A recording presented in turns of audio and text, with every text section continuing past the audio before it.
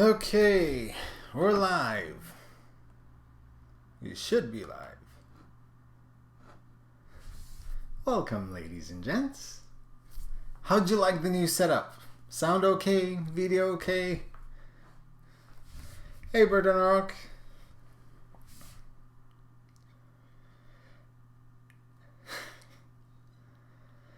We'll wait a few more minutes. Well, a couple more minutes. Hey, McVision. Let me see.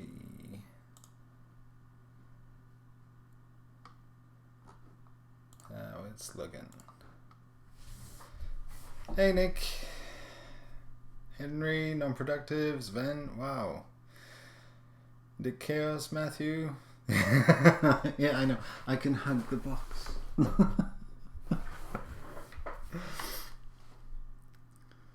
Thanks, Glenn. Hayes, yeah. Frederick. So yeah, what do you think of the new setup? I had to change things around because it's a big box. And a big box requires a different lens. Hey, Robert. I do look sad. It's good. It's good.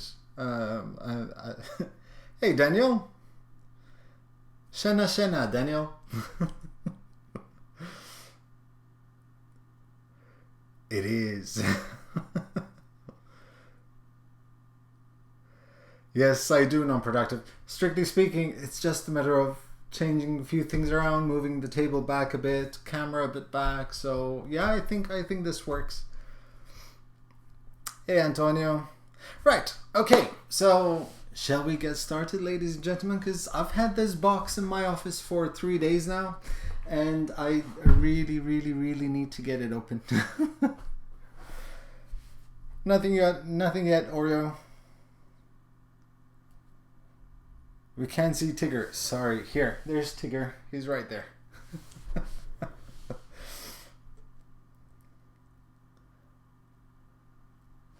It is that I just finished that a couple of hours ago. That is done with Polymaker Polywood.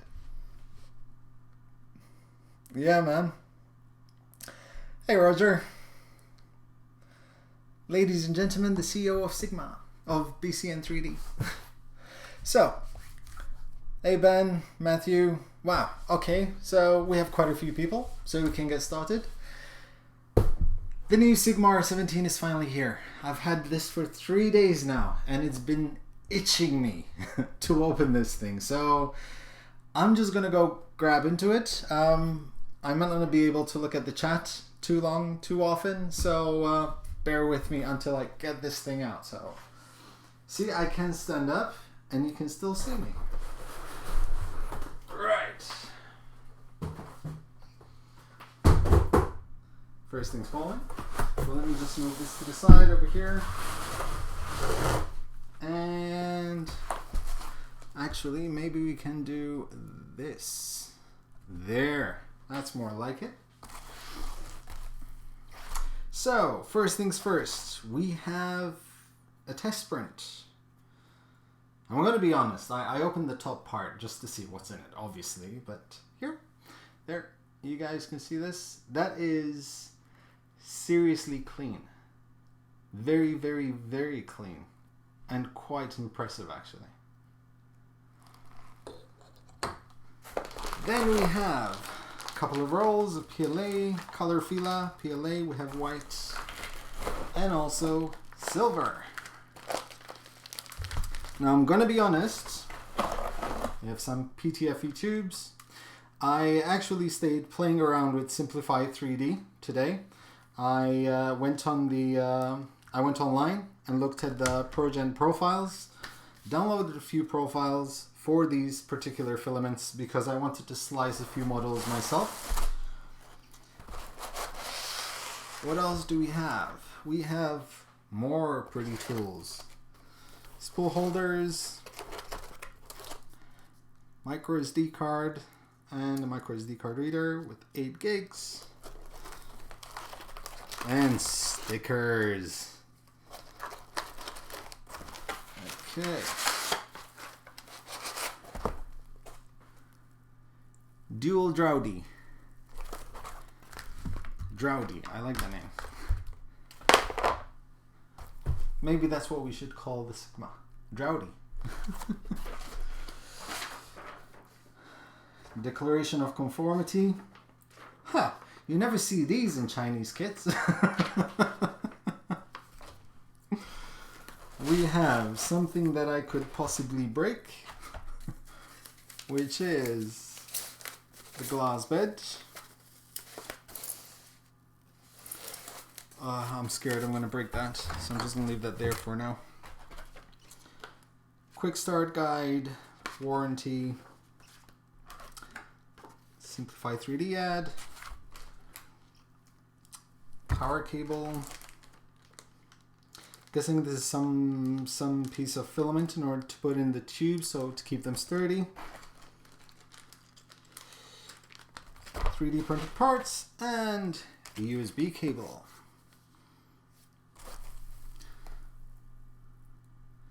Nice facing on the stairs. Okay, the printer is made in Spain. Barcelona.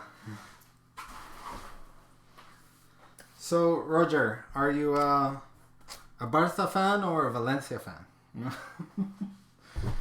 Okay, let's try this. I'm gonna try this. Hold on. Let's do this. Okay, this is going to be much easier if I do this.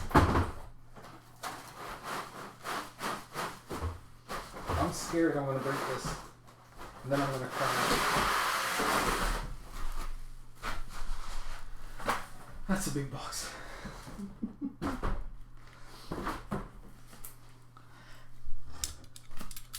Of course, Bartha.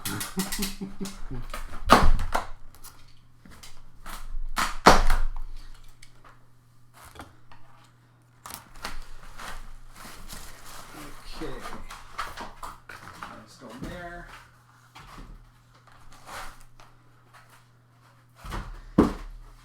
I'm trying to act really cool right now, but there's an inner child in me which is jumping for joy right now because I actually have a Sigma next to me. So I'm just gonna take this time and hug it a bit.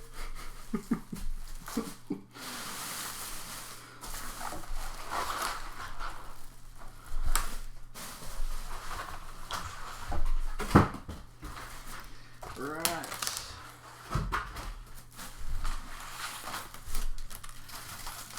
This is a purchase. I actually bought this. I'm gonna completely be completely straightforward. BCN3D have offered to send me a review unit. It would have been for about 4 weeks, and then I would have had to return it. But I knew I wanted this printer. I've been wanting this printer for a very long time for a few projects that I have. And I have asked them, I would like to pay for it up front and make sure that I can keep the unit. So they kind of helped me out and also sent it to me much earlier than possibly could have had it. I actually did buy this printer. I've been saving up a lot of money for this printer. And it's mine, and it's beautiful.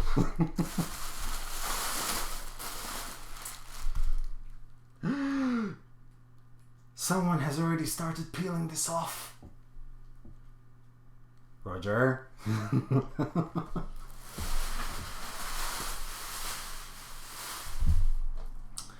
Okay.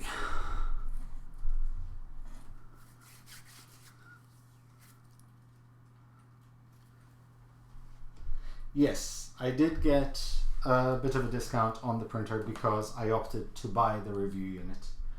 Strictly speaking, if I had to keep the review unit that they sent me for free rather than send it back, I could have bought it for a discounted price. But once again, I wanted to buy this. I knew I was going to want to keep this printer, so I paid for it up front.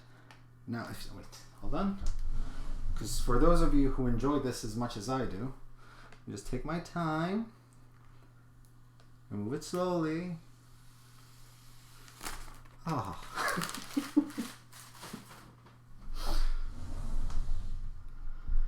This thing is beautiful. I've seen many photos of this thing, but having it here in front of me, this thing is absolutely gorgeous. The finish, the quality of it all, it's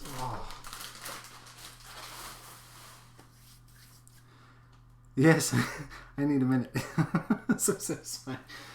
So let me do this, because this has been doing the rounds online, and I need to do this. There. Okay. I'm gonna do it slowly so you guys can see. You see, you can actually hear the sigh of the angels. Oh. You can leave that there.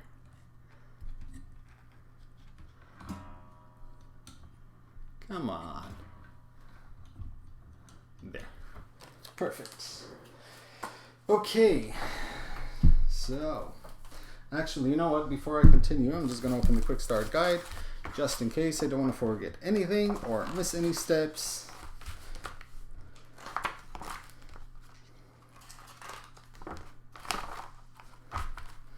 So, this has to come out. This thing is absolutely beautiful.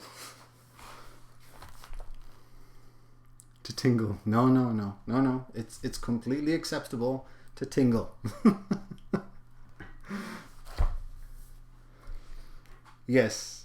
Actually, if you saw my the last video I uploaded, yeah, I had to do a bit of tweaking on that. Okay, glass bed. Let's put it there before we break it.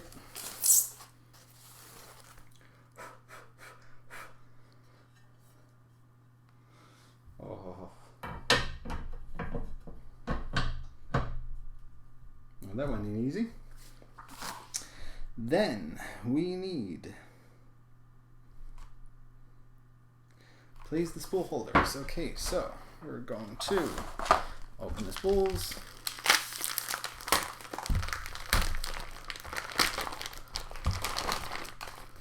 Hey, this is a Festina.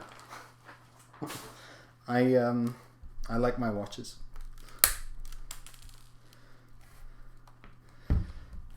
Colin, to be completely honest, I can't yet comment because I haven't fully reviewed the printer yet.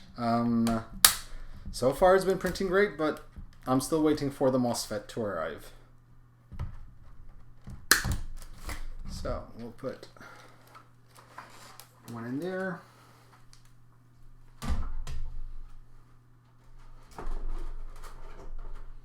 Ah, wait, hold on. Spools. Spool holders.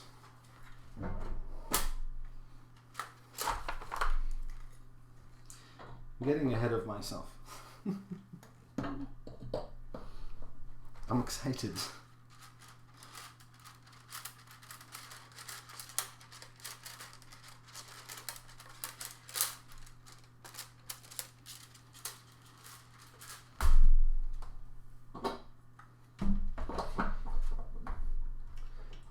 Easy, no rush.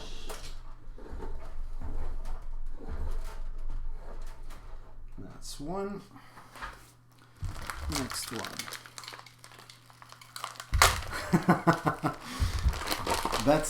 This is part of the assembly process.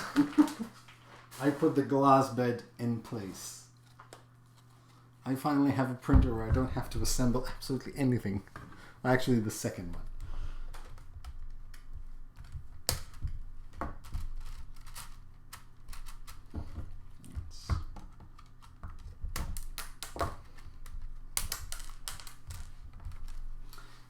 Okay.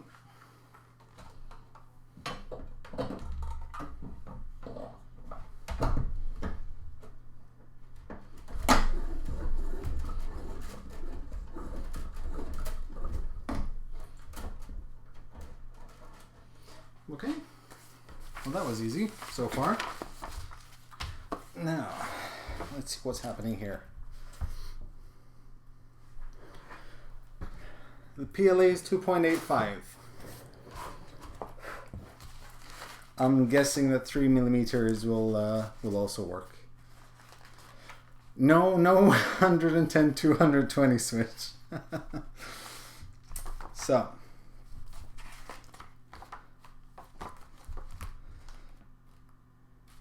I need to take a few things off apparently. So before I switch it on.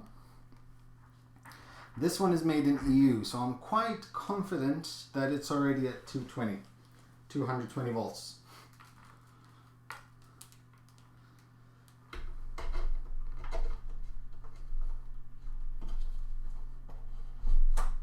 That's one.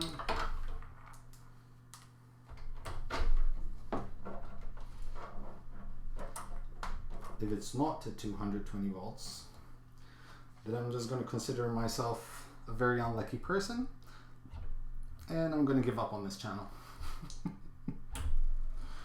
That goes there. Now we need to put these clips on, attach the button to use with the blue clips. Ah, these are not blue clips, these are black clips. That's one. That's two. And we'll put these on here.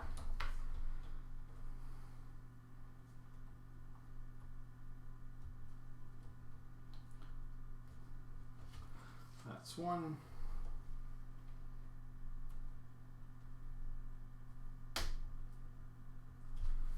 Two.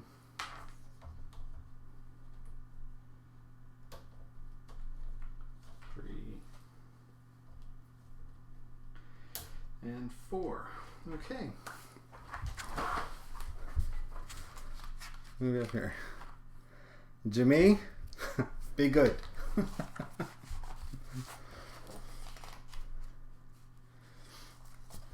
Okay, so that's it.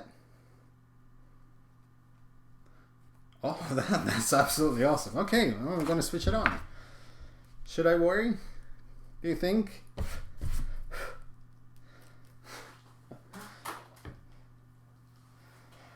Okay, it's time to switch it on.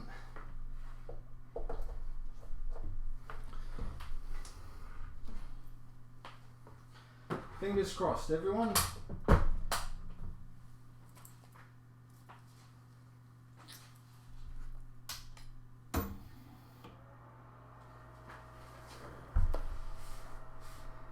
It's loading. Oh.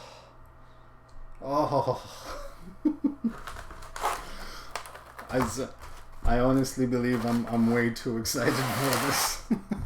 It's just black. No blackouts. Jimmy just got here. See, Jimmy, it happens where printers just work. If you pay enough money for them, but still. Okay. So that is on.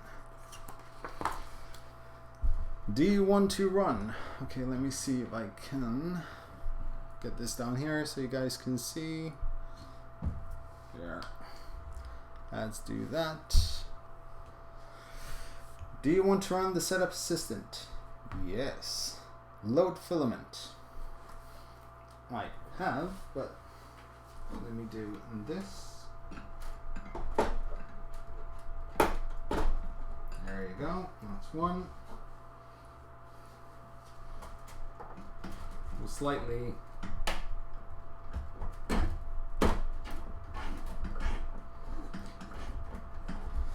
now, do I insert the filament all the way up to, let's see how fast it goes first. Okay, load filament. Next, left extruder. Yeah, PLA.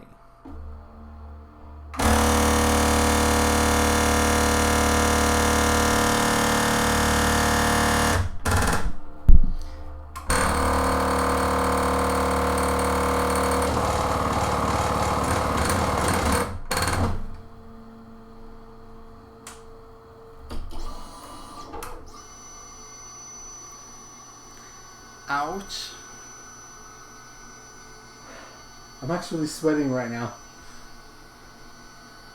No idea what happened there.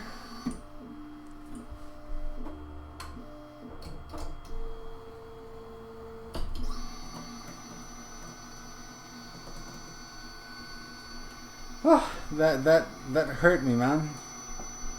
That really hurt. Okay.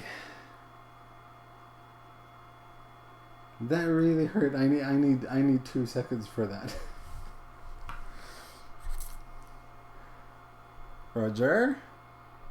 Wait, what did you tell me? What did you tell me?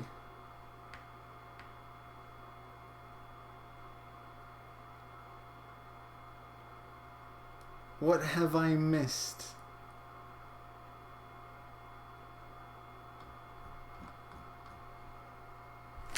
Okay. I think I must have missed something. I think.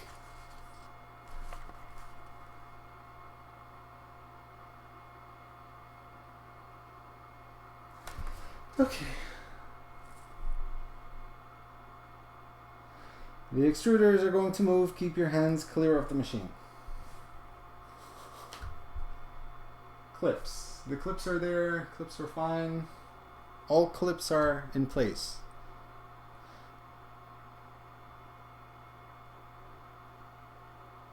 Ah, alright, okay. So I was supposed to push that on the back.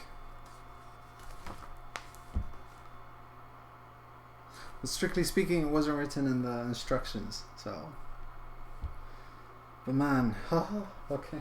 So, next, keep pushing the filament until it starts being pulled. It should be. I've already.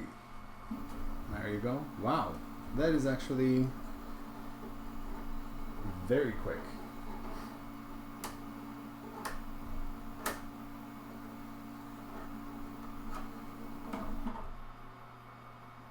Does it actually have a sensor that tells it when the filament has reached the point of... Wow.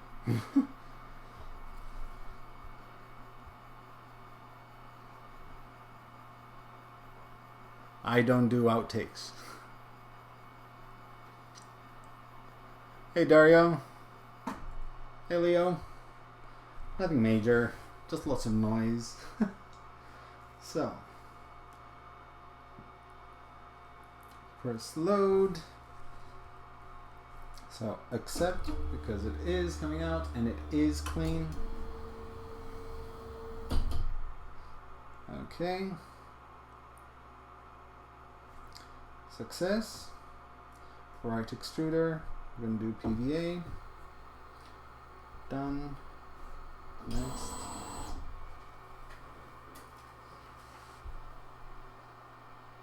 Adjusting temperatures.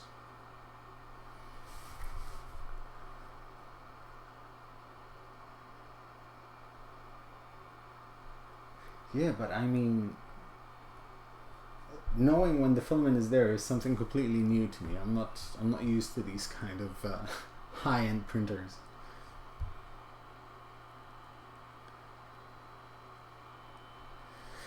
Tortuga, it might do so at the moment, but BCN3D have this awesome engineer, and I'm not sure I know how to pronounce his name properly.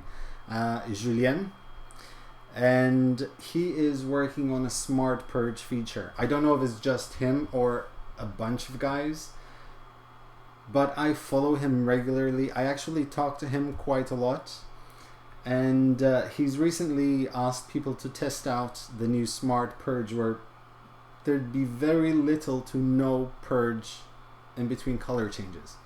So yes, I will definitely be testing that out.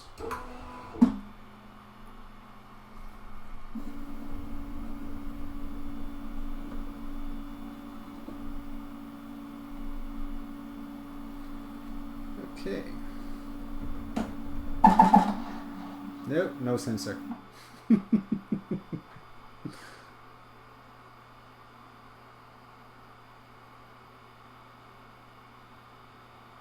I guess I had just pushed it over the extruder just enough.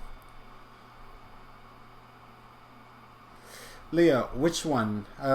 Remind me, sorry, the A-net.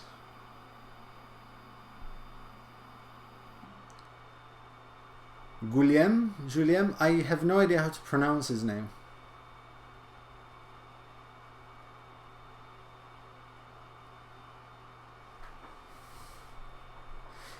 I actually don't mind. Let me just load a bit more. More over there.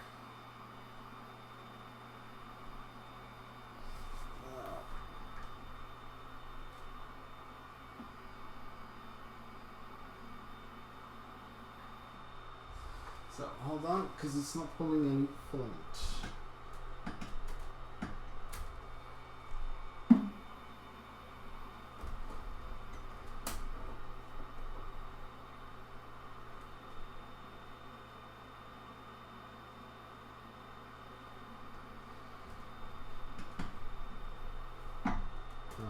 Try now. Okay, now we're there.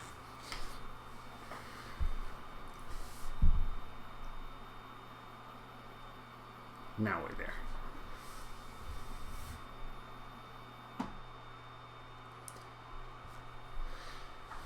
Okay. Well, strictly speaking, in order for me to recommend a printer, I would like to have had enough time testing it out. Okay, so accept. That goes in there. It's actually very quiet, I have to say. So, printer calibration.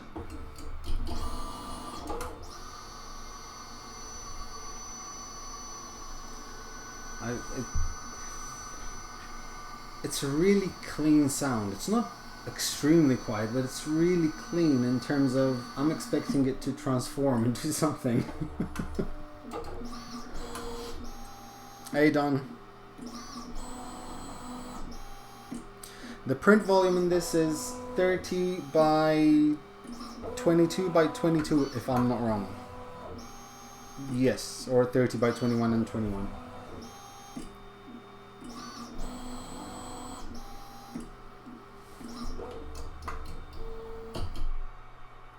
This is so cool.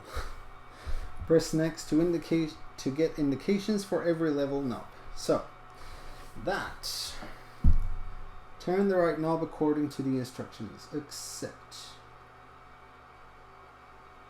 So we're going to turn it half a turn to, well, that is anti-clockwise. Okay. Accept.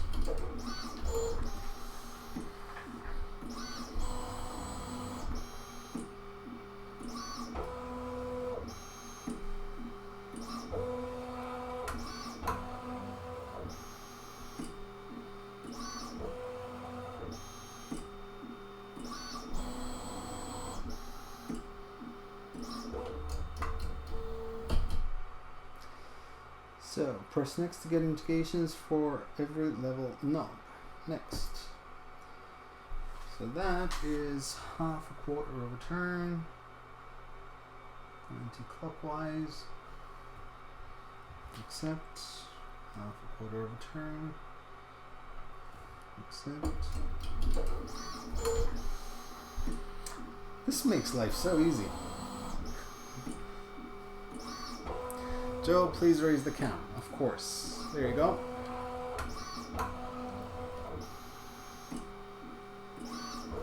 And then there you go. Oh yes, it does. This is auto-bed leveling. So, calibrate. Let's calibrate. Now, first thing I want to do is clean the glass bed a little bit because the box actually leaves a bit of residue. Well, a bit of foam particles, so I'm just going to clean this a little bit.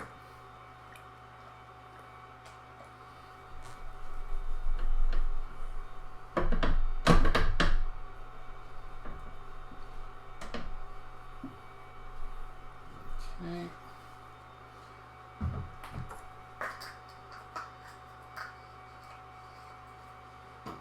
That there. And now we're going to calibrate.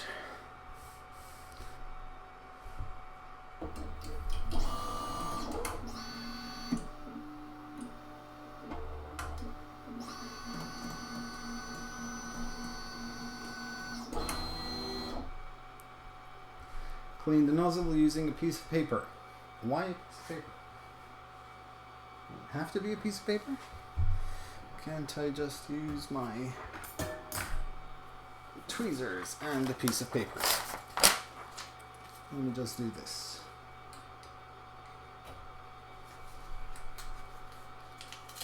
I guess I can see why. Okay.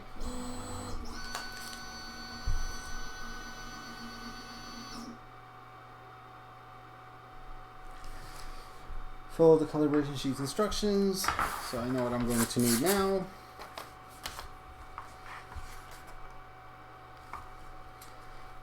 Calibration sheet instructions. Let's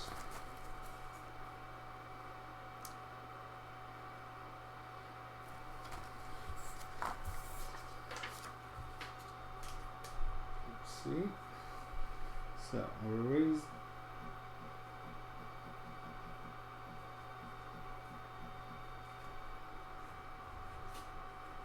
That looks. Sorry, I hope you guys can see. I'm just testing out the Z offset. That looks just about right. Okay.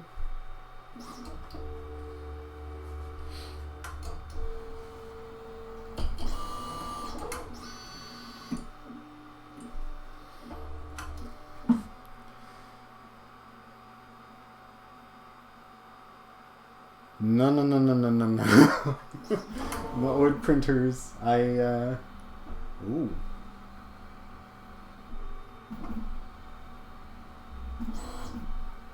That is really quiet. Obviously the part cooling fans are not on yet, but that is really quiet.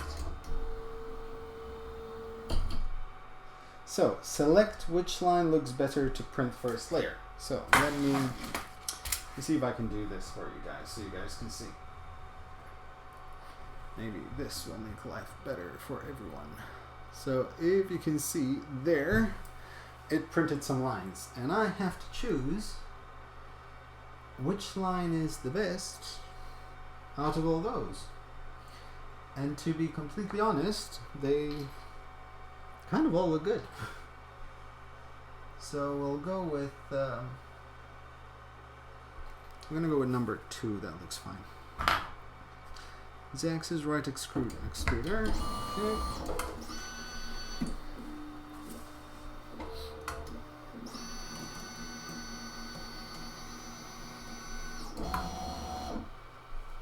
Okay. Okay, we're gonna clean this.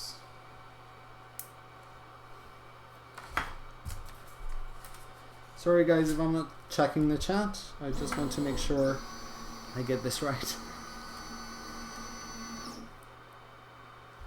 No. But everything is fine. I'm having good health stream.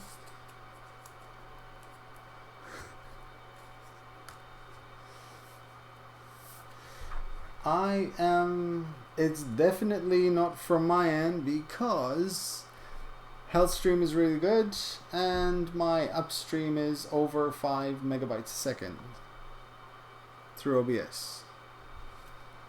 So maybe refresh, but it looks actually okay from all angles for a change.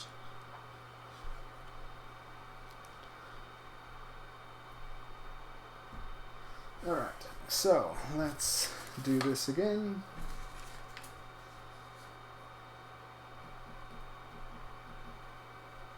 So what I'm doing is I'm just raising the bed slightly until there is a little bit of drag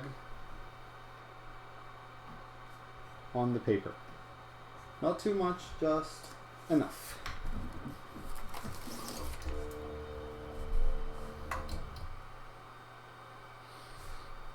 Adjusting temperatures.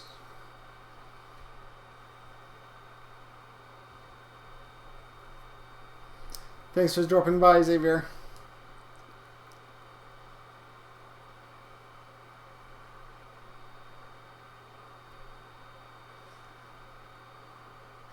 In terms of lag, it didn't even tell me that the bitrate dropped or anything. First print stitch. So it's purging. Wow. Oh, that is clean.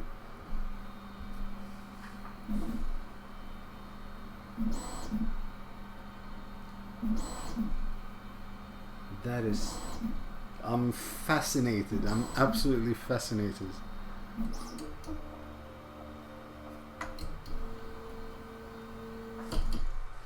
Okay, so the same thing. It looks actually like they're all the same. I'm gonna go with 4. Calibrate. So now we're going to calibrate the x-axis.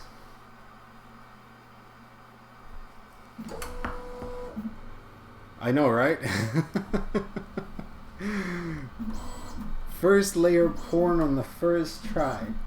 How awesome is that? So now what's it doing is it's going to print a few lines with one color and then continue those lines with the other color, and you have to see which ones are aligned. So then it knows where each individual head has to be when it changes color.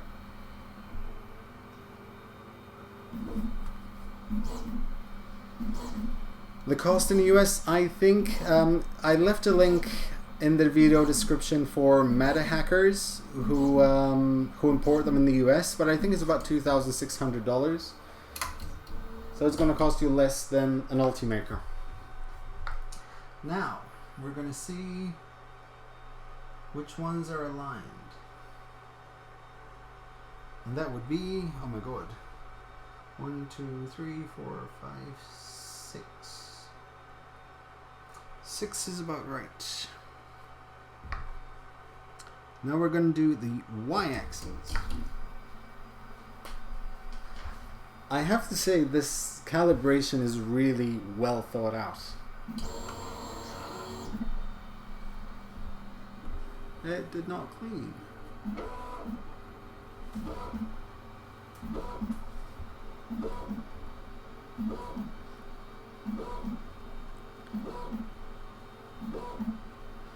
HP desktop printer. This is really clean.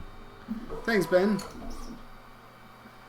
It takes 2.85mm filaments.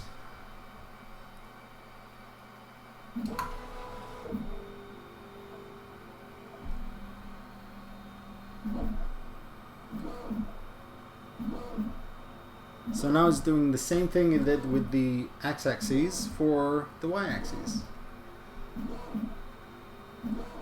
I'm going to see if I can get the camera even closer so you guys can see what I'm seeing to a certain extent. Okay. Whoa. There. So I have to choose, if you notice this, like for example the silver filament here is slightly further, well, inwards than the white, and they just keep readjusting until you figure out which is the best one, and in this case it seems to be in this one. So I'm gonna, it's from 1 to 10, so it's 1, 2, 3, 4, 5, right in the middle. 5. And it says, congratulations. Okay, wow, we're ready to print. Okay. Live stream is over, ladies and gentlemen. Thank you very much for joining tonight. I'm just kidding. So, we have now 2 options. Thank you very much, Robert. Thank you, thank you, thank you. Absolutely, thank you from the bottom of my heart. So we have two options. We can either try to print one of the included STL files, or we can try to print one of the ones I sliced, which are most likely not good because I've never sliced anything in dual extruders. I'll just throw these away.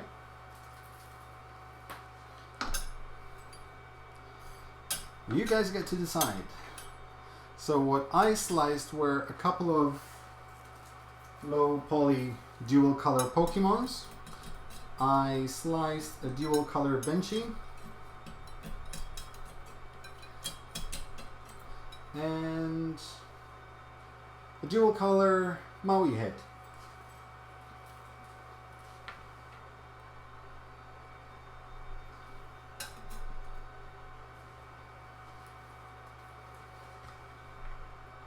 I need to point out that bed adhesion is really good. I'm just going to clean it a bit.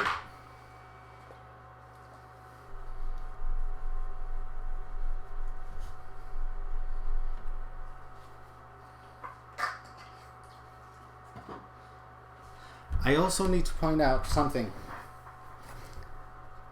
There's no patent on this. Just took a stab. Thank you, non-productive. Thank you very much.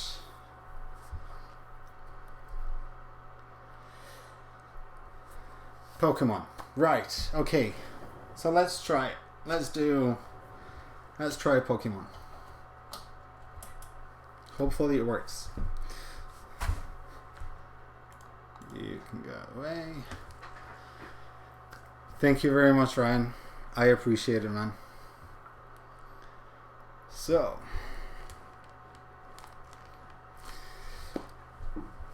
Maui head is cool. Okay, dual color Benchy. So we have 2 Benchies, 3 Benchies.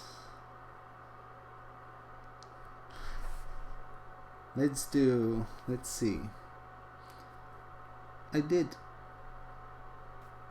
inserted an SD card. So print. Okay, it doesn't seem to want to read my SD card.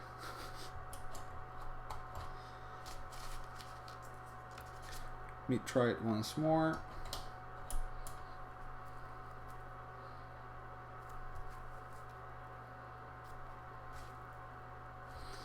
So it doesn't want to read my SD card, so I'll have to figure out what I did wrong with my SD card. See, these are all there. Now, sample parts, STLs.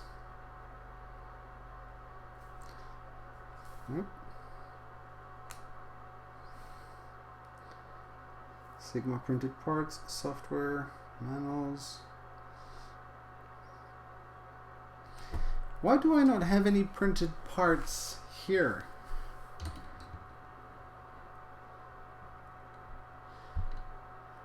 Yes, it does. It actually, Daniel is watching. Now the thing is, okay, so we have manuals, printing profiles, sample parts, Sigma printed parts, and software. And I go into sample parts. There's G codes. Independent dual extruder. Okay, there you go. 3D Benchy. 3 hours and 29 minutes.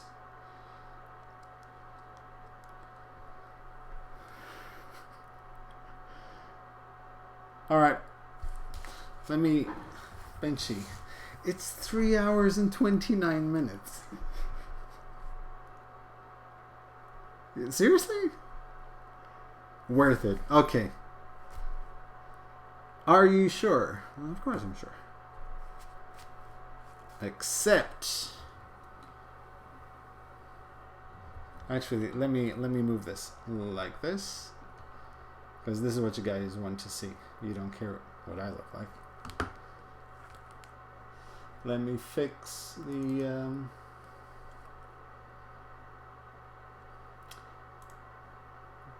the focus. There you go.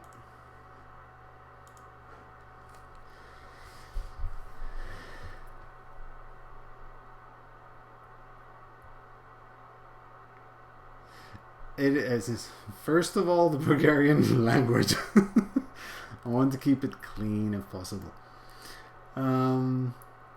But I knew it would take too long, but 3.5 hours? As in, I don't mind it. Look, one of my joys in life is 3D printing. So speed for a print is not really an issue for me. It's just that I don't know if you guys would hang around here for 3.5 hours.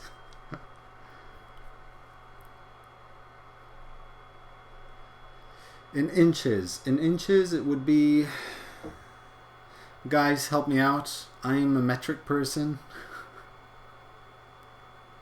She definitely is an angel.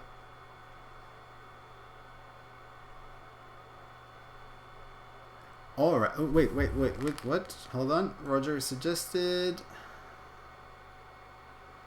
print the calibration. Let's print the calibration. Hold on. I want to see what. Okay. I want to see what the calibration is. So, G codes. Calibration targets. Let me see what the calibration target is. It's only 13 minutes.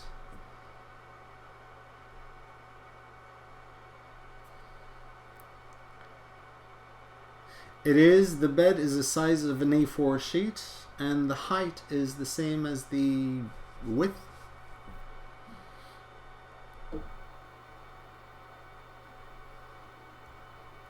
So what I'm going to do in the meantime is I'm going to format the card. Alright. Actually, let me just make sure this is printing right first.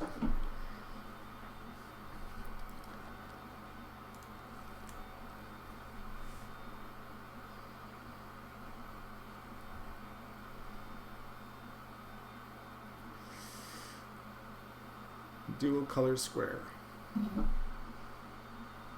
Let's see how this goes. So, let me grab, hold on.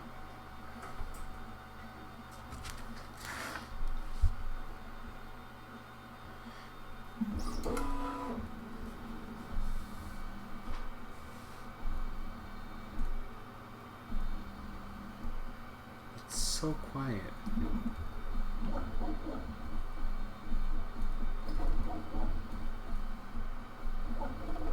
That is clean. Let me see how much better I can actually get this to you guys.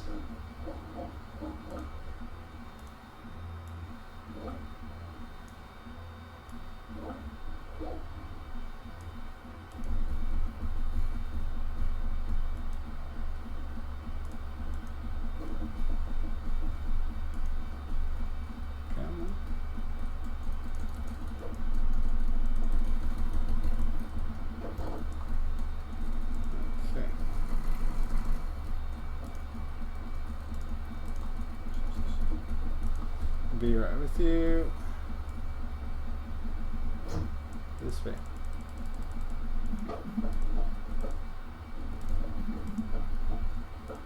There. So, where are you guys? Jimmy, thank you for official downstairs. I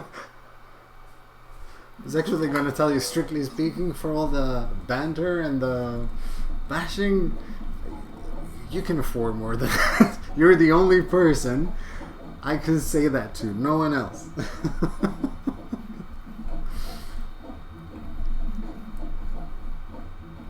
That is beautiful.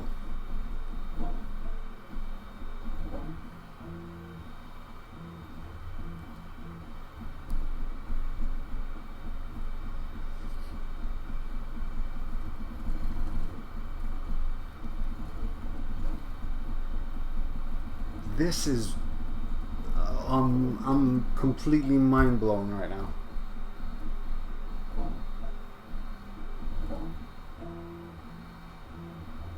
I need to have a look at it from the top.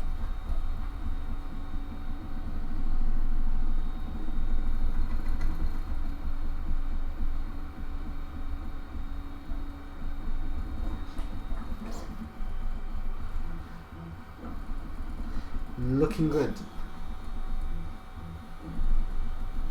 Just gonna check. See, the part cooling fan is on and it's still very quiet.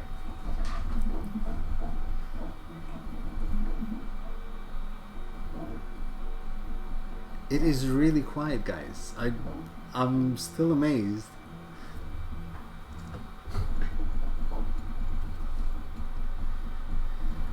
So, 1 meter away. That's about 1 meter.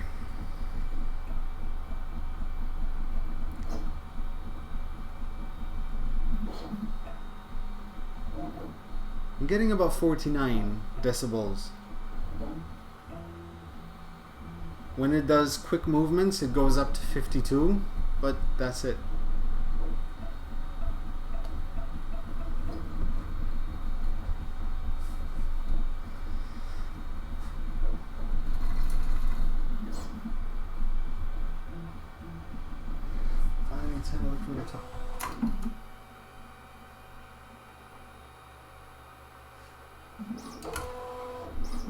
So it kind of feels like it's under extruding just slightly.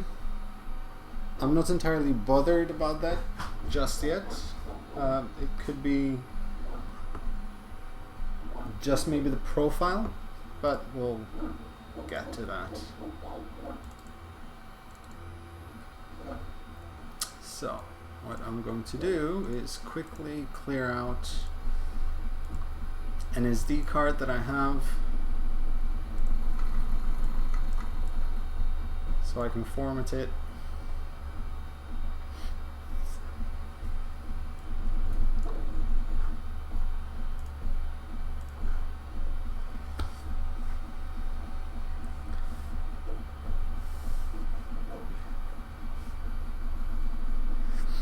New drivers, yes.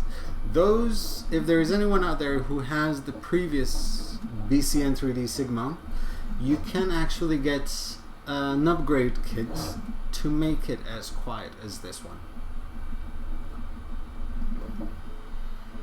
And also, something that's on the way. Hey, Print3D's channel, how are you? So, something that's also coming on the way for me is the hot end family, which is a selection of hot ends, complete hot ends, ranging from, I think it's 0.2mm to 1mm, including an all metal hot end. Because I really, really, really want to test this thing out.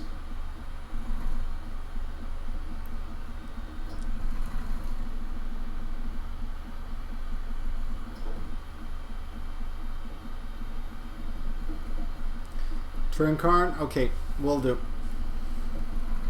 So, while that, okay, so we're going to format.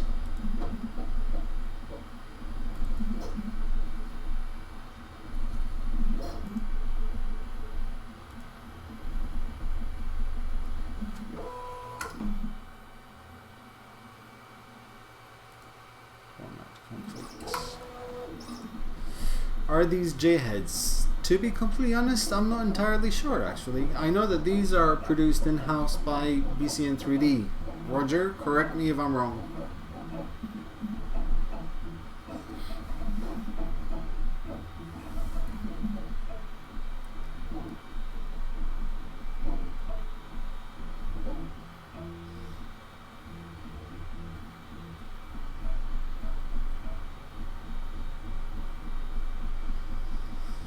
My current did about one last week, hoping it will be here soon.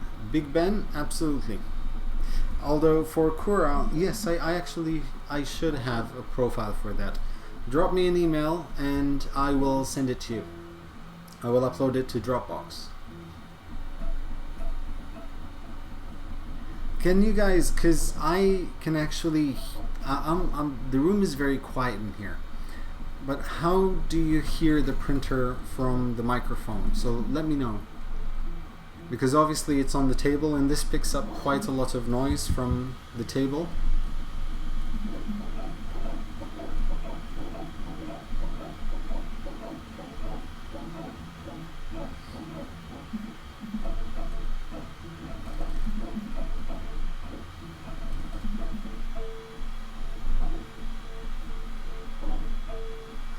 Pretty beautiful, actually.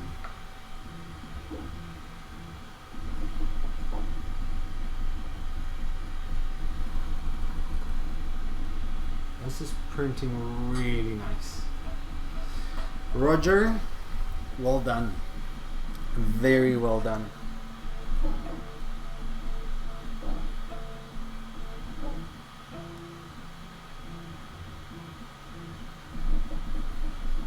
When you say you can barely hear a thing, as in me or the printer? Oh no, I could definitely sleep with this in the room. Absolutely. This is quiet.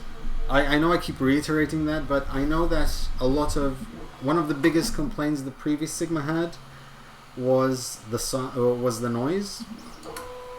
But this is quiet.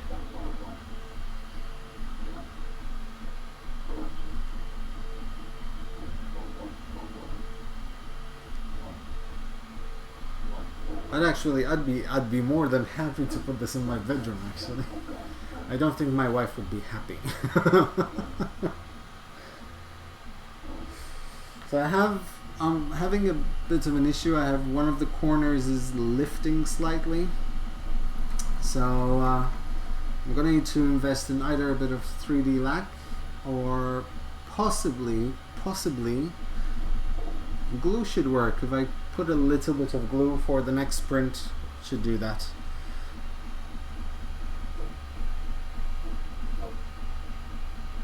Yep.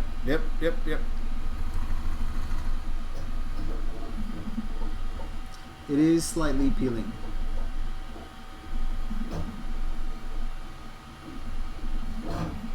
I think so too, so we can possibly recalibrate.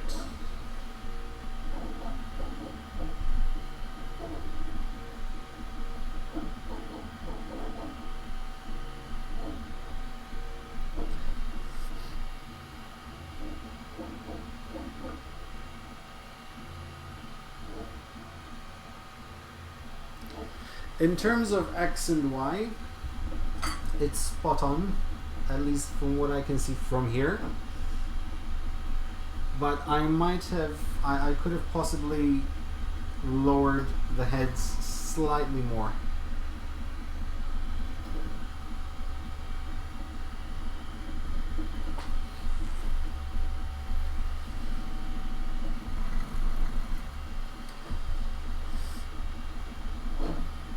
I will need to order some 3D lac.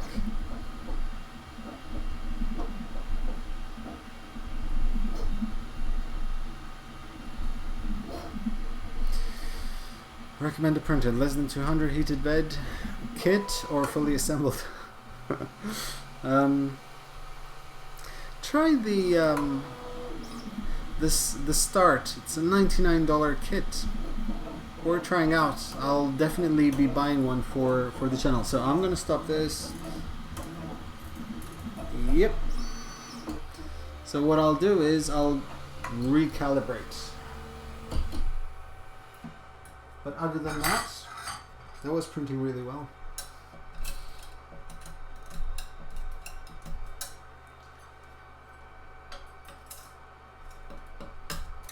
Oopsie.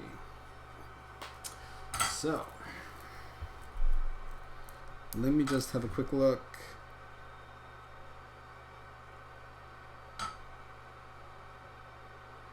Slight under extrusion.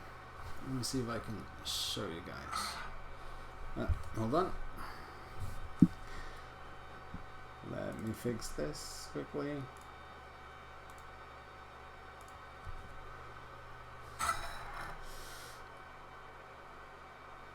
So slight, just ever so slightly under extruded, but nothing serious.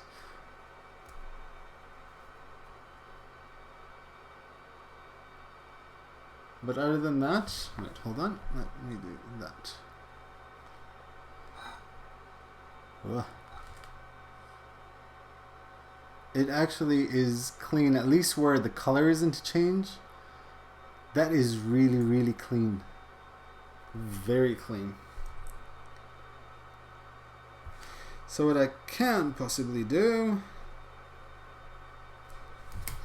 is, let's do the calibration again, because my OCD won't let me do it.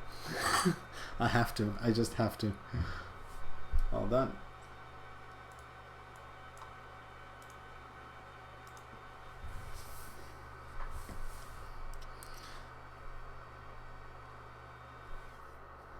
So let's try. We're going to do the full calibration. Yeah, let me do the full calibration. I don't mind. I'm a very patient man. Hope you guys are very patient too.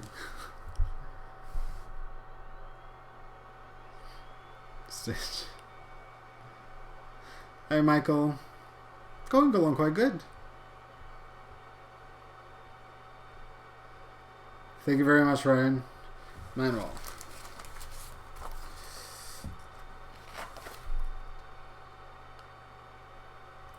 So, let's calibrate.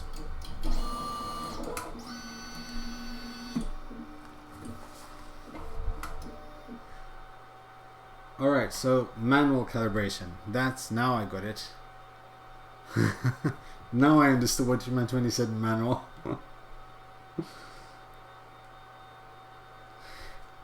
Can I cancel it now and just do the manual, or now that I started the process, do I have to keep on doing it all the way?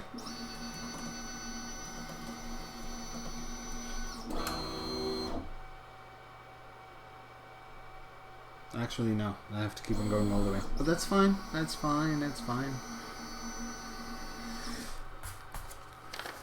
So this time, we'll do it slightly tighter.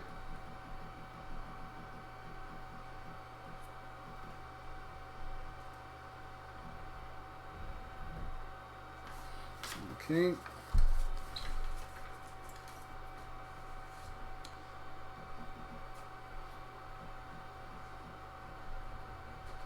Just enough drag on the paper. This time, just in case, I'll put a little bit of glue. Because I do not have 3D lac or hairspray, as you can see. I don't really want to go into supermarkets and buy hairspray. I get weird looks.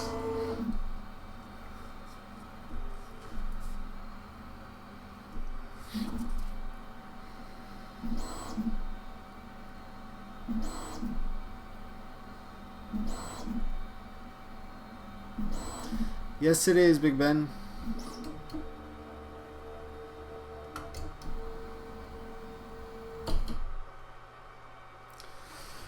So, let's check which one. I honestly don't know, they all look the same. Sorry.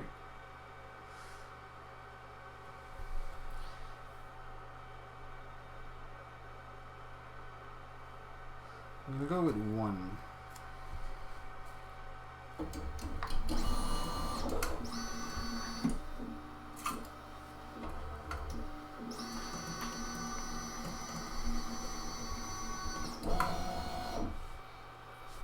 So we're going to have to clean this.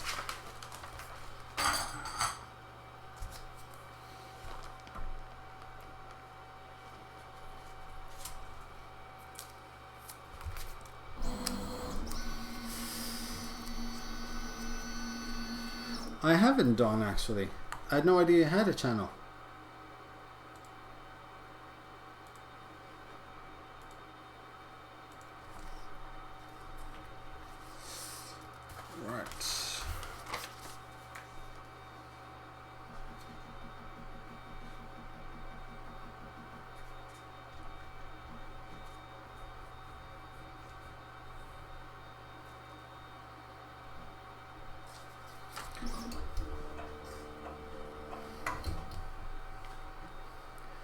The left line is the closest one normally. As a matter of fact, that's the one I chose. I chose the left line.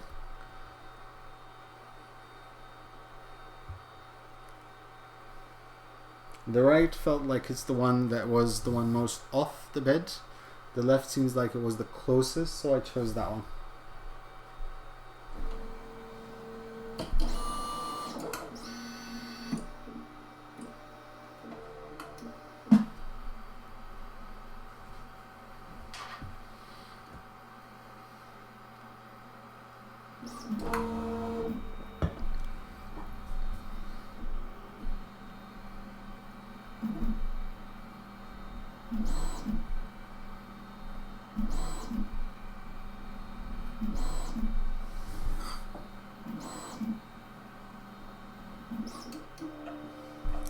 Okay.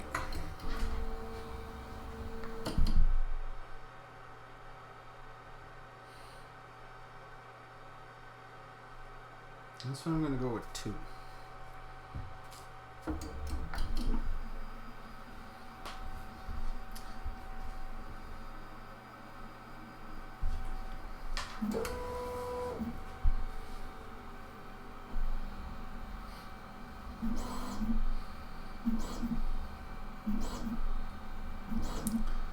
Ben? Not you.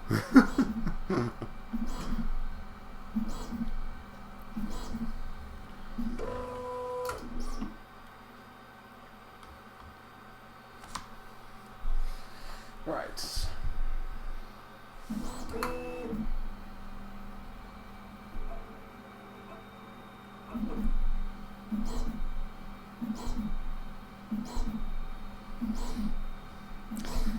So, to be completely honest, I've never printed directly on a glass bed.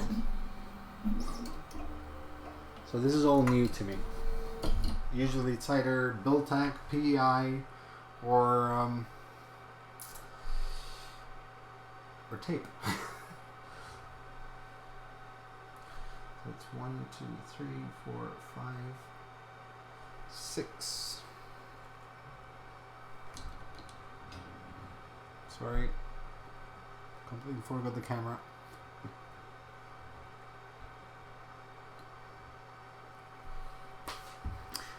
Done. Okay, next one.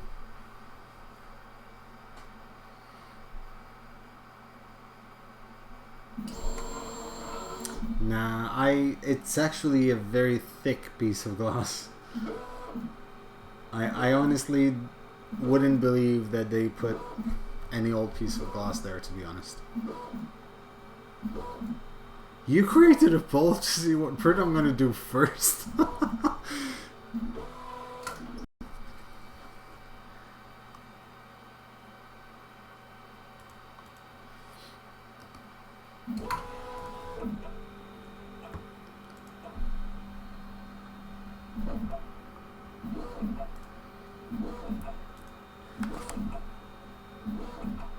Yes, you are. Come on.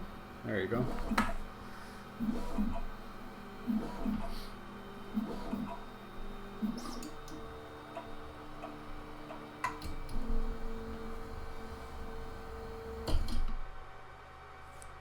Just checking, the string kind of dipped and went up, so don't fret, refresh, should be fine. Yes, should be fine. Now,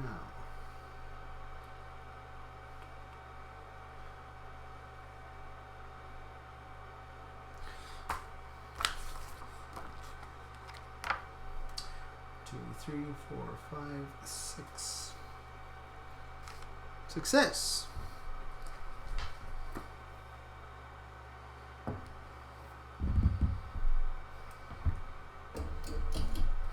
Perfect. So, try it again.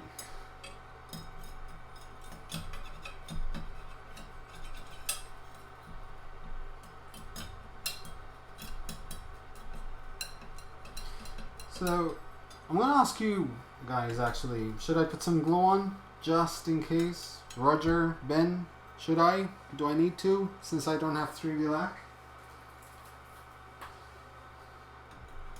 just in case.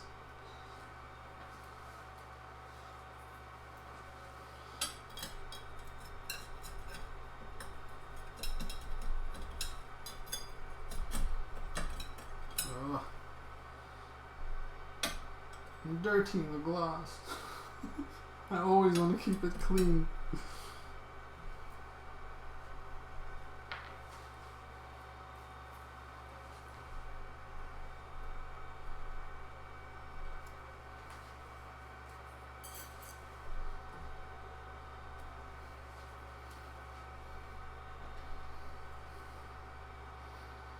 Just heat the bed at 65 degrees.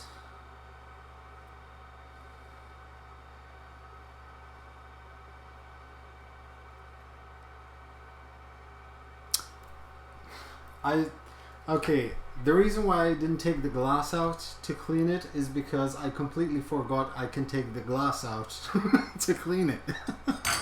I'm not used to it. I really am not. That would have made life so much easier.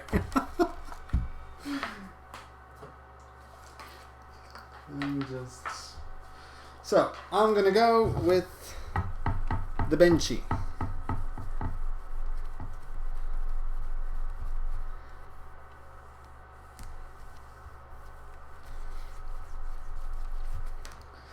This is so nice to be able to just take this out. There. Clean.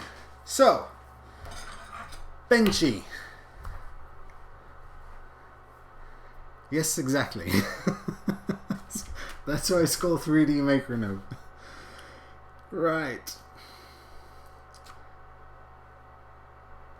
Let's go to print. Benchy. We all set on the benchy.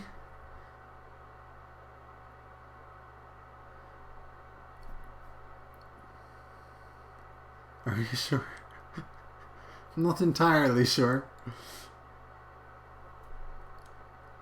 I might not be able to finish the stream with a full benchy because spending 3.5 hours here watching a benchy, but we can do a Q&A. It's fine.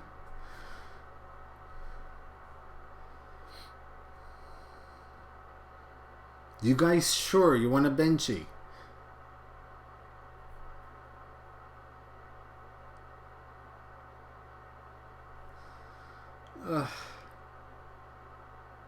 Benchy one to pull. Do it.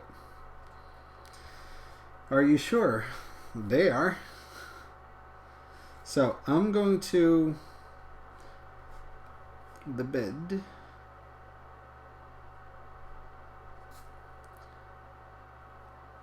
The bed is a 65. Okay. The bed is going to be set to 65.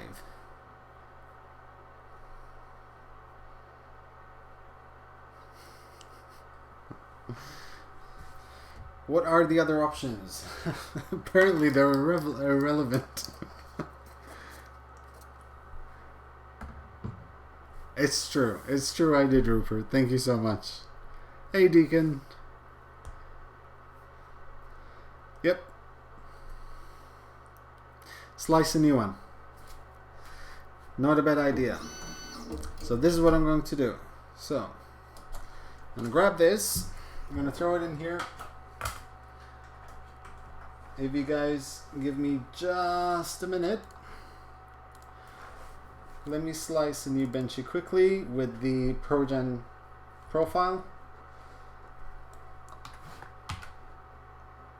Actually, maybe you guys want to see what I'm going to do. So, let me window capture.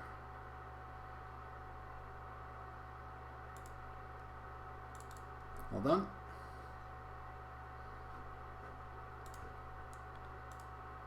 Let's do this.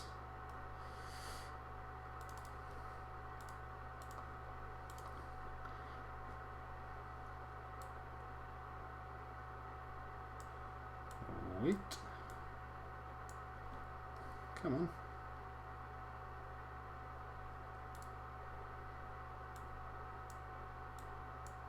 there. So let me show you what I'm going to do. I'm going to file, import models. So there are these two here. Okay, so those are the two files that make the benchy. Dual color benchy. Let me just remove those. Then I'm going to do dual extrusion wizard.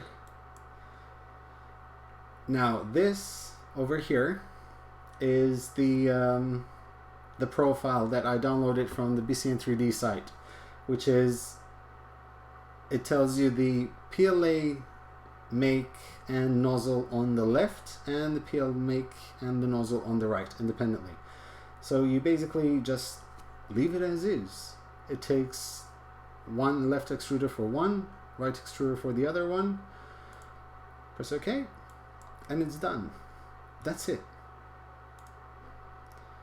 Print, select all, and we're going to save toolpath to disk. So sample parts,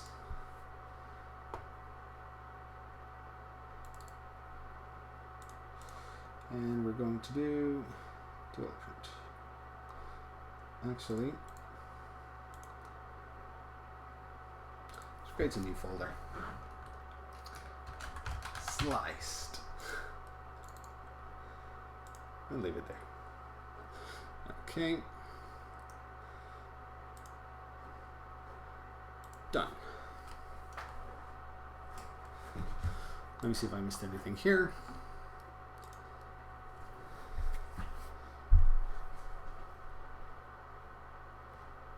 Yep. As a matter of fact, this, as far as I know, is okay.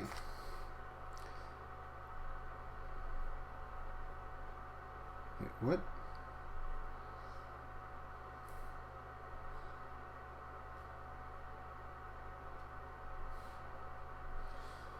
For some reason, now it doesn't want to show me anything.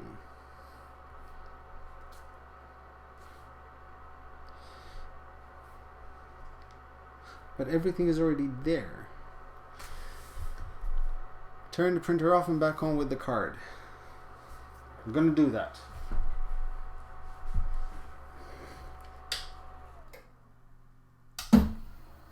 Oh.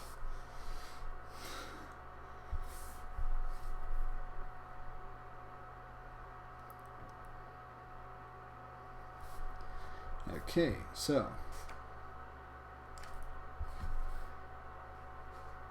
let's start. Sliced, where are they? Sliced. See, 1 hour and 26 minutes. That's more like it. Let's see how that goes, shall we?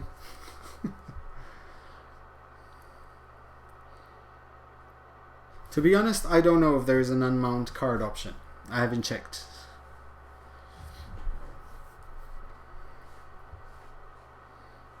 Did you turn it on? Is the PC plugged into the power supply? So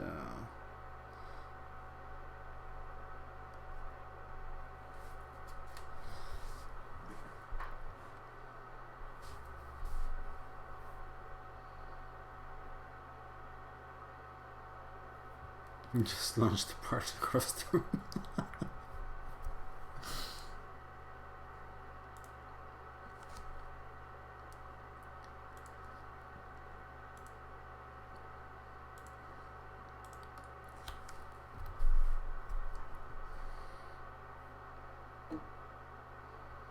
Was but my phone works.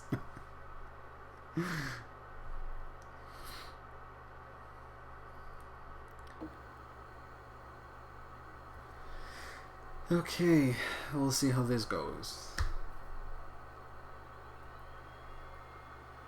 I love the noises it makes. They're so clean. I know I'm repeating myself, and no one paid me to say all these things. I had to pay to say these things, but I'm happy to do so. I'm more than happy to do so. This is an absolutely awesome machine.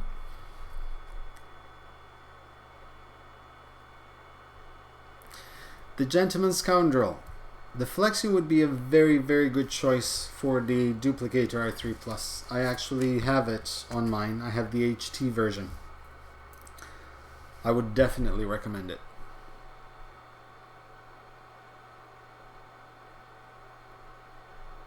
Hardly. I wouldn't accept it. I honestly, I would not accept it, because I bought this with a purpose in mind, and that is for me to buy it and pay for it and have it for me, and that's how I want it to be.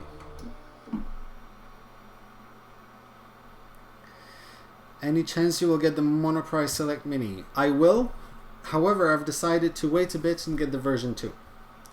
Is the heated bed at 65 degrees? Yes, it is. It is exactly 65 degrees. Whoa. Oops, sorry.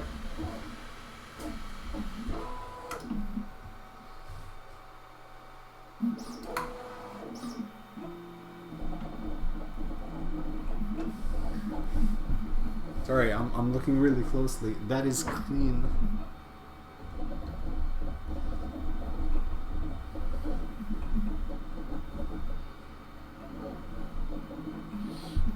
Let me zoom you guys in.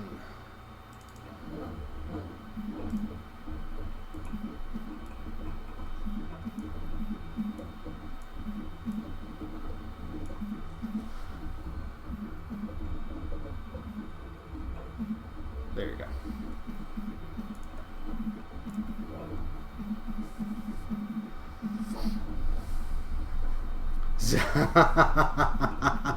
Yes, and you're gonna remain there. Yes, they do, Deacon. This is, it's called a Nidex system. It's an independent dual extruder system. So it handles dual extrusion like an absolute boss. Hold on, let me fix the zoom, because it's going to keep on focus. Sorry, I meant there. Okay.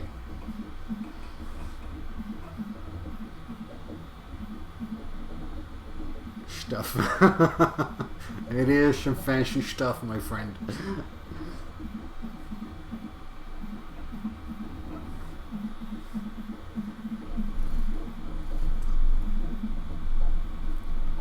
Like a boss.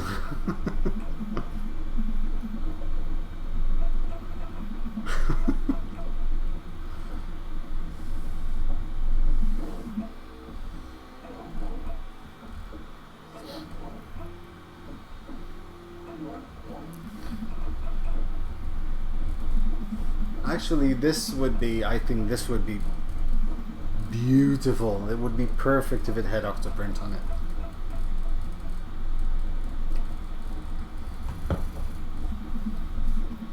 For this, I use Simplify 3D.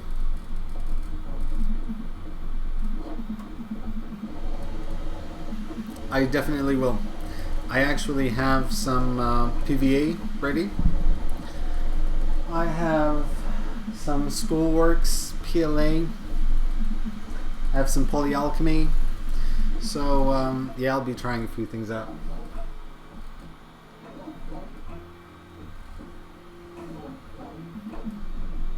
What is the favorite printer that I own? Right now, right this second, I'm very happy with this. I use all of my printers. I use all of my printers for certain things. For example, I'm gonna repeat this again. I will be at Bay Area Maker Fair in May. So, for example, I'm using the Duplicator i3 to print maker coins to bring with me over there. If I want something at the moment that handles details very well for the Scan the World models, I use the Emotion Tech Micro Delta rework. For something a bit big and detailed, I have the Prusa. The Enervision EV160 is a very solid printer as well.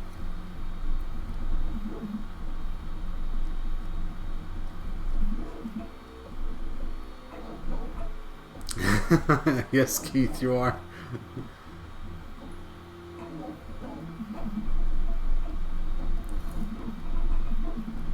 Yeah, I actually, to be completely honest, I found it yesterday when I was cleaning the office to rearrange. It perfectly. It took a while to dissolve for that small print. I'm trying to remember where it was. It took about 6 hours to dissolve. So bigger prints might need 24 hours. As in US, California, Bay Area, Maker Faire. Yes, correct. I should be purchasing the flights next week. The flight tickets. Or multicolor printers, yeah. Can it print with carbon fiber? If you put in the all metal hot end, there's no reason why it shouldn't. There's actually a profile ready for that. What is my favorite model to print? Kirby. I have this thing for Kirby. I have, yep, these over there. I think I've printed a Kirby on every printer. And as you can possibly see behind me, those are all benchies up there. Benchy came loose. No! Okay, I need to put some glue on it, just in case. I'm just going to put a little bit of glue.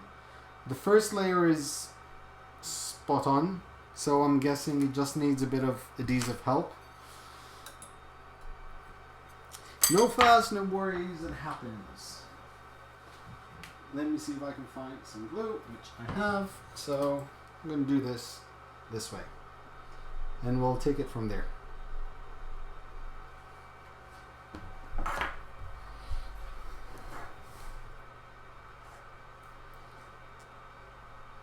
Nope, back.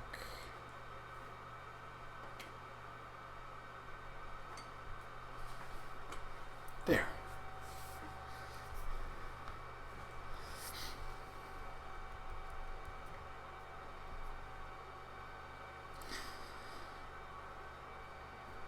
So which print bed is bigger? Definitely the Sigma. I know, right? It was awesome. Even when it fails the print, it does it awesomely. But once again, this was coming out beautiful.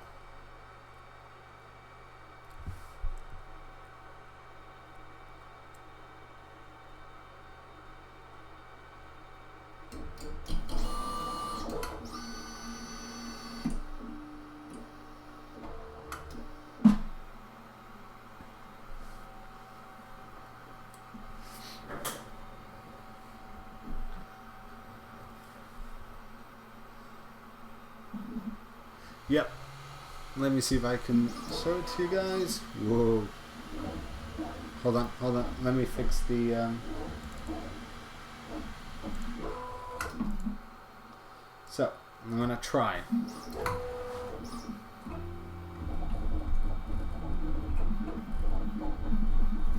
Come on, focus. Can you focus? There. That is almost flawless. It's like a mirror finish.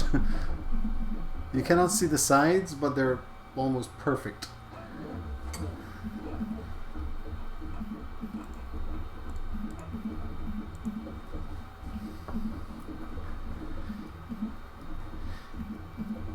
In US, it's about $2,600, I think.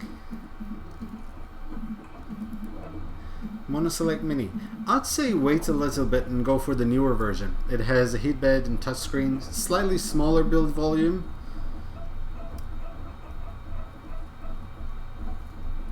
Ah, I held that in the chat. I thought.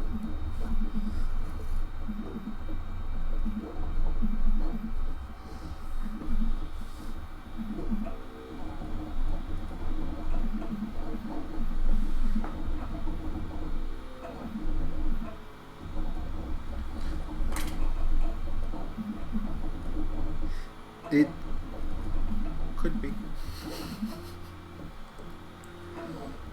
Don't worry, I don't give up. For those of you who watch this channel know that I will not go to sleep until I have a fully successful print. If I do that with a €150 printer, you can bet your bottom dollar I'm going to do it with this.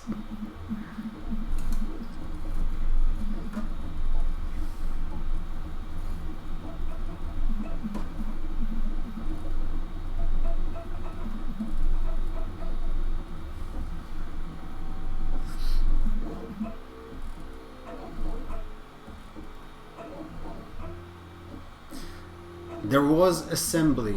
There was the insertion of PTFE tubes,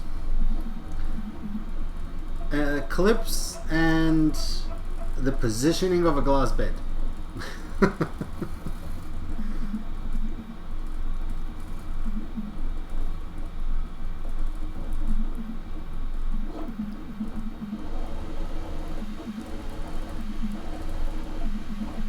Actually, I think inkjet printer these days take longer to assemble than this did.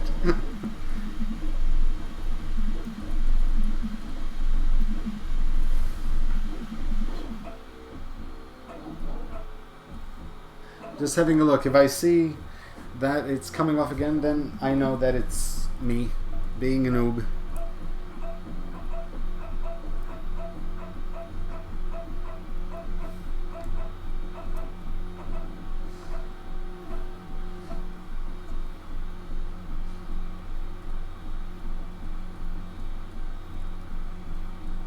Let me just have a quick look just to see how it's going.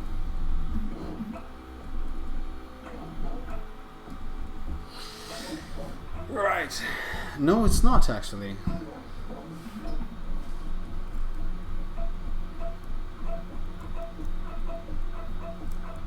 Something squeaky.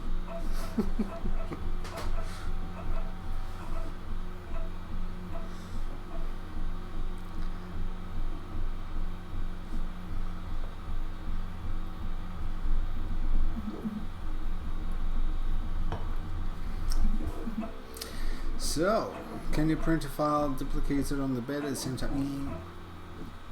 As in 2 prints? Yeah, you can. You should be able to, as far as I know. Maybe Roger can confirm that. Can you print 2 identical items at the same time? Kind of like the stacker does, I'm guessing.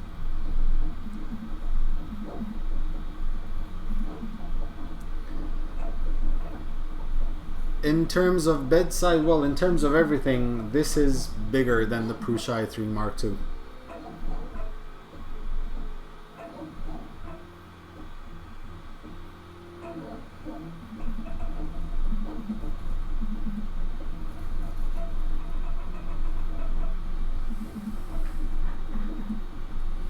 It looks like it's doing fine now. So what I'll do, if this manages and all goes well, which I know it will, one way or the other, I always get my way. What I'll do is, first thing in the morning is I'll recalibrate manually just to lower the nozzle slightly more. The problem is, no matter how much technologically a printer has advanced, we still use the paper method to calculate the distance between the nozzle and the heat bed, and that is a matter of opinion or a matter of feel to someone who doesn't know exactly how that should feel. I, for one, am still not 100% sure how much tolerance there should be.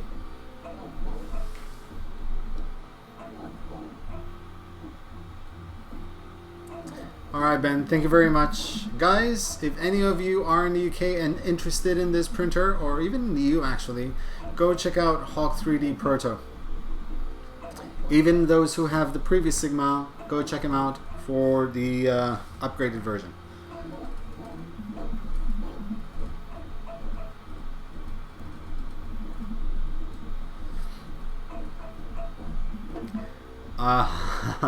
Two completely different printers, completely Leo. I honestly cannot compare the two in no way, shape or form.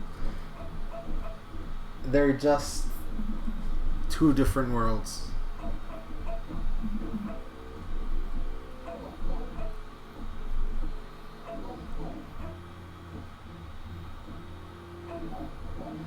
I do have feeler gauges, but sometimes I still think it's... Because it depends how much friction there has to be on it. At some point, maybe the R18 will have automatic nozzle detection. What do you think, Roger? Should we get there?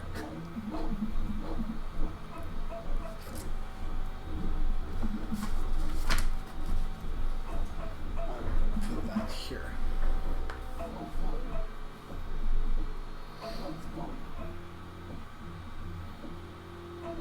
It does look great.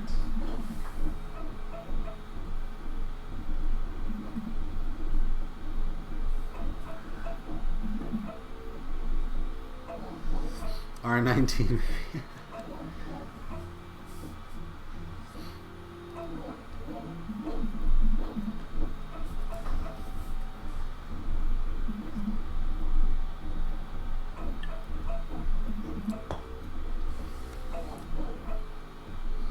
The infill looks weak. Let me see. No, it's actually okay. It's printing very well.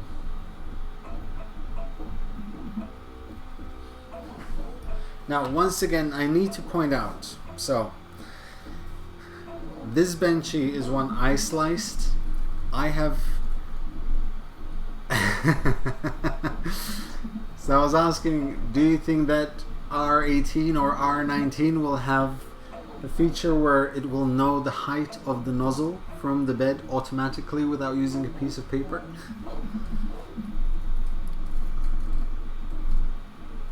This I think is 0.14 actually. Let me confirm, because this is the standard 0.15 millimeter.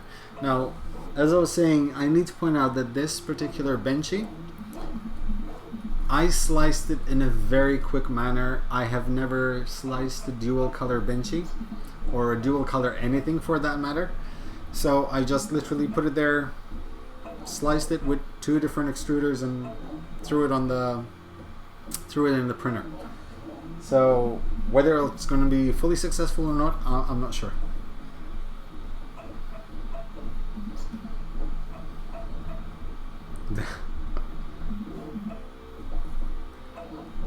Viva la open source, hey.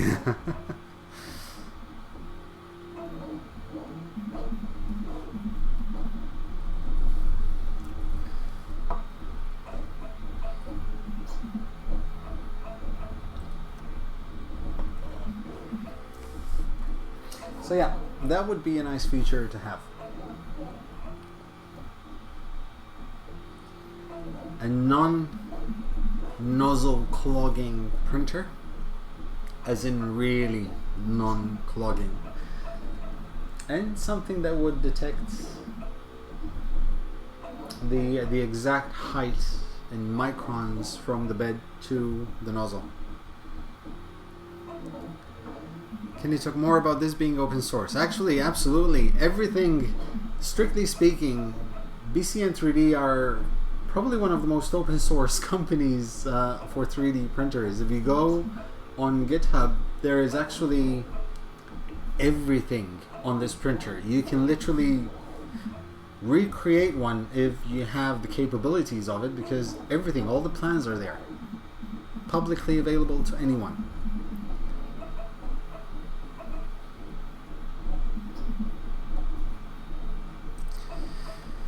The plastic on the nozzles might impede a touch of probe.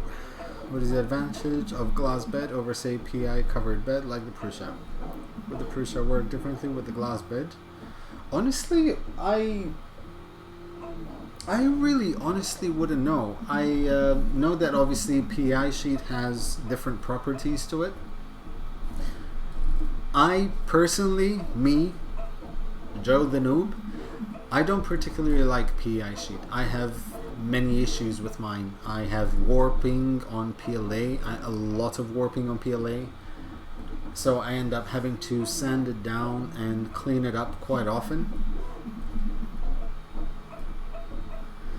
I will, Turinkarn, eventually, I will.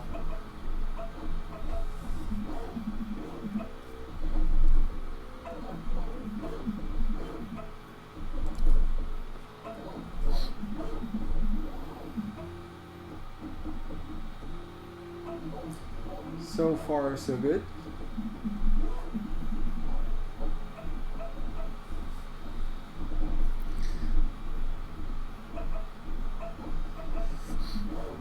And bed leveling probes, yes, definitely.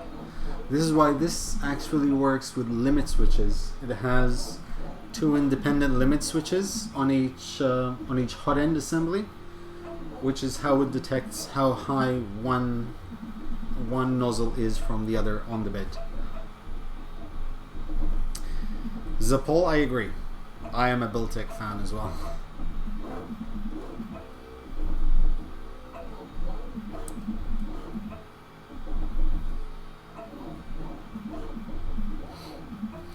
Right. Simone! No, Simone, I sliced my own benchy, don't worry.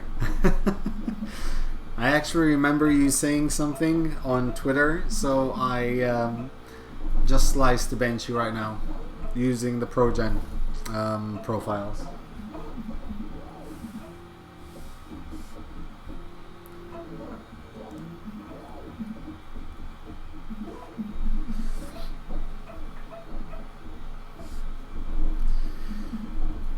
Yes, Shane, you actually could. Literally.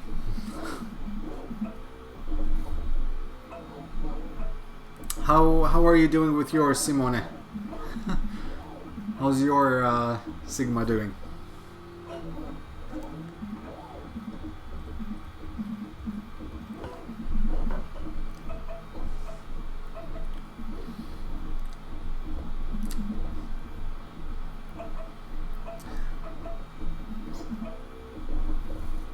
I can go get it. I said you can come and get it. I didn't say I'm gonna give it to you.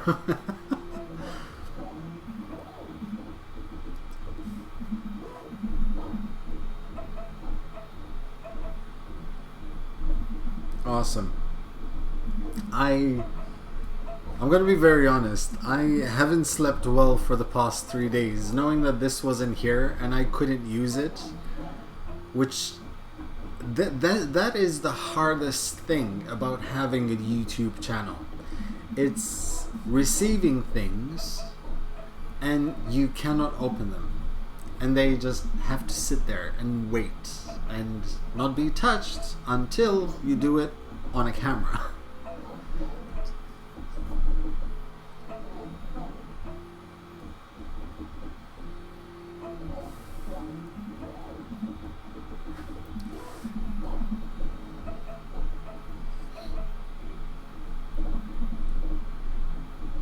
My next project, 2D 3D7. Why not?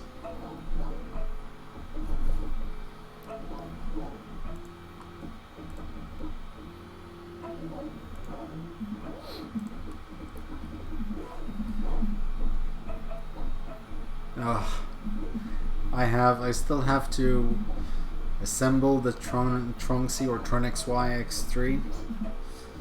I might have a Creality CR10 on the way, so I'm very excited about that as well. And I'm going to be honest, I don't care if a printer is 100 euros or 2,650 euros. I'm going to be as excited each and every single one, because it's toys for me. I love them.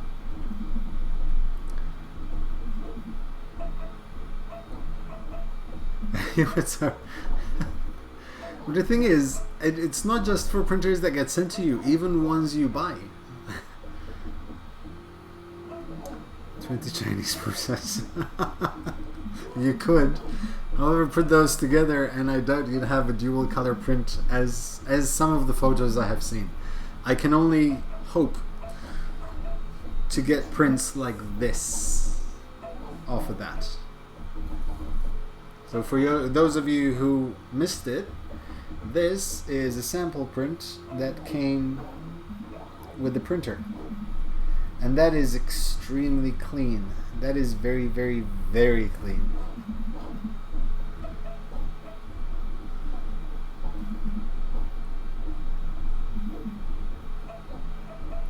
Hey, Christoph.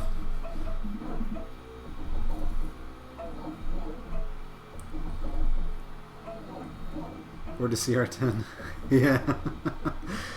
I actually, to be completely honest, in about, I think it's about 4 or 6 months, we'll be in a new place, and I'm gonna have a much bigger office to work from, and also have a very large garage, which will end up being my 3D printing farm. And I'll have maybe 4 or 5 printers in the office, which I'll be working with, and everything else will be in the garage, nice setup. And then we'll do a tour one day.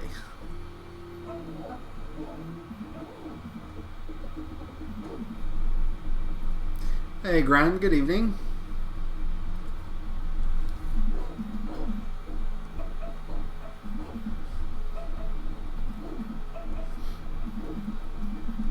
For this, never gonna happen, Keith. My wife actually offered a bedside table. But to be fair, she liked the attention, because when the printer arrived, I was at work, and I couldn't take a photo of it hugging it, so I asked her to take a photo hugging it, take a selfie. I threw it on Twitter, and that photo has so far gotten 4,000 impressions in 3 days. I spent 60 hours doing a dragon. I spent 4 hours trying to put it together. I take a photo, and I still don't have more than 1,200 impressions on it. Yeah, Richard, sure. This is 0.5 millimeter layer height.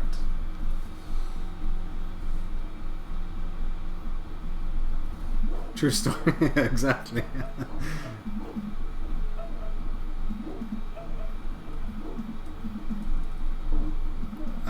No, I definitely don't. Well, strictly speaking, if she wasn't.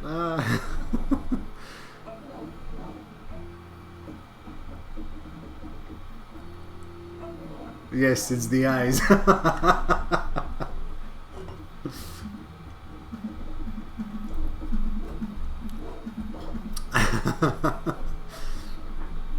Well, strictly speaking, if I didn't have the wife, I might not have the printers. I'd be too busy going out to find a wife to have printers. I have to try that right.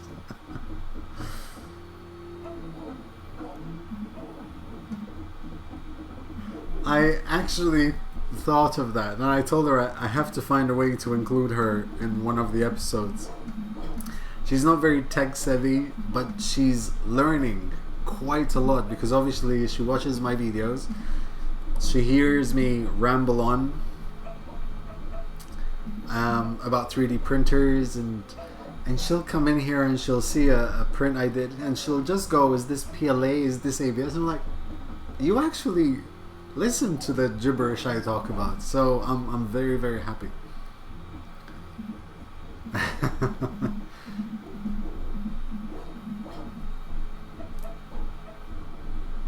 In contrast, my raw stuff today, why do you need so many printers? Well, the answer to why do you need so many printers is, do you need so many shoes?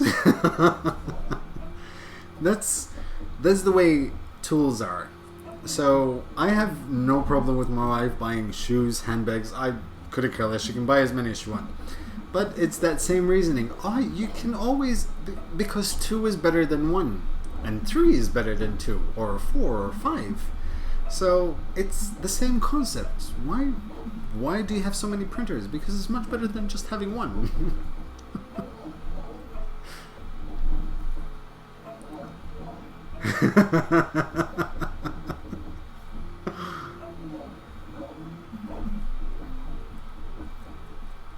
You're for Mother's Day and have Kate in that video too. Not a bad idea, actually. When will you print and open RCF1? You're the second person to ask me that today. Very, very soon. To be completely honest, I'm waiting for the end of the month to arrive, so the money comes in and I can order the electronics kit for the OpenRC, and then I have some very special filament from Filamentum, which is not yet released, and I will be printing it in it.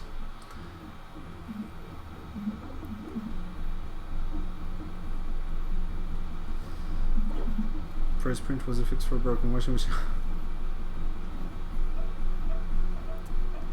How do you add a hotend to a printer which has a circuit board that doesn't allow for one? Replace the circuit board. Add another circuit board. Have 2 circuit boards.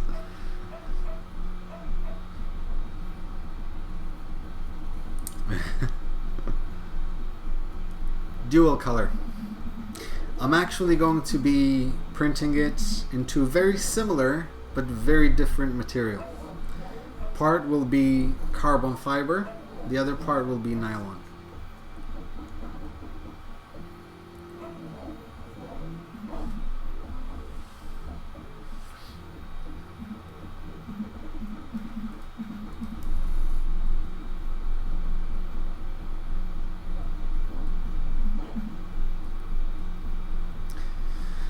Well, Antonius, I still do reviews, but streams are just a way for me to interact with the audience. It's the only chance I have for them to ask me questions, reply.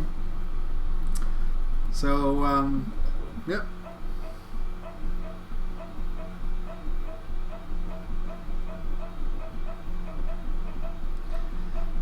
I found that printing things for the SO are useful to then help justify things too. Yeah. Significant other. We go that way. I think unsubscribe is the only way. And then you know what, Antonius? I'm sorry you feel that way, but by all means, I can't keep you.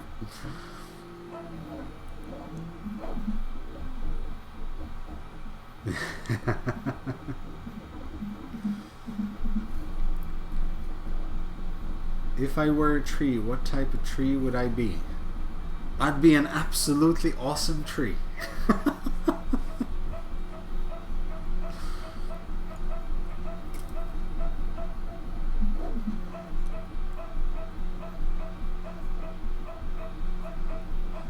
The thing is, I don't know why would you complain about a live stream?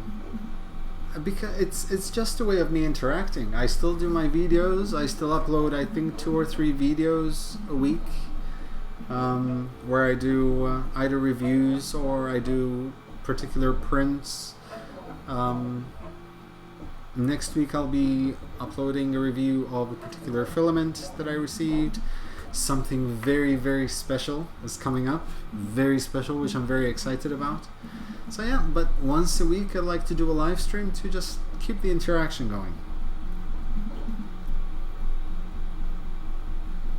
One with feelings. 3D maker now.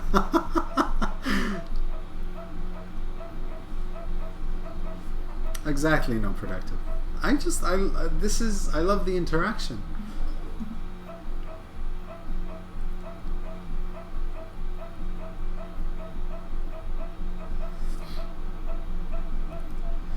When am I going to do carbon fiber?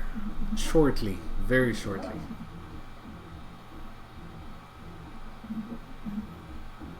Here for the lols, yeah.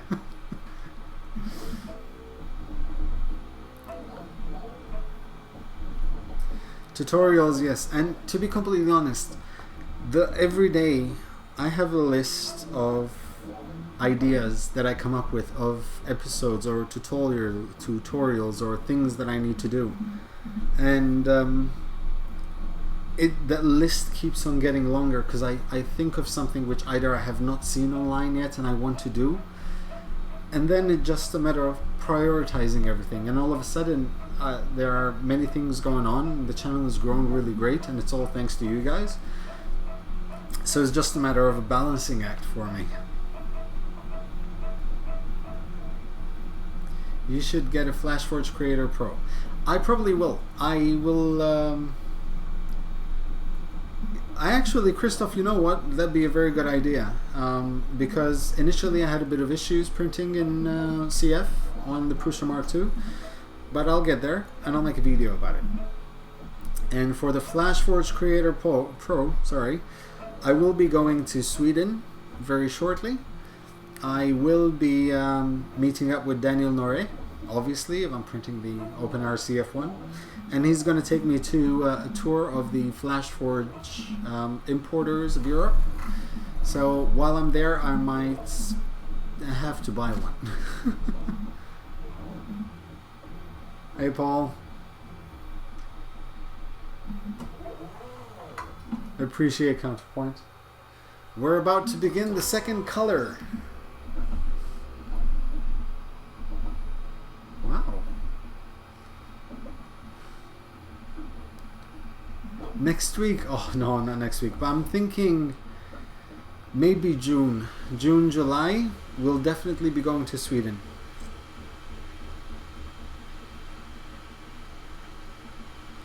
Where are you from, Christoph? Oh, here we go. Appreciate it, Gentleman Scoundrel.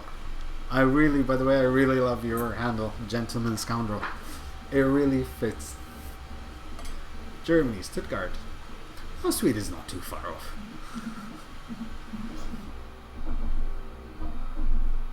Ah, yeah, because there's like a conference or fair next week.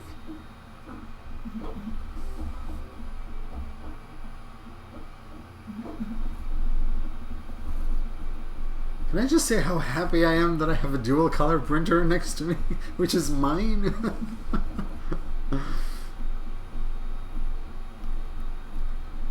Where was his?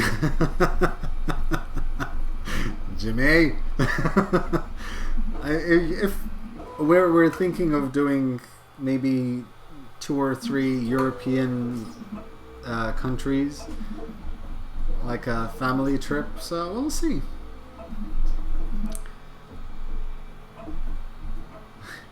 Awesome, Keith. I'm really looking forward to that. It's my first maker anything.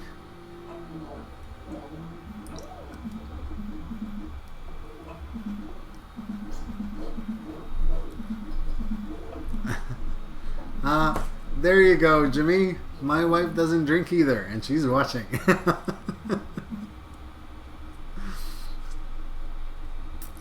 See? My supportive wife. She watches me as well.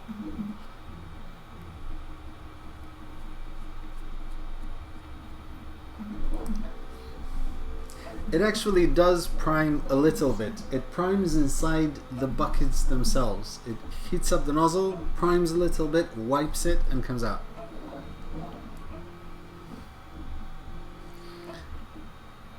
North Wales, oh, Wales is awesome. Wales is beautiful.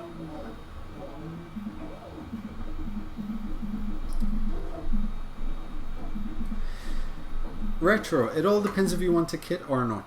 The Duplicator i3 Plus is a very good choice for someone who's starting out and is not entirely sure about printing a kit. Comes in 3 pieces and takes about 10 minutes to assemble, and you'll be printing in a matter of minutes, and it's a very good printer actually. Jimmy will disagree, but that's fine.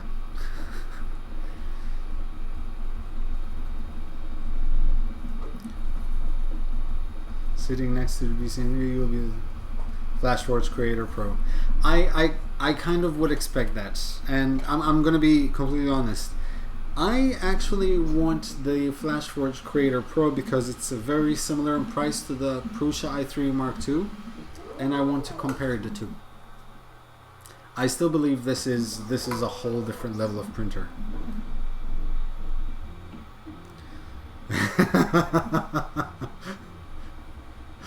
Yeah, you are, Jimmy.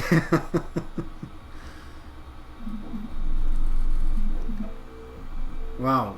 Thank you very much, Douglas. Thank you. I appreciate it. Thank you very much. Hey, Victor.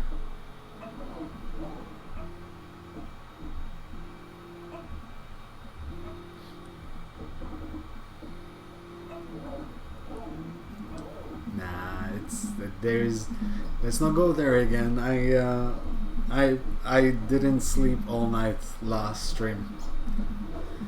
Leo, I'm from Malta. It's a very, very tiny island in the middle of the Mediterranean. And I'm the only one in my country who has the Sigma R17. I think Roger can confirm that. In total, in this country, I think there are about even 8 or 9 Prusa i3 Mark IIs. And ironically, I went to a printer shop last week, to a PC store last week, and it was the first store in Malta which had a 3D printer on display. Out of all printers, it was the XYZ Da Vinci Junior.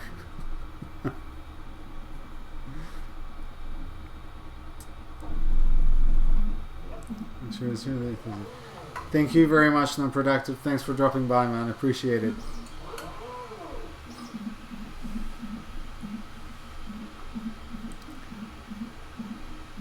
Woohoo! I'm the only one. This is printing really nice. Really, really nice.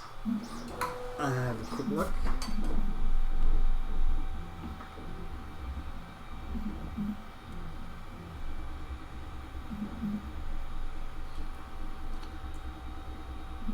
Now that I want to have a look at anyway.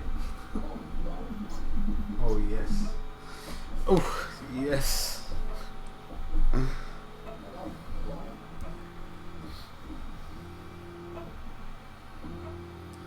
I use Simplify 3D. See, I know that Simplify 3D is not affordable by a lot of people. I know it's a bit expensive at 135 euros, I think, and it's the same cost of a low budget printer, but it's worth it. It makes a huge difference, especially if you want to print complicated parts. It is really worth it. I would suggest, if anyone's going into 3D printing, honestly, personally, once again, my views, I'm not being paid by anyone, get a budget printer, that's fine, and then get Simplify 3D. And then see what a printer is capable of. Because I've printed amazing things with the Tronxy P802MA, and that was a 180 euro printer. It was printing okay with Repetier hosts or Cura, but once I threw in Simplify 3D, it really was printing out beautiful prints.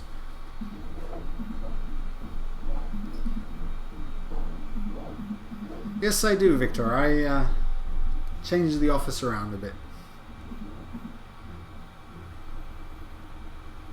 That's exactly, Christoph.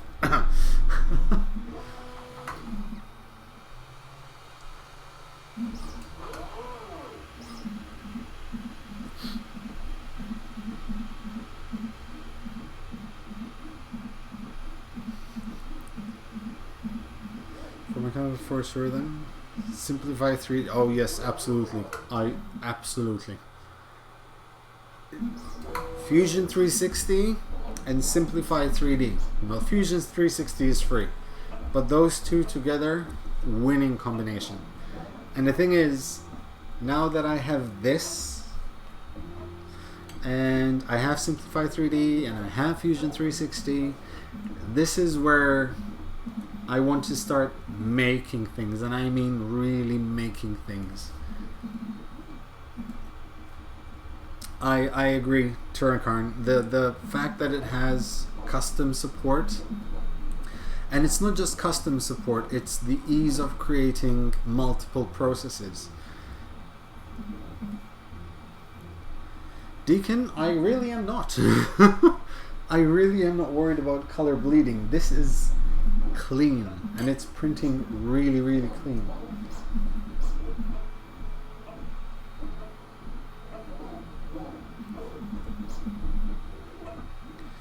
No, it's a one-off buy. You buy it once and it's yours forever at that price. And it also has, I was saying, the multiple processes. Even if you have a single extruder, if you've watched my videos about retraction and different the temperature tower, you can actually just put multiple STL model and then just set different processes for each one with the same nozzle, so you can change temperatures for each process to see how they print, change retraction settings, change absolutely everything for each process, which makes it much easier.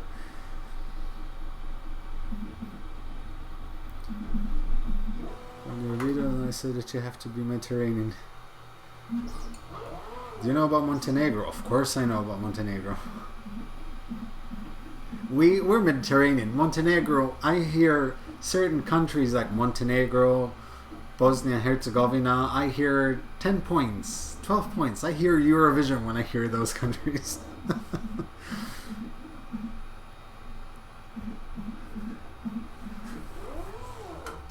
It's yeah, it's printing the dual color on the edges now. These are Bowden extruders. Actually, I don't know if Roger is still watching. Which type? Because those stepper motors for the extruders, they're massive. They're much bigger than the normal NEMA 17 motors, so maybe he can clarify what they are. Do I have a preference to CAD software? I got used to Fusion 360. I'm getting quite versed into it, and that's my go-to CAD software.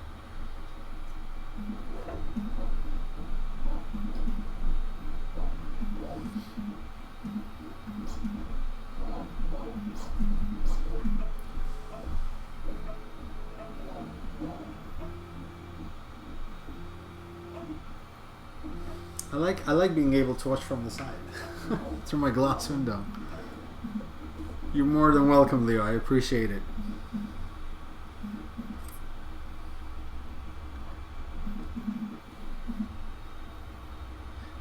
No, Fusion and 360 and SketchUp. Oh man, no, definitely Fusion 360, hands down. Thanks, Ben.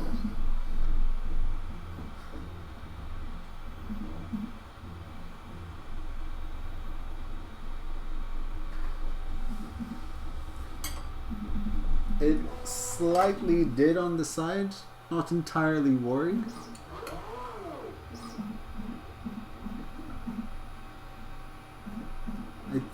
It could be just a little excess, but other than that, yeah. Just the side, just a little bit. Well, that's fine. Fusion 360 is free. You can just create an account and it's free of charge.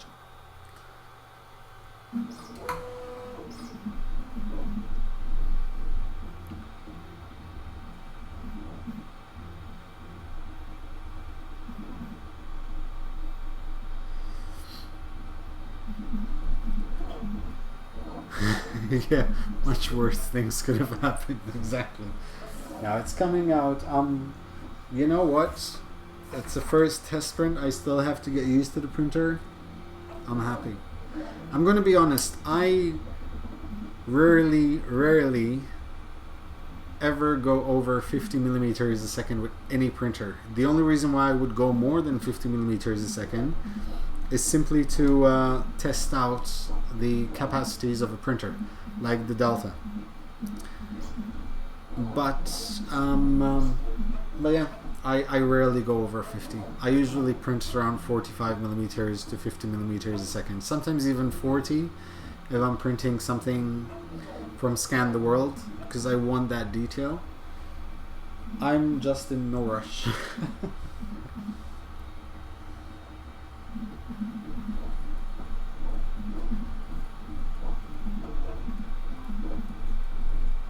I just feel that 40 is usually with every printer the sweet spot.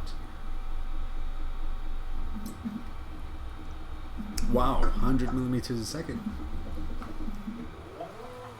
I can actually see how that would work on this. I'm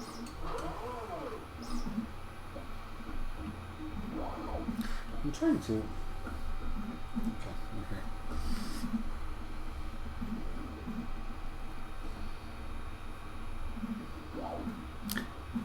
200 millimeters a second. Do you have a good simplified 3D profile for the Mark II that you could share? I actually do have. Yes, I can definitely share.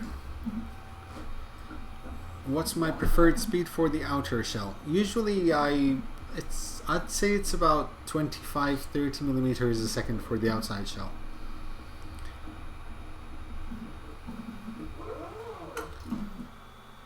What do you think about the textilizing model? Is the only hang up I have with committing to it. If you were working at a company that makes more 100k in profit, is no longer free, I believe. I honestly I find it a bit expensive. The Adobe list. No, but that's Adobe. Sorry, never mind. I'm mixing that. I haven't checked to see if there's anything else you need to pay on Autodesk to be completely honest, because I only use Fusion 360.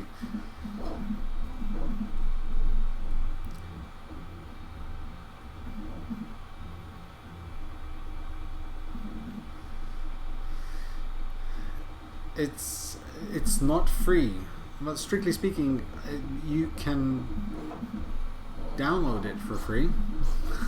At least I didn't pay for it, and I didn't download it pirately. I just signed up, told them I'm a maker in the questionnaire, and it was free. Cheers, Errol. So I'm trying to repress their... Yes, exactly, Vince. That's exactly it. Craftbot for beginners in 3D printing. Craftbot is that, I think was it a Belgian company or a Bulgarian company or Portuguese, was it? But if it's the same one, like Craftbot, I think it's them. They seem to have very decent printers, actually. Standard or experimental materials. I really love experimental materials. I have a fetish for them, actually. But to be completely honest, I need to get my hands on some more PLAs. Possibly some ABS as well, because I really need to... I need to try TPU, because a lot of people have asked me to try and print with TPU. I want to print with ASA, more PETGs for sure.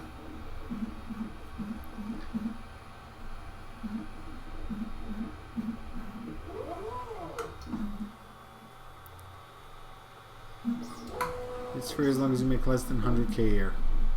So there. I can assure you I make less than 100k a year.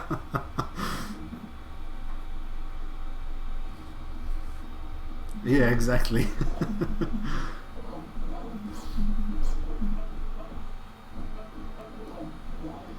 Polish. Ooh, Craftbot is Polish? I had no idea.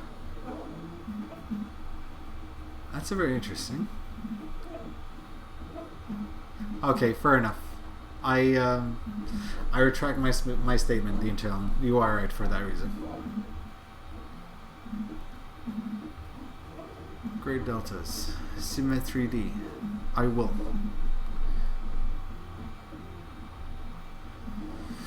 Mesh mixer. It's awesome. I still have to understand it more though. I only use it to fix certain prints, but that's it. Will do, Ben. I'll let you know.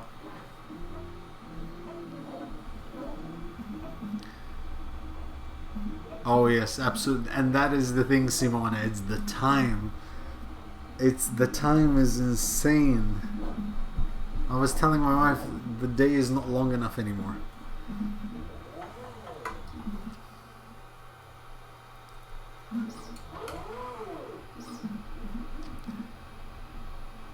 Carrara. Never heard of Carrara.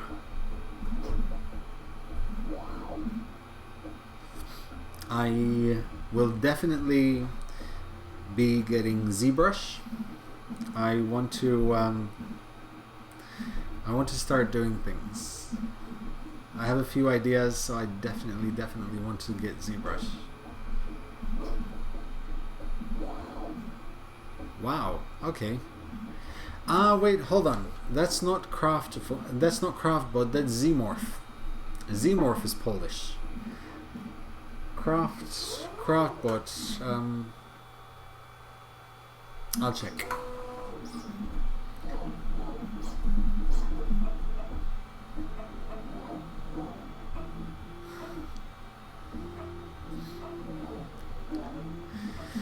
I would love to learn about Autodesk as a standard, but for a mid-level company that I work at that makes more than 100k threshold, it costs prohibitive to our 3D printing applications. Yeah, I can imagine. But maybe you can download it yourself as an individual rather than for the company. What's my favorite color to print in? I love purple. Purple is definitely one of my favorite colors. Hey Joe, did you try Blender for making your models here? No, actually. But I will. I want to try all of these. I want to experiment as much as possible. Craftuni Craftbot. Exactly, Craftuni Craftbot. I think it's Bulgarian or Belgian or something like that. Hungary. That's it. Thank you, Ben.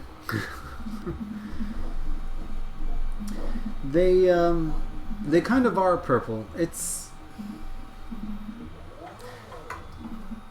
an LED strip, so it's multicolored, but they light up like purple.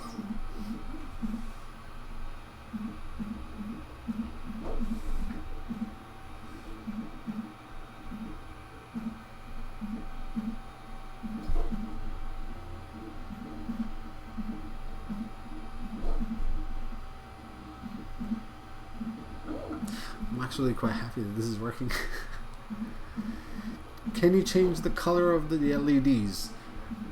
Strictly speaking, I don't know.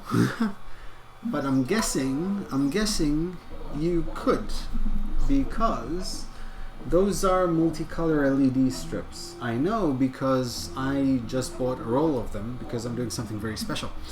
You'll know soon. I don't know if you can change them in the software or anywhere. However, with a bit of tweaking, you actually could. If you want to hack them, you can easily disconnect them from the machine. I'm not telling you to do so, but you could disconnect them from the machine and get an external remote to change the color.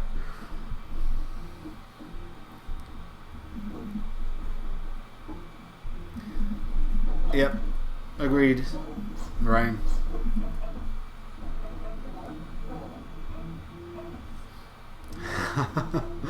Thanks, Christoph, for dropping by, man. I appreciate it.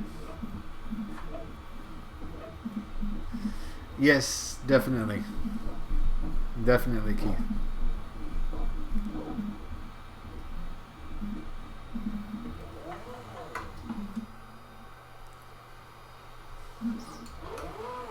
I'm just checking the purge cans to see how much there is. Actually isn't that much. It's not that bad.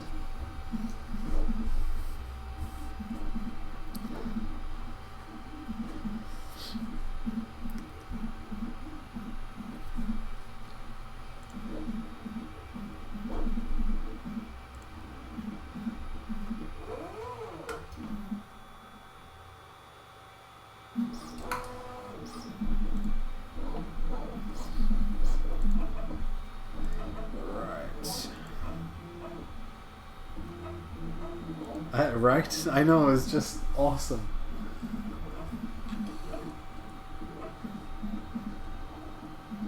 So the thing is, the reason why it's not the printer itself, that little gray that there is there on the side, it's not actually the printer itself, it's the way the dual color benchy is sliced. Because it's rather than the gray going across the whole of the side, the thickness, it's just the outer layer where it overhangs. So there's almost nothing to hold on to there. So I definitely cannot blame the printer for that.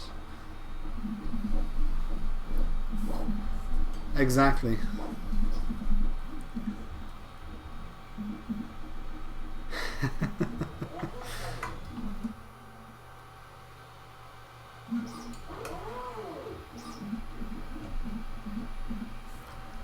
While I'm here, I'm just going to check.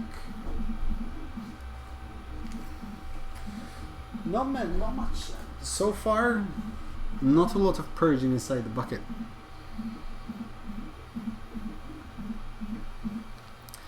How much can you do in Fusion 360, Joe? Are you confident with it? I've transitioned from SolidWorks. I'm trying to see. I'm comfortable enough with it that I've started doing a few functional prints for a couple of friends.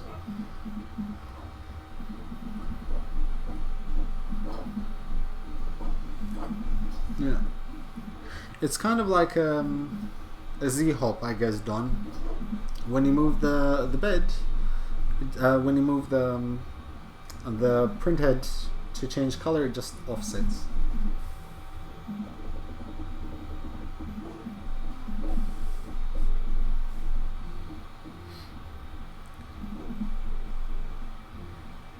Victor, the unit is actually doing great. It's been printing very nicely. I can't show you, but I have a...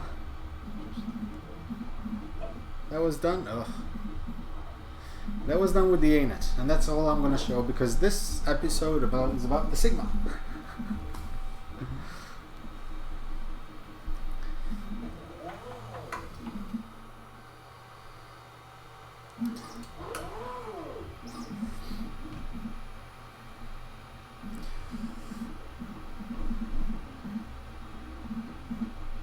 This is so awesome. I love watching this thing work. And I'm gonna be honest, I'm kind of looking forward to the stream ending so I can turn it and I can just look at it. Because I cannot see from here.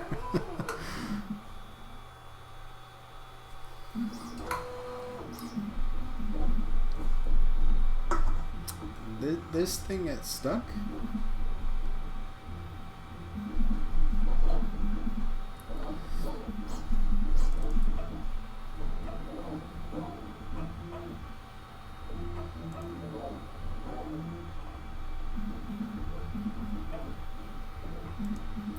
So, it seems that my webcam is crashed for some reason. So,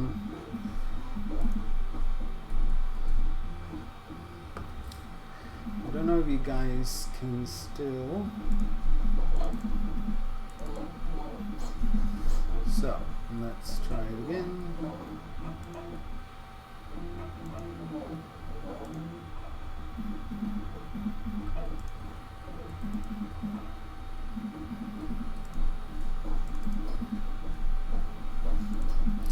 Right.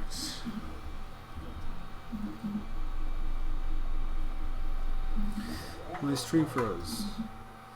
Yes, I did, Ben. Webcam was fine. For some reason, everything is freezing on my screen. I don't know why.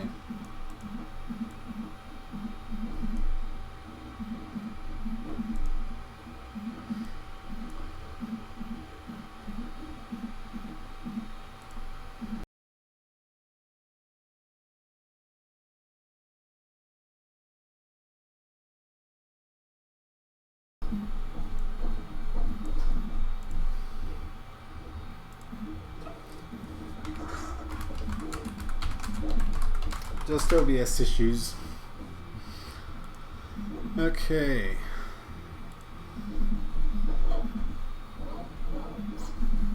All right. I think we're back. Please tell me we're back. No?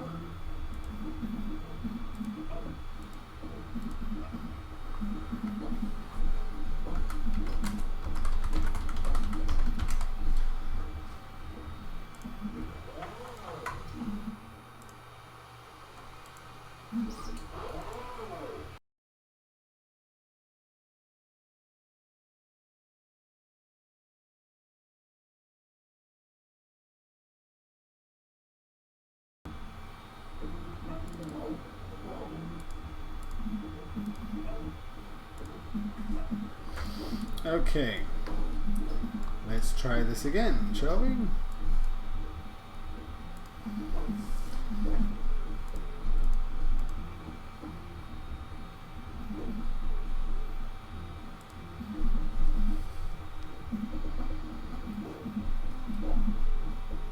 Yep, should be okay now. Please let me know if everything's okay. It seems okay from my end now.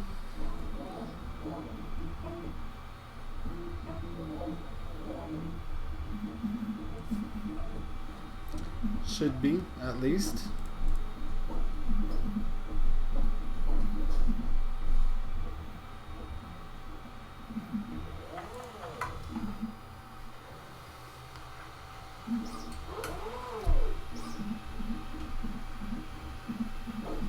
It should be fine.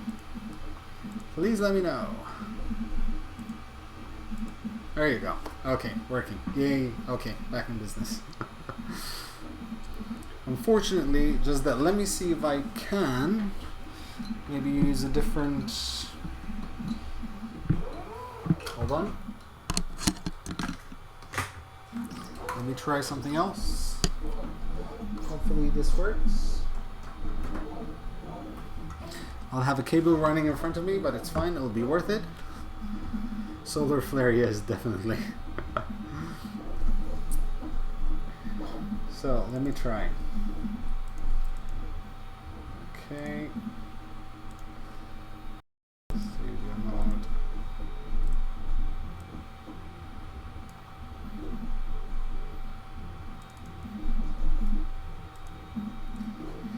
So.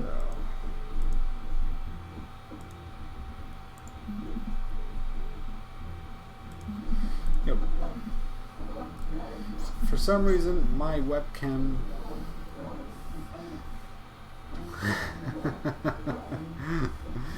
Good night, Nick. Thank you very much for dropping by, man. It's alright, Ben. I was actually saying that I'm comfortable with it in terms of I like to experiment and I can find the certain things how they go about. And I've started printing some functional prints with it for a couple of people that have approached me.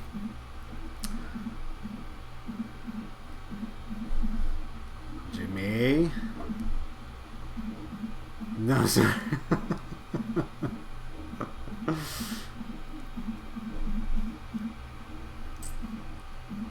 The bench is actually going great. It's... for some reason, let me see if I can. Just one. Let me try. Hold on. Give me a minute. Let me see if I can re-add the camera. Maybe.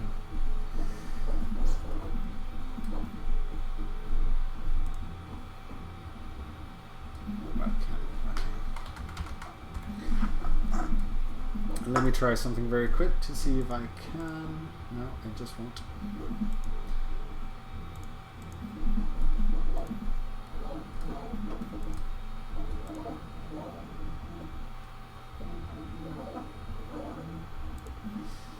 For some reason, the webcam is just not working.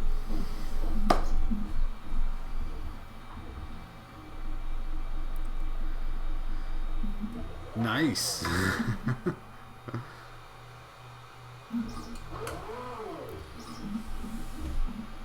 This is really printing nice, and I really want you guys to see it. I have no idea what happened to the webcam.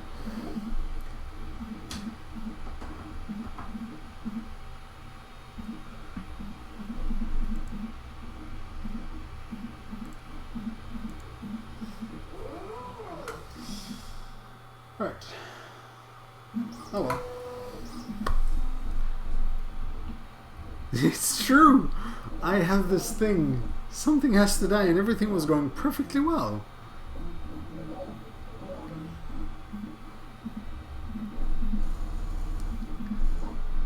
So let me see. I tell you what. Let's do this. So at least you guys can see.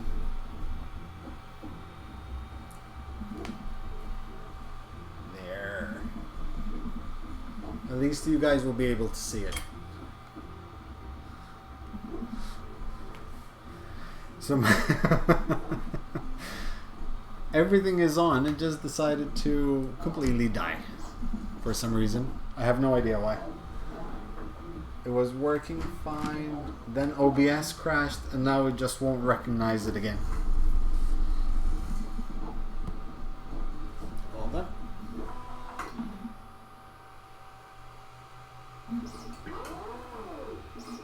There. You get the full view. The full frontal.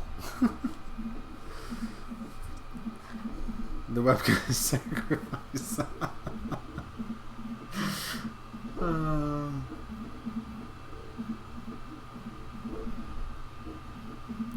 That's the first thing I did. I unplugged and replugged, and it crashed OBS the second time.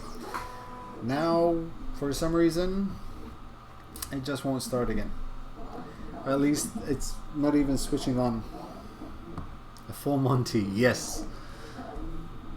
Bear and all.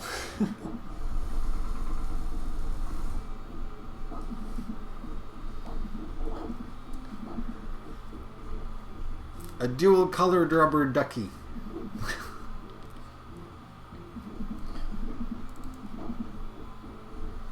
Come on. Oh, oh, oh. It came back to life. Hold on. It's coming. It's coming. Come on. Wait. Hold on. Ooh. Where'd it go? Hold on.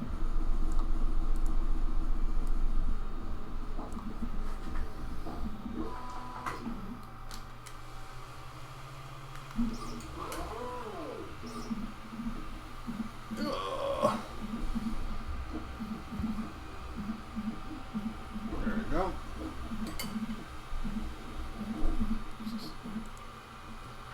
There. Now, I'm trying to move it slowly because I don't want to bother the printer while it's working. There you go. Stay there. Stick. There. There you go.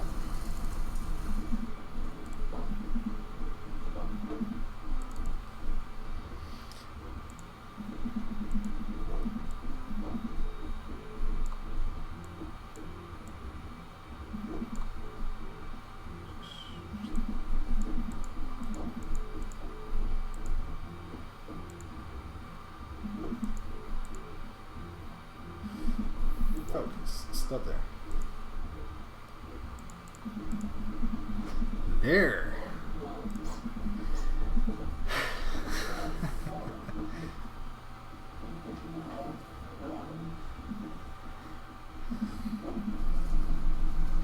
Hey, Logical Waste. Everyone pray for the camera.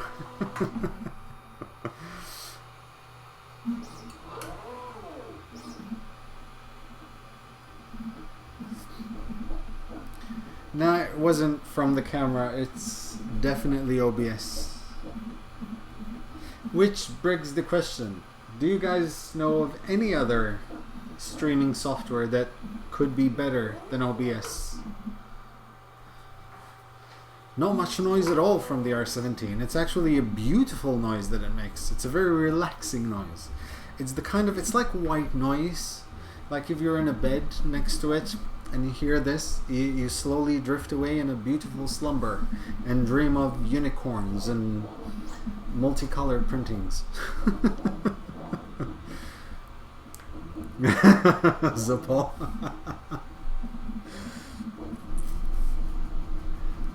XSplit. That's actually not a bad idea.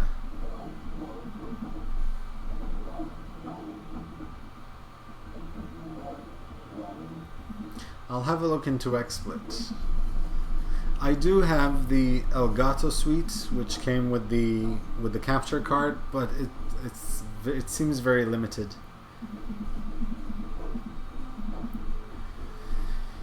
OBS requires you to have an NVIDIA graphics card. That can be arranged.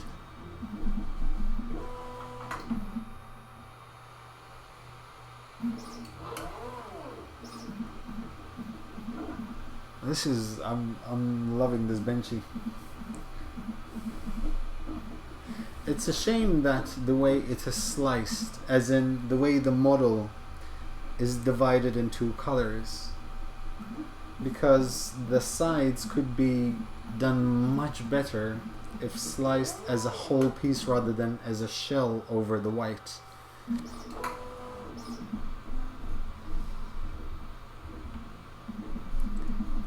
Could Ben2D print flex? Could Benchy print flexible? Yeah, this BNC3D. Yes, it can. It can print flexible materials. This is the Logitech C930E, I think.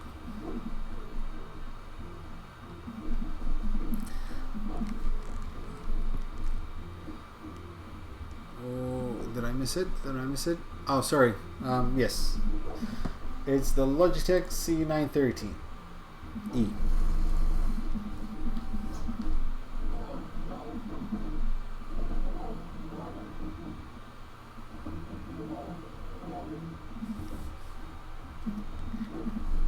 I'm running out of water. It is the same time here as in Malta. It's 37 past midnight. I actually got this from AliExpress during their big sale.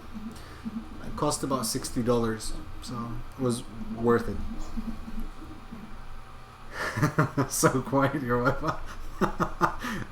There's your slogan, Roger. It will, Deacon, which is why I'm not going to get up.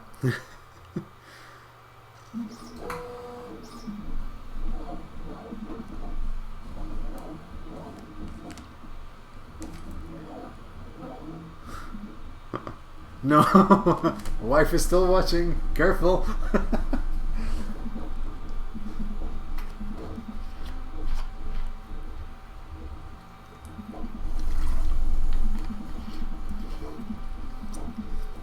Not a bad idea, Boogie. That's actually a very good idea. The problem that I see is the weight, because it would have to carry quite a lot of weight independently.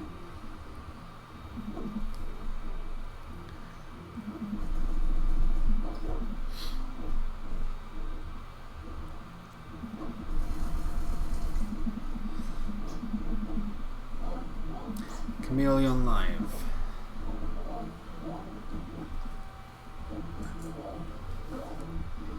Sorry guys, have a bit of chapped lips because it's a bit dry at the moment. At the moment. Is Malta a hot country? Is the Pope Catholic? It's a very hot country. In winter, it gets quite cold. In summer, it's 40 centigrade hot.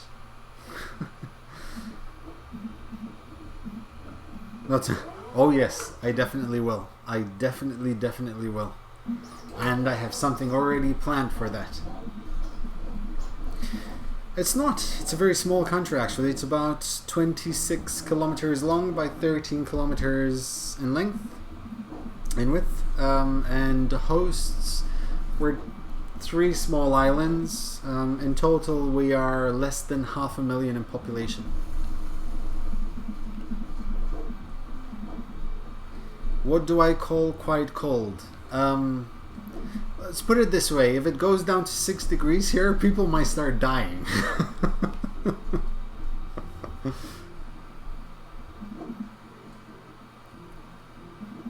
The only problem is that in summer it gets very humid. We have over 90% humidity here. Seeing as it's a small island and it's covered with sea, it gets very, very humid. And sometimes it's much better to stay inside, because as soon as you go outside it's like you've walked into an oven and the heat just swallows you up.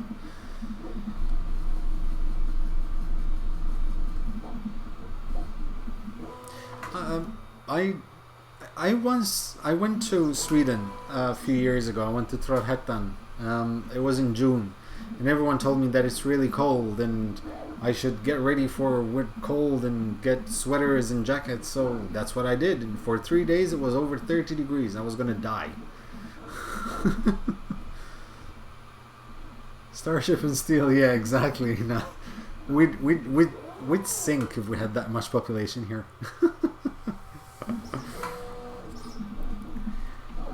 Deacon, absolutely. I honestly look up Malta, look up all the beautiful things we have here, the beaches, the hotels, the scenery, the history that we have here. And yes, it would be a great destination for a honeymoon. More than Malta would be Gozo, so look them up, which is our sister island. So for winter, when you're all covered up. Actually, English people come here wearing shorts and socks and flip-flops. That's how we know they're tourists. Oh yes, Norway is way, way bigger than us.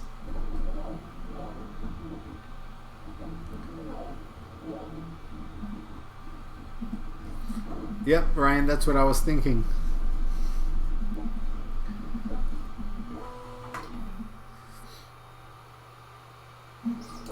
Oh yes, no offense taken. We're just puny. We're tiny. We're really small. Put it this way: if we go out on a Sunday ride with the bikes, we'll ride for an hour and a half, and that's the whole island. We've done the perimeter of the whole island. That's right, Keith. That's where the Azure window collapsed a week ago.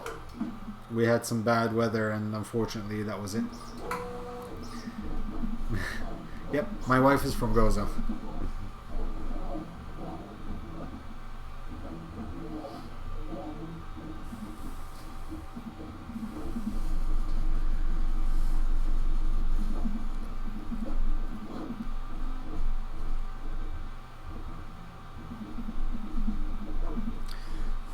By the way, the reason why this is moving is because the bed is not very stable. It's not the printer that's shaking. This is actually quite sturdy. It is. It really is, Leo. It really is looking clean. I need to find a better sliced benchy though.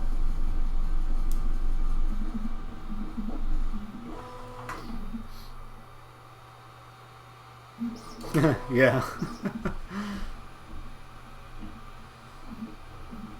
It really is looking good. It is looking extremely clean.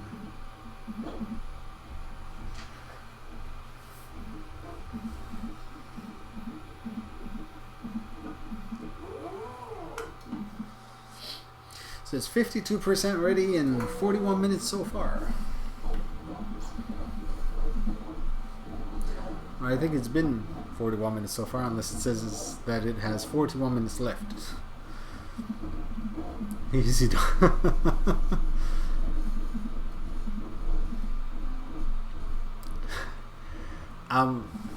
I have dibs, thank you very much. Yes, the internal, it collapsed about a week ago. It literally is like it never existed before. It's completely gone, not just the bridge part, everything collapsed.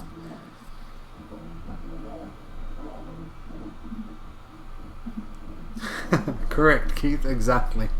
I'm going to be using her now on Twitter rather than myself.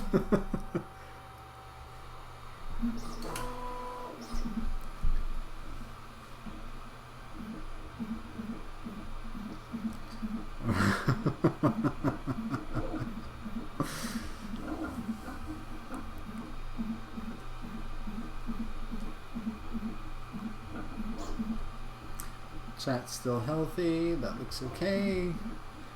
Camera's fine.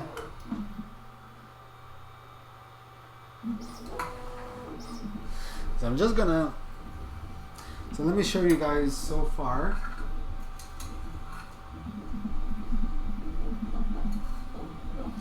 So this is the purging done so far. Hold on, I don't want that. Whoa. That is the purging done so far on the white, halfway through. It's actually not that bad. I would like to calculate this by weight. So comparing the weight of the purged material versus the weight of the model itself.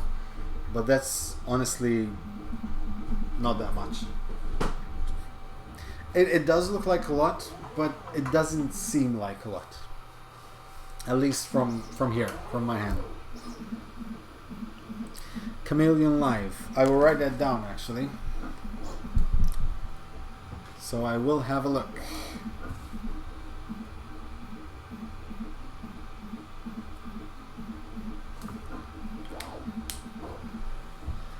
Okay.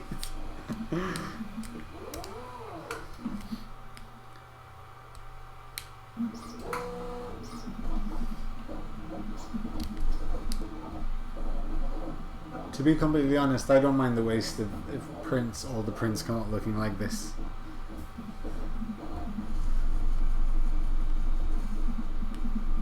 Yeah, exactly. The purge tower seems quite heavy on material.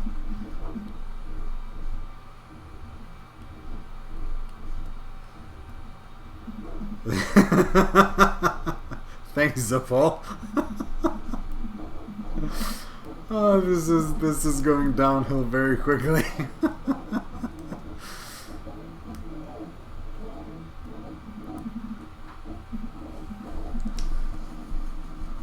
So, tell me guys, what do you want to see printed in this going forward as a test print? I definitely want to print something extremely complicated that will need PVA support.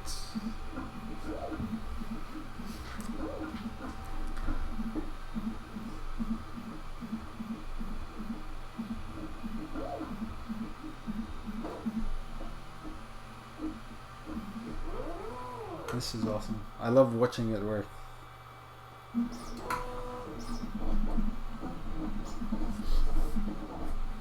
Your tanks, definitely. Turin Karin, I definitely will print one, I assure you. Print the marble thing upside down. That's actually not a bad idea.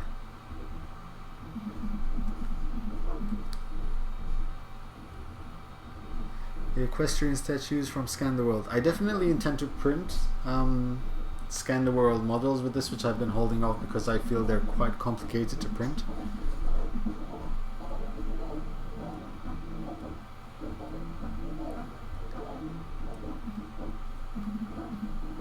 Have you returned to the marble machine? I had printed it on the Prusa once and that's it. I still have those failed prints. I'm going to keep those for now.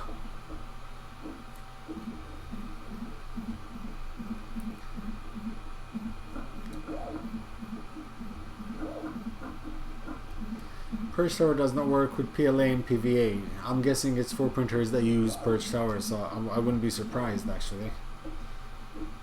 They have to be all the same material.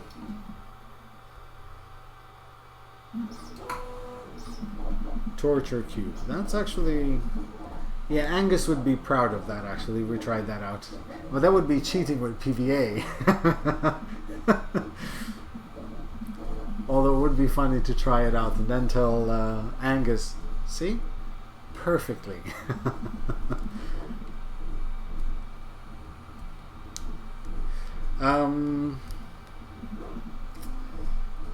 There is. I forgot the name, but I'll let you know.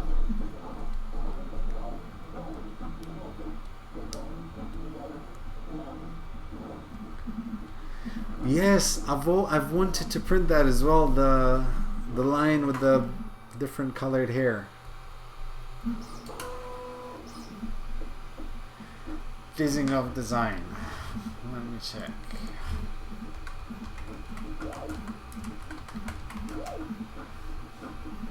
Ooh, yes.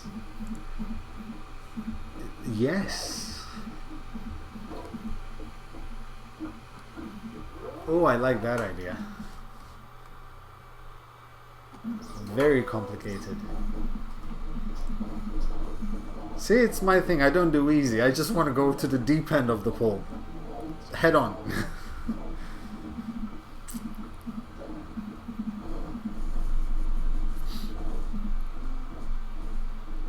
Abrams. That's the tank.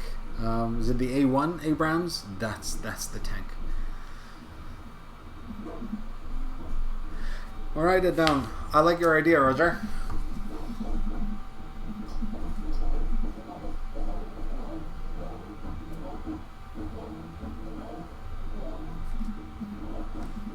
M1A1. Yeah.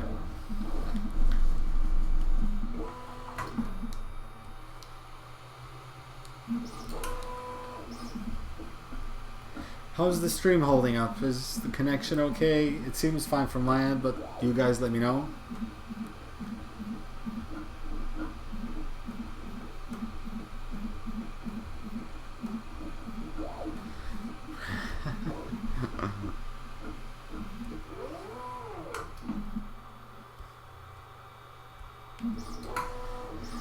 This thing is looking gorgeous.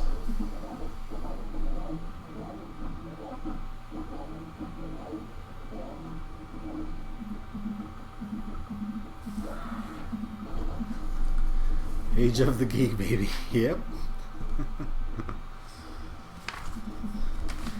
I would hope there's no lags.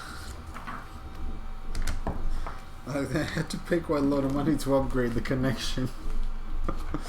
And just to make sure that I have a decent enough connection, I bought myself a 25 meter UTP cable so I can run directly, not through Wi-Fi, from the ISP's ISP modem straight into the PC, because the modem is actually 3 rooms away. So at the moment I have a 25 meter cable running through. Have fun, Don. Have a good night. Well, have fun in more ways than one. Oh, it's actually okay, to be honest. Wow, it's doing the it's about to start doing the portholes on the benchy. So it actually printed just a little bit, and that's actually a good indication of the precision. It's just a tiny bit.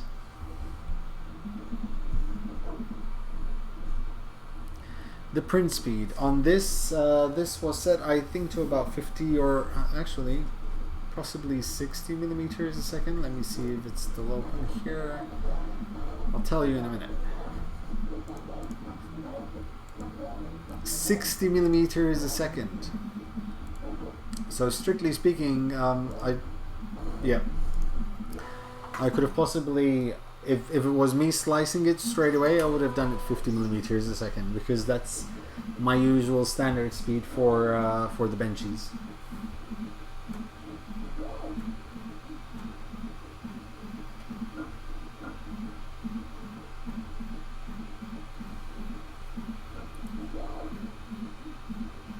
It's shaking for 2 reasons. There's this, which is, this is the camera, me moving the camera. It's not the actual printer that's moving a lot. The problem is that the beds are actually connected. Hold on. Let me do this. There. So now, it shouldn't affect the camera.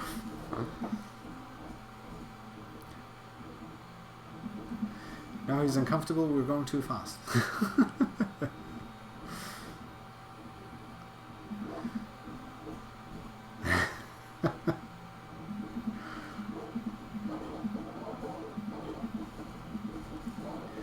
Yep.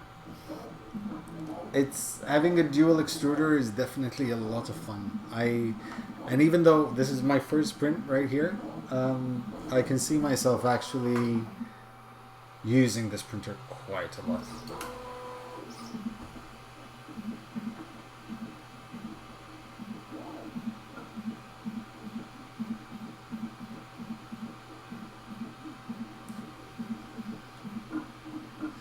"34 minutes to go." I might actually be in bed by 3 o'clock in the morning this time.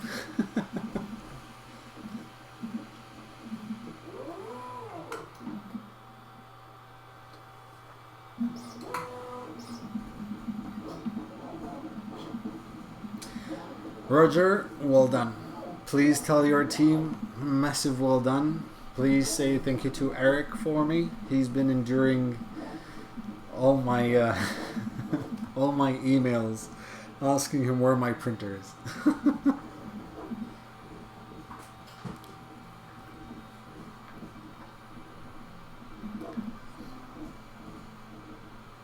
I do actually have the multicolor add-on ordered from Prusa. I also want to order the Mark II S kit upgrade for it.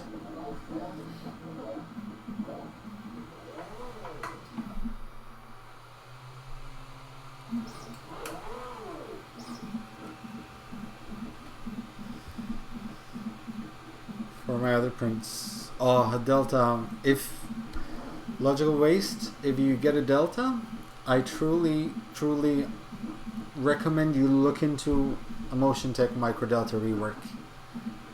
Print quality on that printer is really good. Hey Mike, where have you been? So quiet. Yes, I will. I'll be putting this benchy next to me.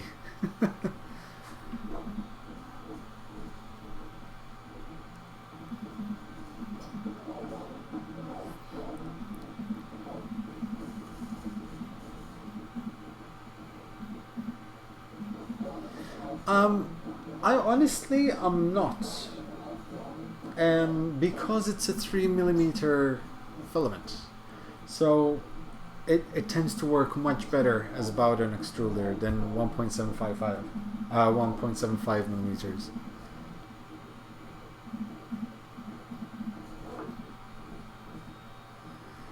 It said on the, I think on the print it said 1.5 hours. But usually 1.5 hours is the... Well, it is actually about 1.5 hours. So it's about 30 minutes left, and it's been going for about an hour. So accuracy on the printer was, as far as I know, was there.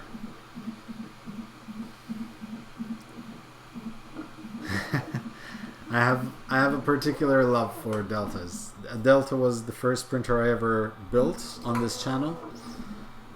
And I had lots of fun, and now I have the Motion Tech Micro Delta rework.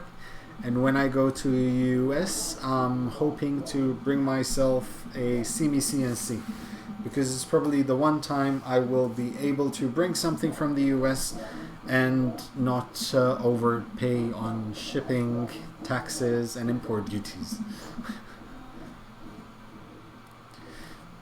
The voltage here is between 220 and 240, so it's either is fine. Usually 240. New bearings on the Y bearings held with bolts, not zips anymore. New cable management, new pin mount, plus a few other things. Yes, exactly. I'm coming to the US for Bay Area Maker Faire in May.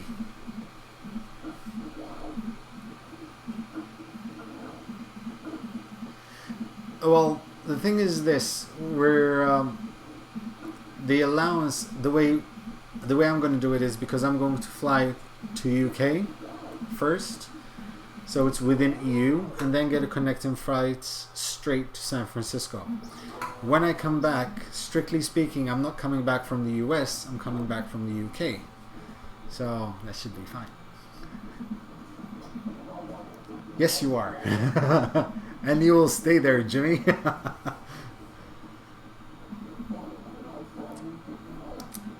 Sure, let me see if I can do this. I'm going to try. Oh, that's brightness. That's contrast. Ooh, let's try exposure. Ooh.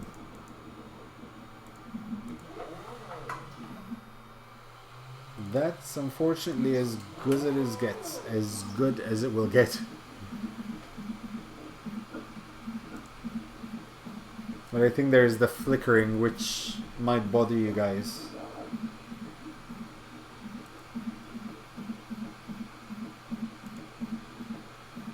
It's a bit too much, unfortunately.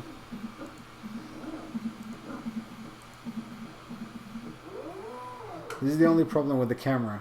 It's it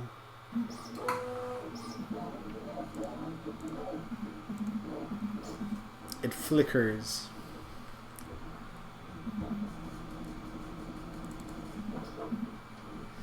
Am I coming to New York? I doubt it. I doubt I will have the time. Okay, I'm gonna leave it a bit like this so you guys can see more clearly. Let me know if it bothers you a lot.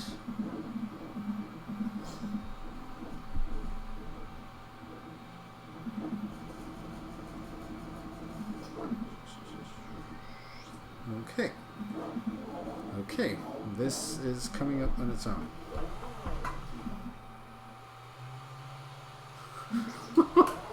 Okay. Stay. There. We're going to be there for about 10 days. So we'll be there about a week before the fair just to see the place.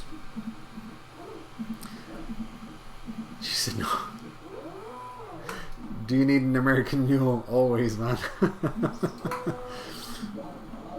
Is it worth trying out the Delta? It's definitely worth trying out a Delta, I assure you. I started to print 1 hour and 35 minutes ago. And there's 30, okay, so it's about a half an hour off so far.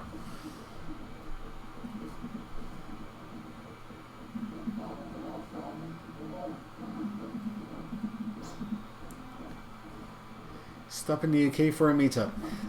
Maybe not this time, however, Richard, I will be coming to UK at some point. I plan to do a bit of traveling this year. So, because I was going to do a much longer holiday at some point throughout the year, and we've decided to scrap that and change it to a few European holidays rather than go to Australia kind of thing. No. Alright, that's the T1 coming undone. Awesome. And you know what? As long as you're not Jimmy, a Delta will treat you very kindly. Isn't that right, Jimmy? What's so good about Deltas? I believe you can get much more speed. If you print them slower speeds, you get much more accuracy because there's much less movement. And apart from that, at least in my case, the movement fascinates me.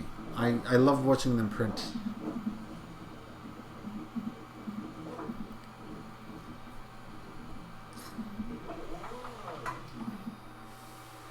Actually, let me check the string.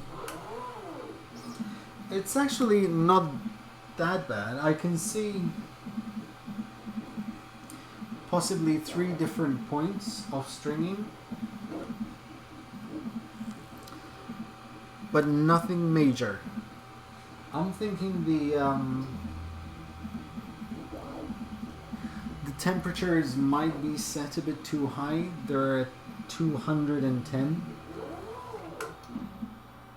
Which seems a bit high for PLA, but I'm going to leave it as is for now and we'll take it from there.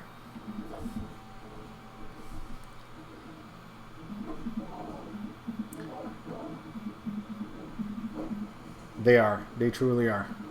It's coming up really, really nice.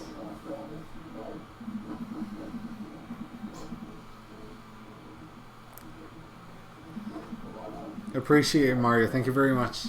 You're more than welcome.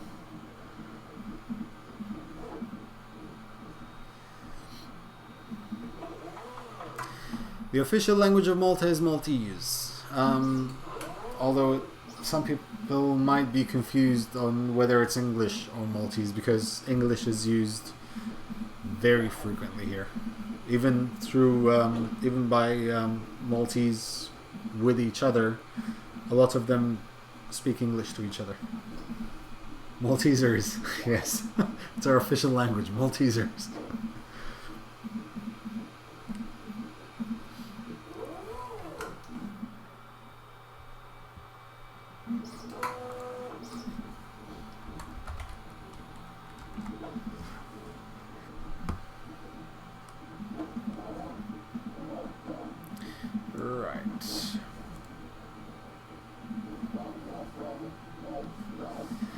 I should print a Maltese Falcon. I should. I actually, now that I have a dual color printer, I have something, once again, special planned. What does Maltese sound like? Maltese is a mixture of many languages. Malta, seeing as it's in the center of the Mediterranean, was taken over by many civilizations throughout the centuries because, well, we're just, you know, we let people walk all over us. So every civilization that was here left a bit of language. If you hear it, it might sound a bit... The only way I can do it, it's like a cleaner version of Arabic. But there's a lot of French in it. There's Italian. There's Latin. There's quite a lot of mix in there. I speak Kit Kat. I speak Snickers. Oh, sorry. I speak large 300 grams.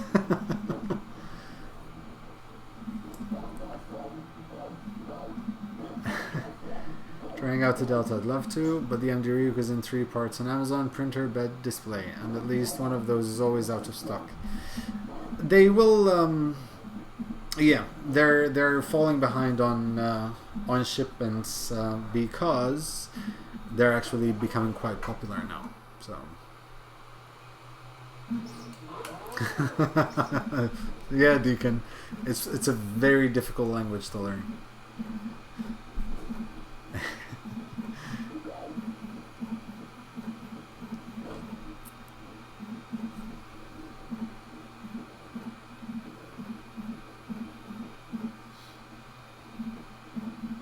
It's getting there.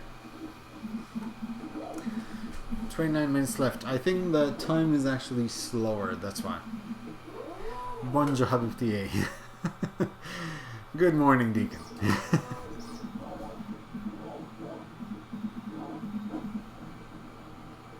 Ooh, Portugal, awesome. Yes, exactly. That's why we speak English, because we don't know how to speak Maltese, our own language. I think it's just a matter of having a different style printer, to be honest. How many subscribers does Joe need? I might have that many accounts. As many as you dare, Keith. I'm not greedy.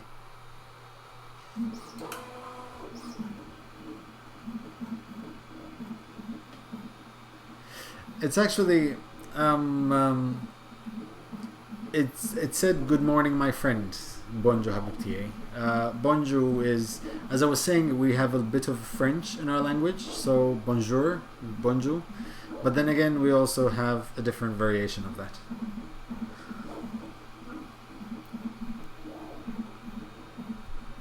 Greetings from Brazil. Awesome. Wow. I have quite a bit of international viewership.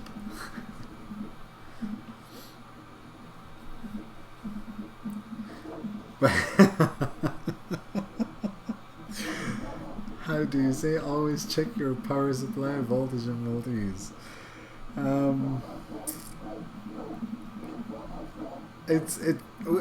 We wouldn't exactly put it like that. We'd probably say kunchert li daw li yaqbel mata Malta. So it's like saying make sure you check that the electricity matches the voltage of Malta. Pidgin or dialect? It's Pidgin.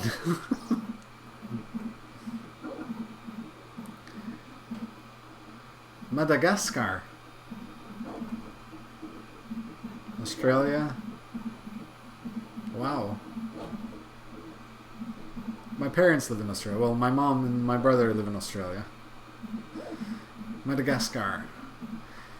There's a poll. Have you ever seen a lyre, a zebra, a giraffe, and a hippo walk by any chance? Maybe 3 penguins. Hola, Mario.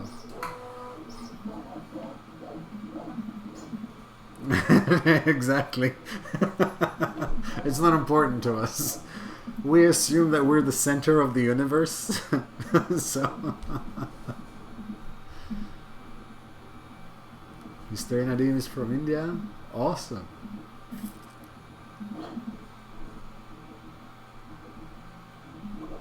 Hawaiian English.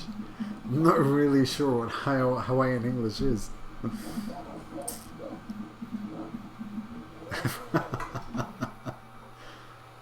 Of course, Netherlands has to be present. I have a bit of Netherlands here as well in the form of color fab spools. Is Malta smaller or is Hawaii smaller? No, Malta's, I think, the smallest island in Hawaii or in the island surrounding Hawaii, and you'll probably have Malta. LA, awesome.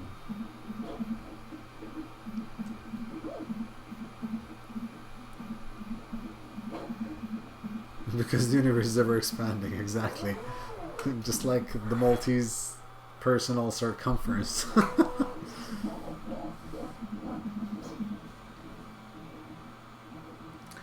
This thing is printing beautifully.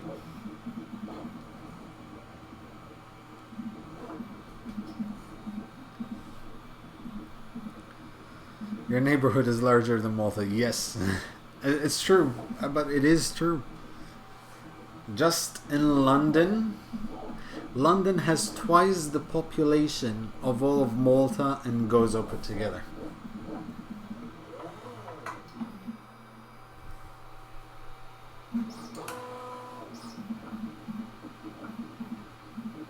I have to say, I keep looking at the printer and I still can't believe I have a BCN3D Sigma. My own BCN3D Sigma. I remember actually watching Joel's first initial thoughts on this and thinking to myself how awesome it is to have a printer with independent dual extruders. And I used to speak to him and ask him, like, I'm thinking of getting this or getting the Raise 3D N2 Plus, and he had good words for both. But this, there is just something about this. The Raise 3D has the build volume, so I'll probably end up selling my bike and get the Raise 3D N2 Plus as well, so I can print big things for you guys.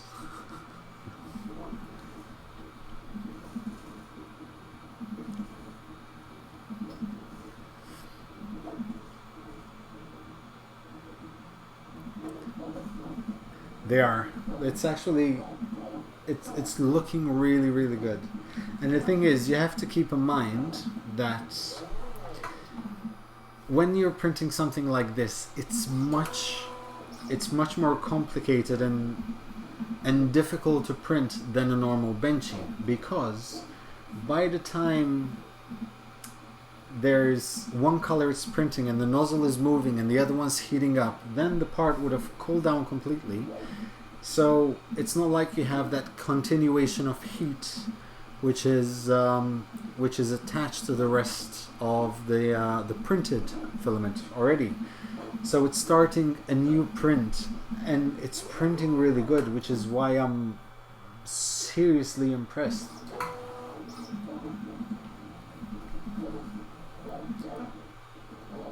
Yep, I want to print a life-size Iron Throne.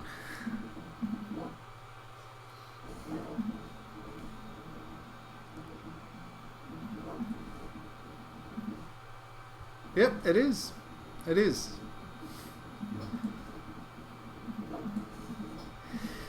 The thing is, I believe SLA printing, it's awesome, and I will get one. I will probably try to get my hands on a 1HOW Duplicator 7 as a sort of starter SLA.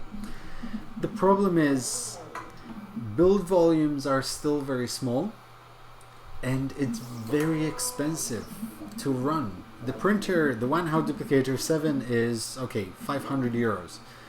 However, a liter of resin is 150 euro. That's the ANET.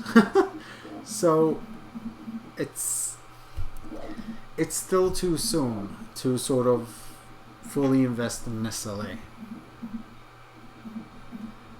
No worries, Deacon. Thank you very much for dropping by, man. Truly appreciate it.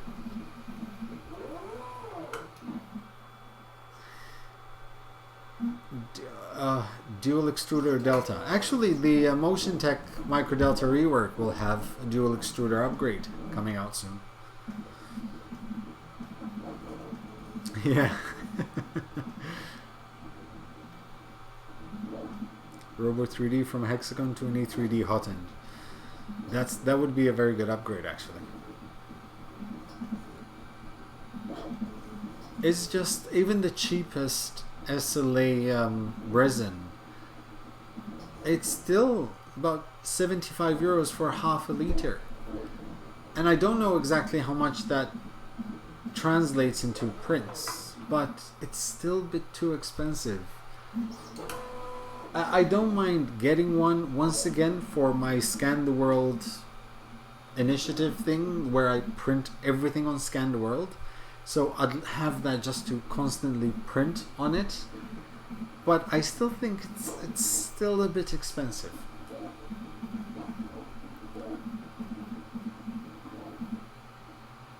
Pretty much, turn car.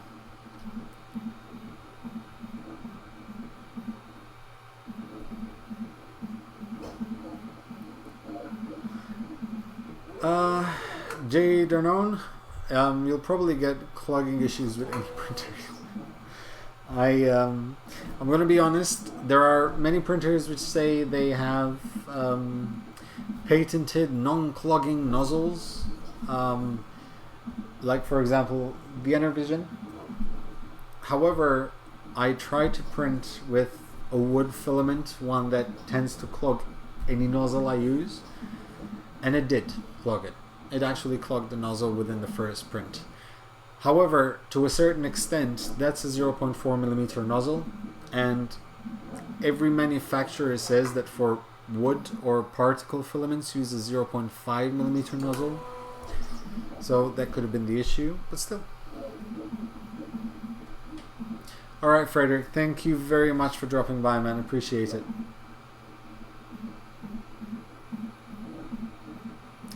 Ouch. Ritual, don't worry. I'm quite sure that it will be sent beforehand. They're starting to catch up, and I know that the last shipment or the last two shipments have been sent out about a week before due date. So have a good night, Frederick. Nope. Your internet died. At least, yeah. Because everything here is fine. Stream is fine.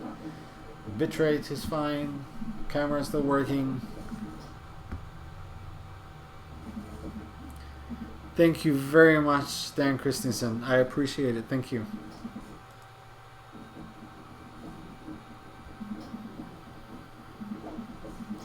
Have you tried Prometheus Hot End? No, I haven't actually. Not at all.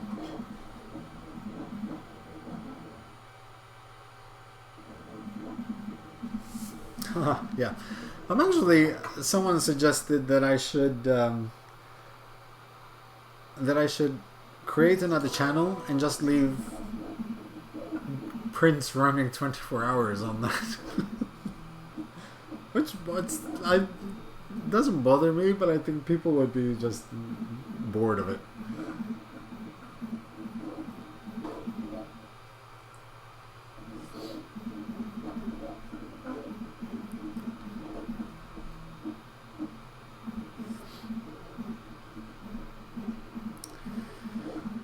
It will be good to go, absolutely.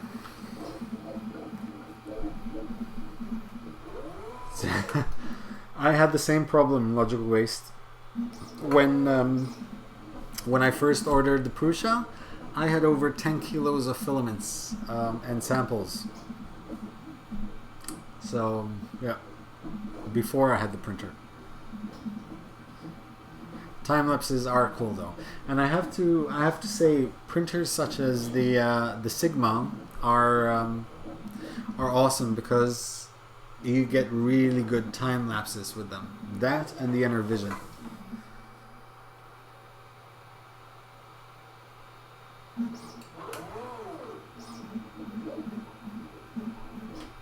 I want to vlog for me. That actually is not a bad idea. To be honest, my sister suggested I should also start vlogging, but I don't want to flood the channel with me. I want it to be about 3D printing. That would be a different channel about me, not about my printers.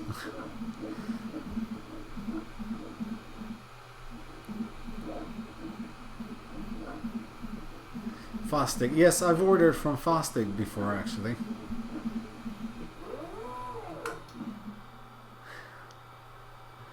Thanks, Jimmy. Appreciate it, man. Have a good night. Say good night to the kids.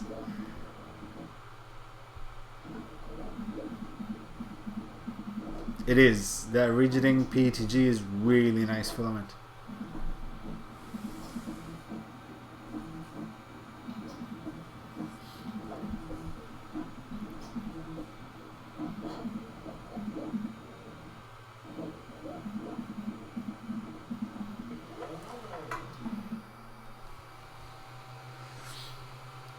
More than 5 minutes, so it's probably just the time that it doesn't get fully right. I think it was actually 3.5 hours.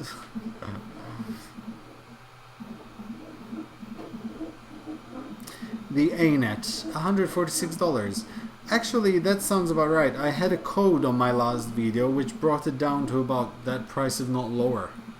So you can compare.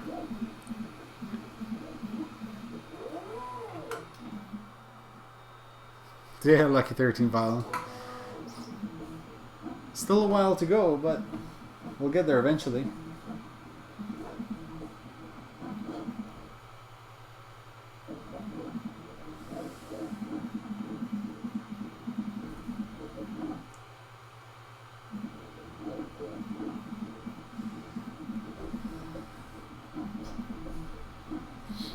I definitely want to experiment with other models though. What does it sound like?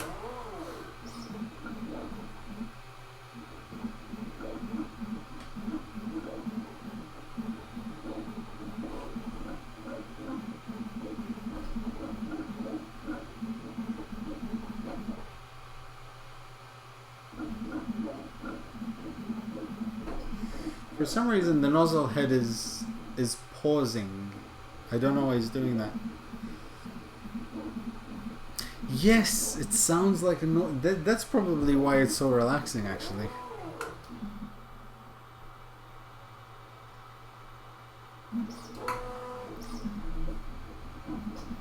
Current print run time.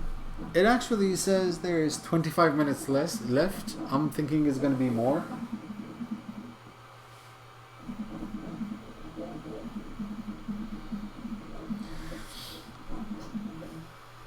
I'm thinking the problem with this file though is the way it was sliced. Once again, as I said, I have no experience in slicing dual colors because it is pausing and it's creating zits, which it shouldn't be doing. But it's fine, I'm happy, it works. Yeah, that's what I should have changed actually. Completely forgot to remove that. That's something I keep forgetting to remove.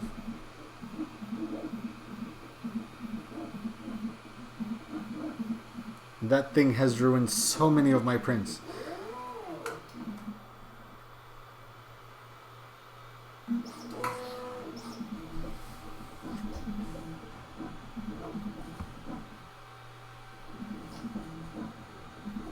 The background.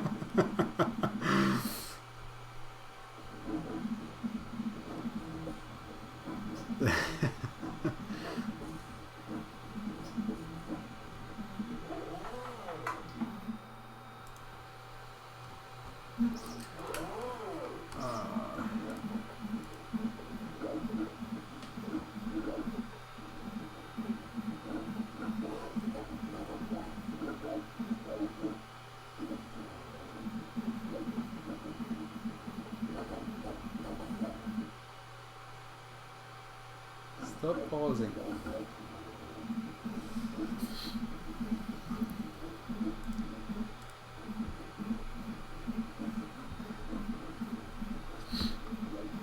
All right.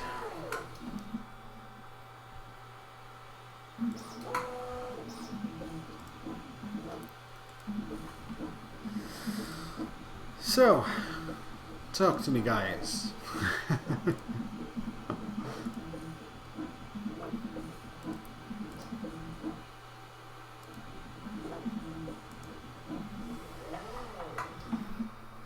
It could be, but it could be. But as I said, I have no idea how I sliced it. I just threw it there and used the dual extrusion wizard, and that's it. It still says 25 minutes, but it's 70%.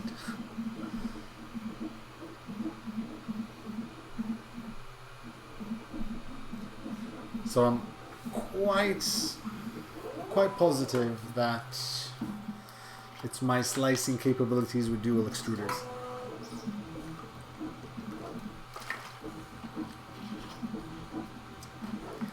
So, Trong CX3 live build. I'm hoping I'll try to do it on Monday, because Tuesday I'm not going to be working because I have a few errands to run during the day. So I should be able to do it Monday evening. Yep.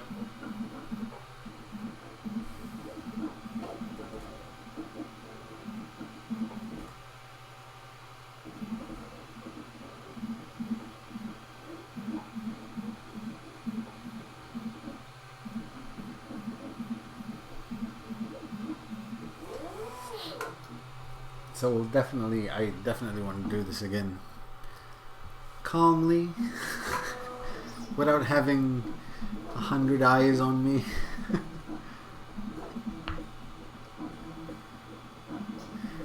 Jadanon, yes, I tend to use mostly simplified 3D.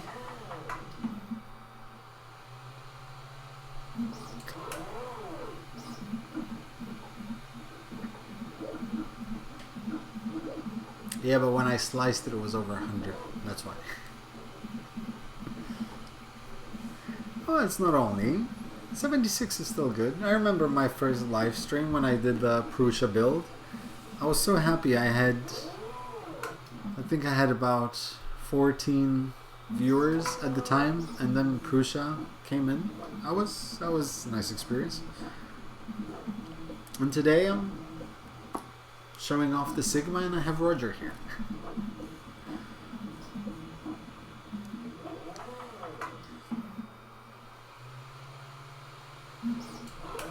The Bentley is like tilting forward. No, it's fine actually. The front is actually very fine. It's just there's a small zit because it's the print head is pausing.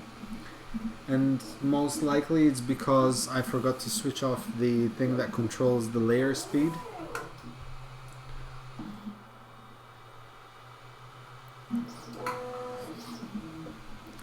Sun Hockey Prusa i4. I can have a look at it.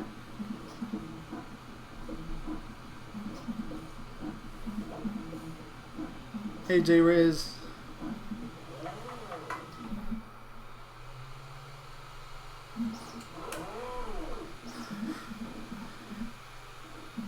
I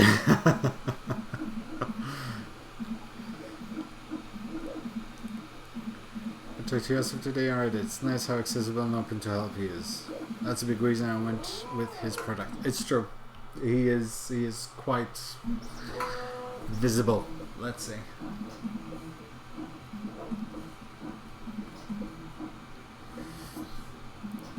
Blue and white trim.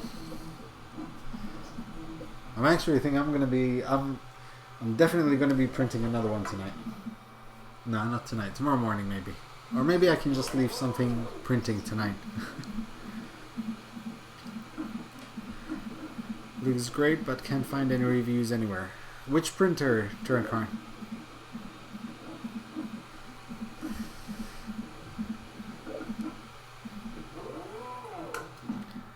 Sunhoki i3 is your main printer. That's interesting. I'll have a look at it. Is it kind of like the ANET style printer?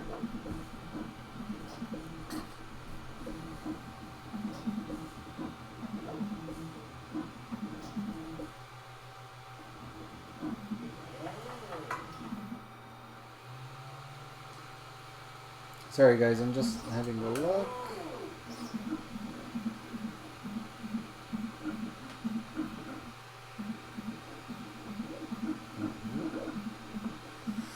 It's just this pausing that's kind of ruining the print, but I can fix that.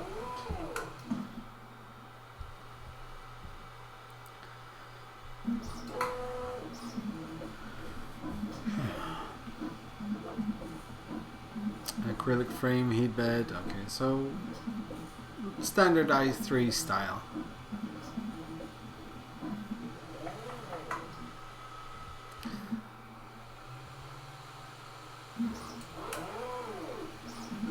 Ah, alright, okay, fair enough. Yes, it is. That's the first time I saw it. I thought I had a bit of shifting.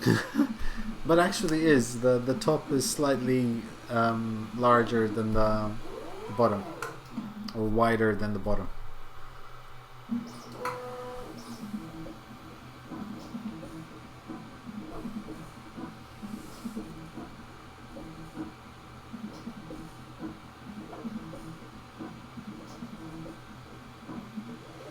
See, now it's not pausing anymore. Or at least it doesn't look like it is. So I'm quite sure it's... No, slightly, come on, maybe.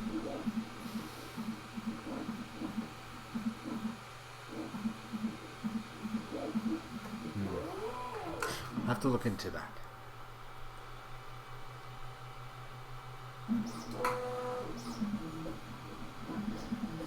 Info in the links above. Let's have a look at them. Oh wow, okay. Omega i3. Looks interesting. 480 euros. So we're talking very similar to Duplicator i3 Plus here. In terms of money, even build quality.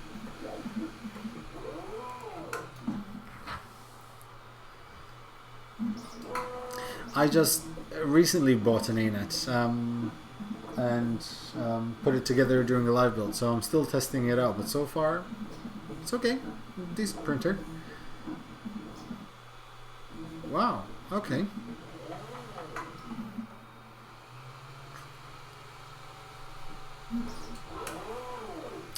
Yep, agree. Logical wastes. I actually don't like the dial on it. It's a bit finicky sometimes. You tend to move too much when you don't want to.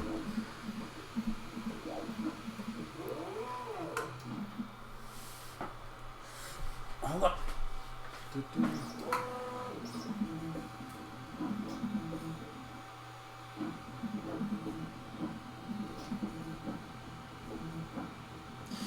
If it wasn't for the zits, I think it would be perfect. I'm going to try...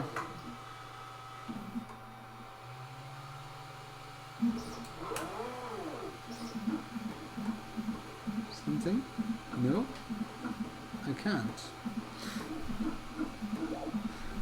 So apparently I cannot do anything on the screen now.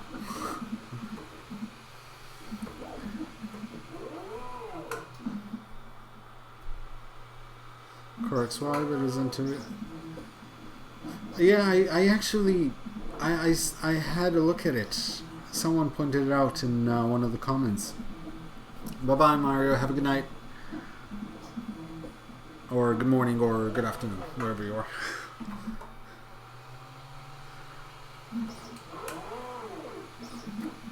So yeah, I had a look at it. It doesn't look that bad. So it'll be interesting to check it out.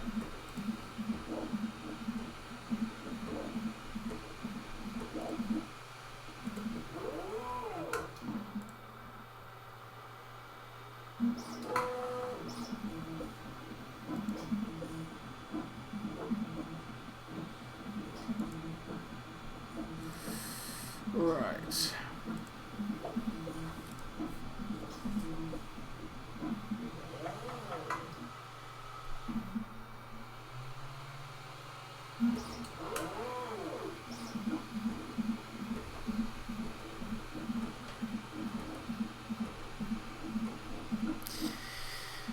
Alright. A full sun. Yep, flush. That's cool.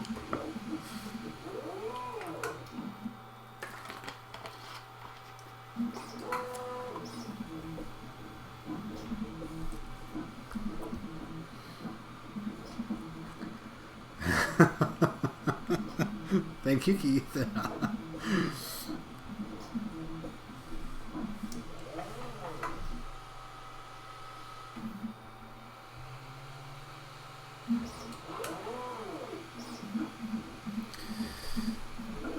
Right.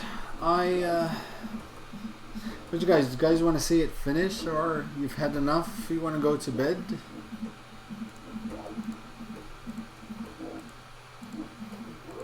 What do you say?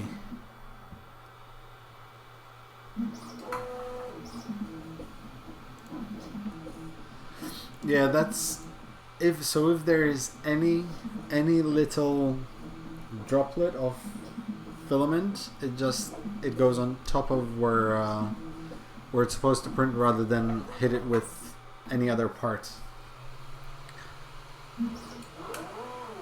Might as well finish. It's true. Fair enough. There's not much left anyway to it now.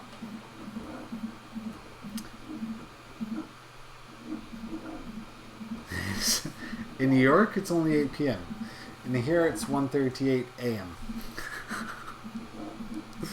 But it's fine. I don't mind. I had a couple of hours sleep.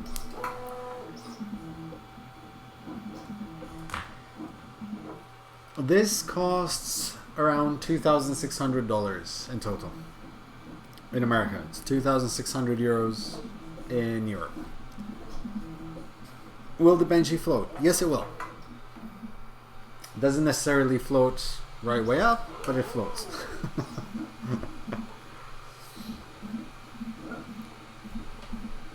I'm the largest. Keith? Awesome, man.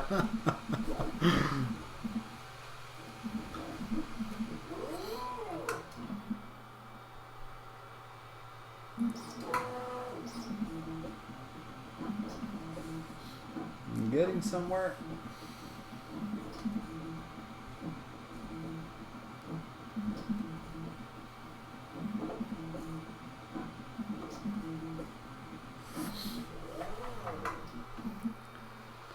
Yeah, I heard, man. Courageous. I couldn't. I went to bed quite early yesterday. I needed it.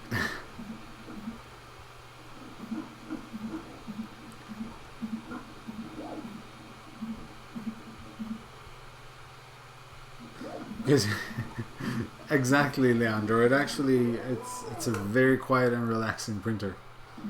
This is the kind of printer you want next to you while you're working.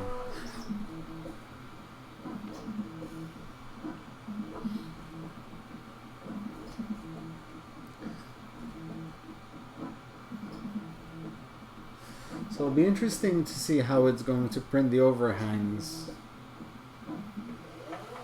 with the other color, because as I said, it's only the outside layer that it's printing in a different color.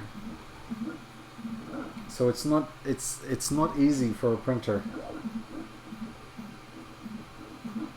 because it's literally just one layer.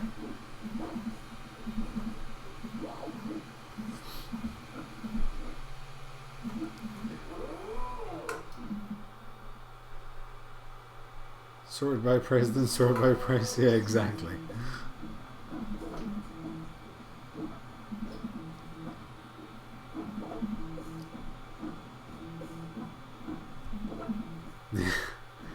Yep. Everyone, subscribe to 3D Printed Aspie.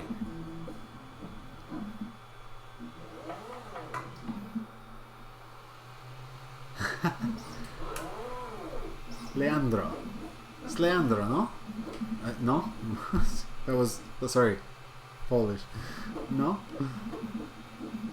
Leandro Lopez. It's true, no. It depends. It depends what kind of print it is. If I know it's a 27, 28 hour print, yeah, I'm going to sleep. I don't care. I don't care.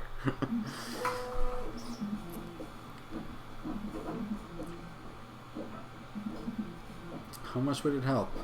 Mickey, honestly speaking, I'm not sure which one it is. I wouldn't mind trying it because the Z-axis on the Prusa could do with a bit of reinforcements.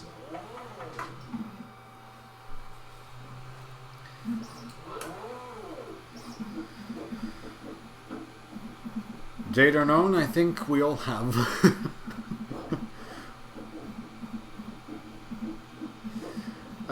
No, with the ANET, not yet. I haven't. The Tronxy, I have actually. I have left the Tronxy overnight finishing the print. But I made sure it was in an area where if something happened, only it kind of went up in flames.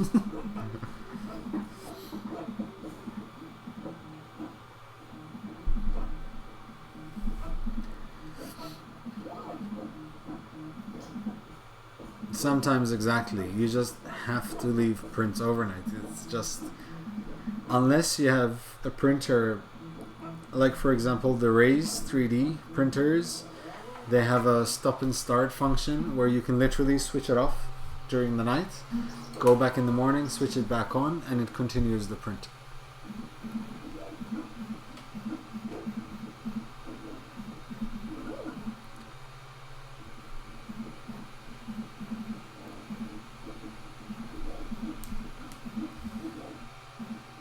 Okay, I need to say that that overhang is immaculate.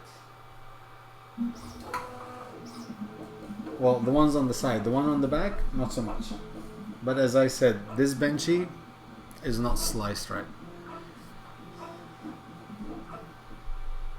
Can it print moving parts? In what way? And are we talking about the Tronxy?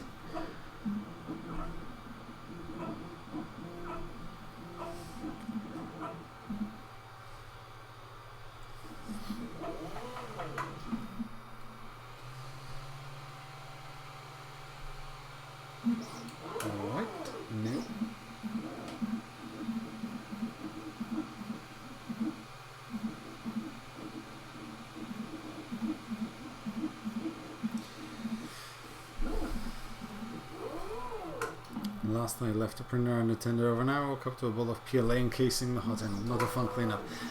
Yeah, unfortunately, that's part of the risk of leaving a print overnight. And it's really weird because it's not the first time I stayed with a print for several hours looking at it and everything's fine. I think to myself, I don't leave it. And then you think to yourself, but I'm tired, whatever happens, happens. And then you realize when you wake up in the morning that it failed possibly 5 or 10 minutes after you left.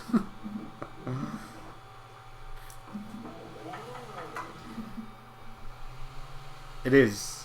As a first venture with me not knowing anything about the printer, I'd say that's fine.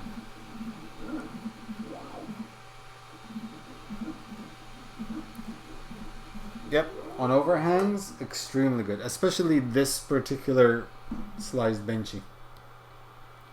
I'm going to need to find another benchy which is better sliced than this though.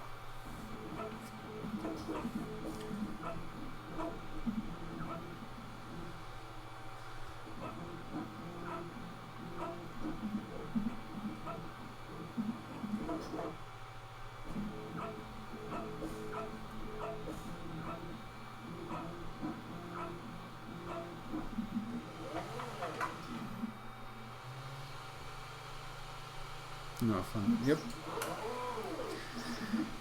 First, I'm going to put it. There's an electronic enclosure for the printer itself, and failed on layer 7 just 15 minutes after going to sleep. Yep, exactly.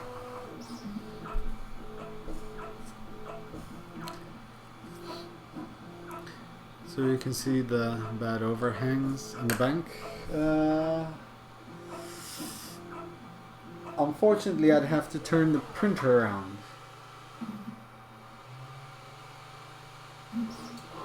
Can't, no. It will soon finish, so as soon as it's done, I'll take it off and you guys can see it. Alright, planetary gear, things. Okay, yeah, yes, it definitely, I'm trying to think what I printed with it. I'm sure I printed something. I know, I actually didn't print in place parts for it. I did print replacement parts for the printer itself on it, which were dimensionally accurate but not print in place moving parts. I think my say a few choice words of life. When I go overboard on bad adhesion. Rocks, glue, stick, hairspray, whatever it takes.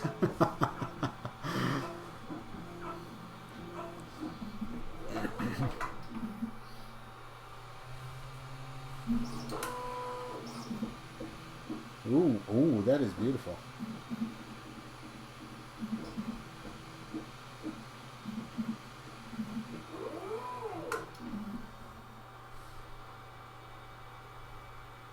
It just did the what do you call it? The bridge. It actually handled it nicely.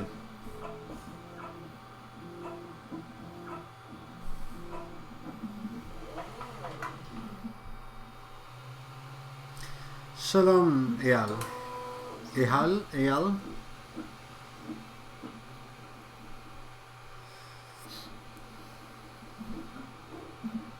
There, glue spray is shadow.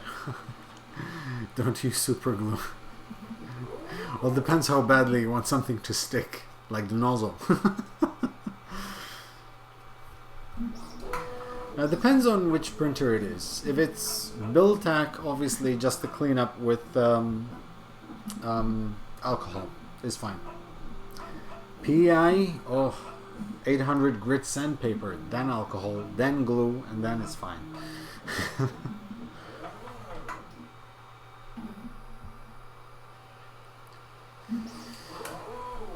There is no AdSense in Malta. However, I managed to create one because I have a US forwarding address. So as long as the account is created in the US, and I also partnered up with a network, which is how I managed to monetize the channel, thankfully.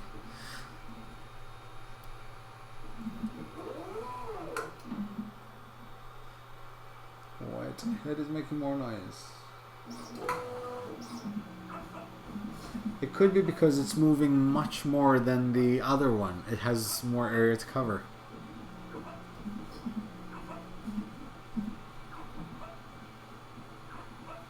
Thanks, Logical Waste.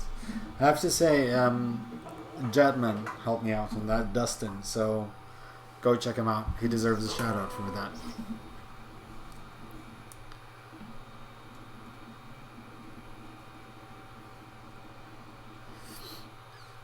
And the printer is owner with a different type of alcohol.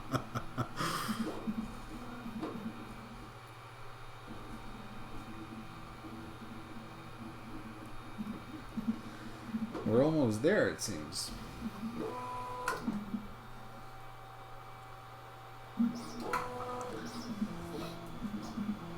But I think it's the, as Ryan said, it's the SD card, because it actually, I think it made the screen freeze. So it might be something to do with the SD card.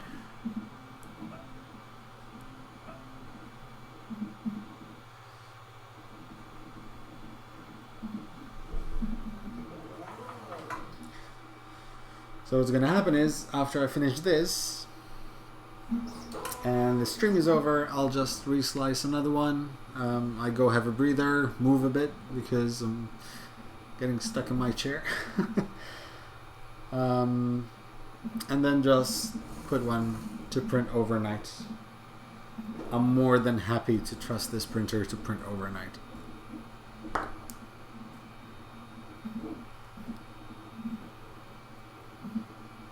Nah, logical waste, it's not gonna fail. I trust. I have to say, it's a really beautiful printer. It's kind of like, it's like a posh printer in a beastly way. You know, it has presence, but it's slick, it's beautiful. The finish is absolutely gorgeous. It's sexy. It's very sexy.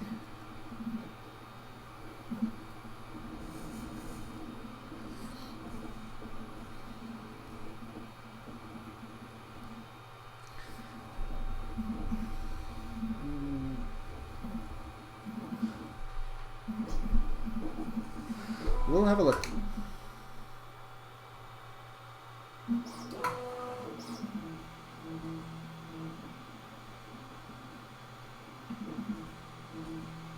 Seems fun.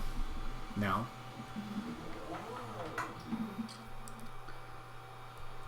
The printer is a printer. I dare call the Apple and their 3D printers. Yeah.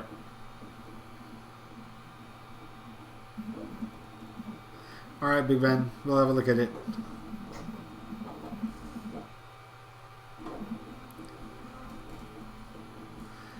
Bunny ears, black tubing. Ah, these bunny ears.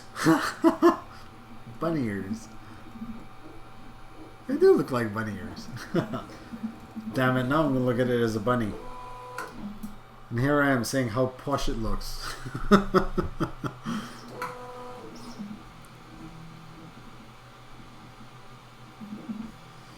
It could be because of that.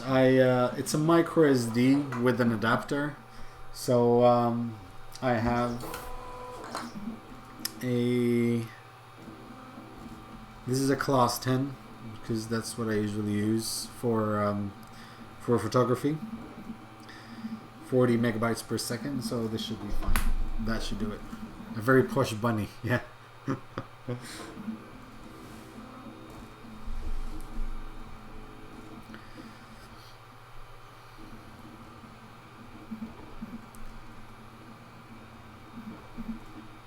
Printing the Legend. Lola Bunny. Just watch Printing the Legend. I haven't seen it.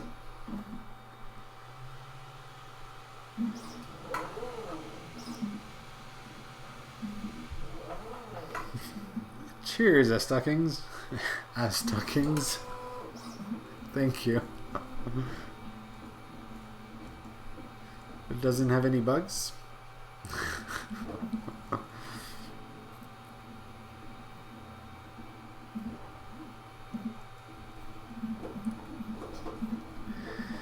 Right, and the bunny teeth.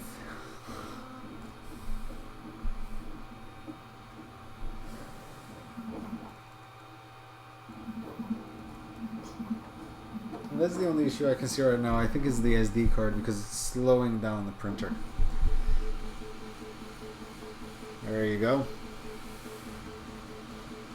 So it definitely handles that very well.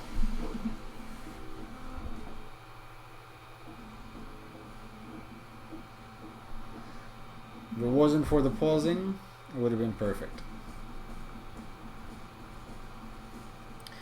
What's my decision on the Trunks EX3? To be honest, I haven't even built it yet. I'll be building it hopefully Monday. So I really don't have an opinion on it yet. I haven't tried it.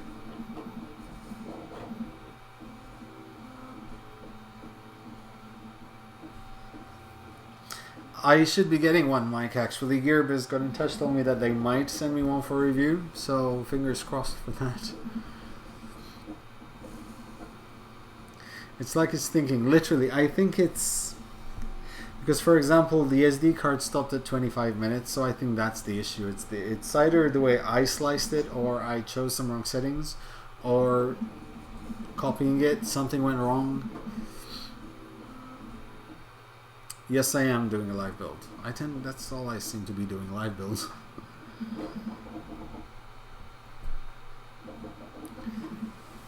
It's bugging me.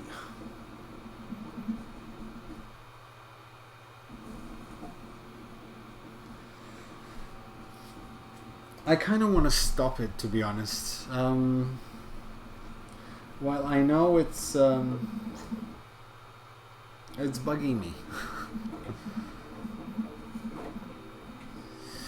I might do it at 9 p.m. CET, just maybe so I don't stay up too late.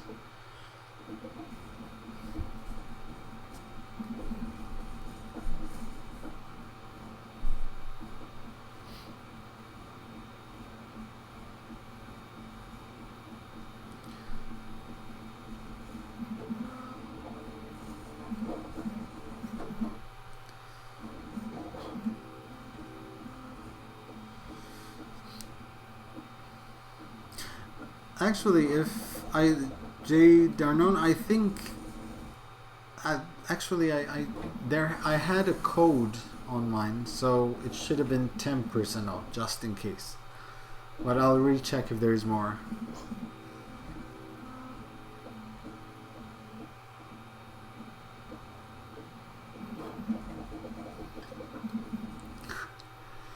Not liking the live builds. Nothing to do with that long list and better use your time. The thing is, I could easily do a time lapse of the live build. So this is what I can do. I can either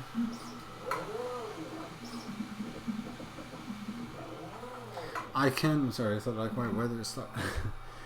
I can either do a live build and spend like 3 hours doing a live build, or else I can just build it, which will probably take me less than 3 hours, start printing with it, and within a week or a few days I can actually put out an initial review of it, or initial thoughts, and then the full review will still come in about 3 or 4 weeks.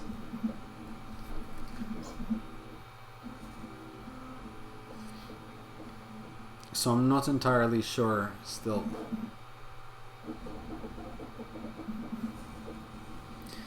Trust me, you're not the only one getting sleepy. It's 2 o'clock in the morning here.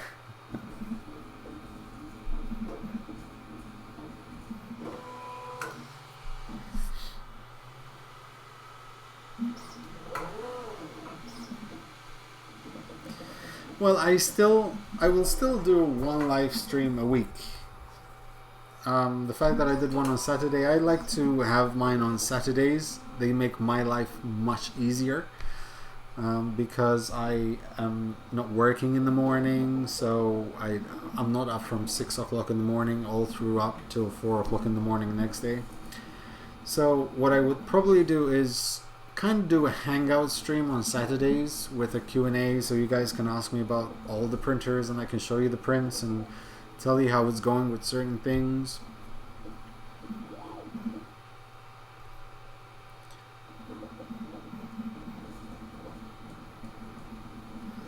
The other alternative is we push the live stream or the live build of the Tron XY to next Saturday, so I don't do back-to-back live streams.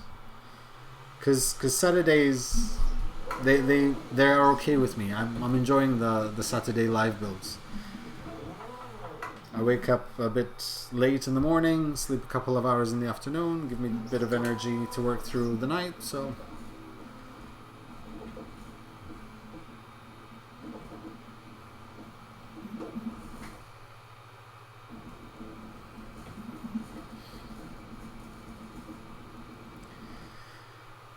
So, mandatory upgrades on the ANET so far. I definitely did the Z... oh god, I cannot think now. The Z lead screw holder with the bearings. I also did a frame bracket, and just those 2 upgrades improved the quality quite a lot of the prints. Getting the MOSFET, doing an enclosure for the power supply with a power switch.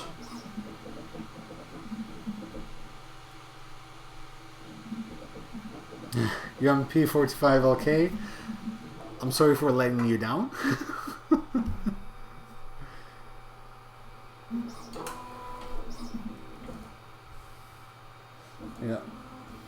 And to be honest, I'm actually hating this benchy right now. And the problem is that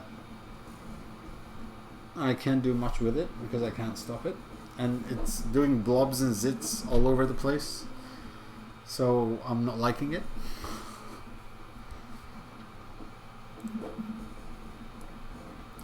Let's do this.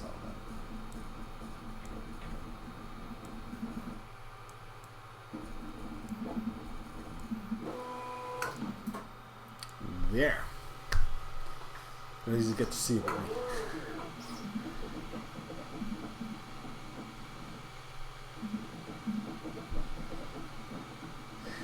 So, what did I miss? Will it keep streaming in your lineup, be it a build or a hangout? Definitely will keep the live streams, I assure you. And I will keep the live builds for sure. I'm just wondering whether I should do it Monday or next Saturday. Just so I don't have back-to-back streams. And I know that Monday to Friday Tom streams his Prusa clone build. So I might leave it for Saturday. No, it's not heat creep. It's I think it was an SD card error because it kind of froze the screen, and also it's pausing the print.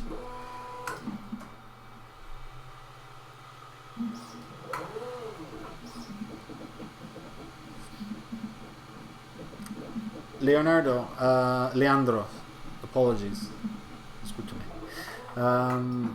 The heat creep is when the hot end fan that cools the actual hot end, the fins on the hot end, is not effective enough, and the heat from the heat block actually travels upwards into that heating element.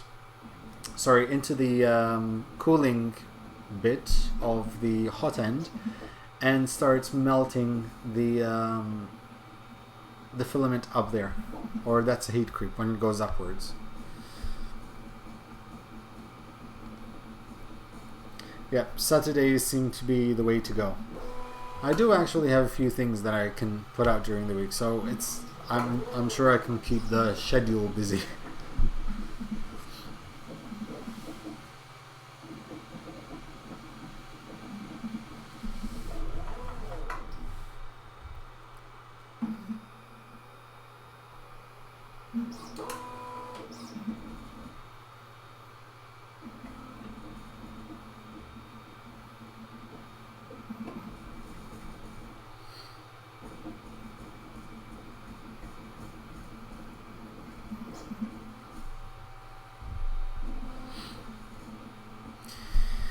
Okay.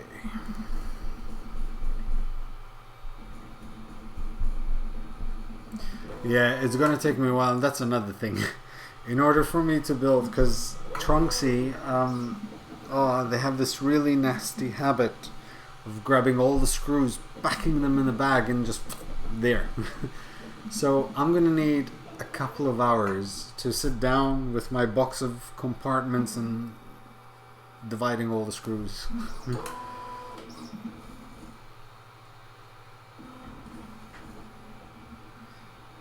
That makes perfect sense, Leandro.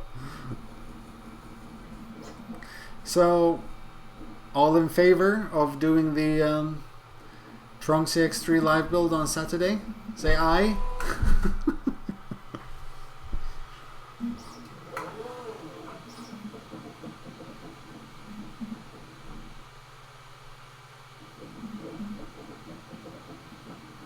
Aye.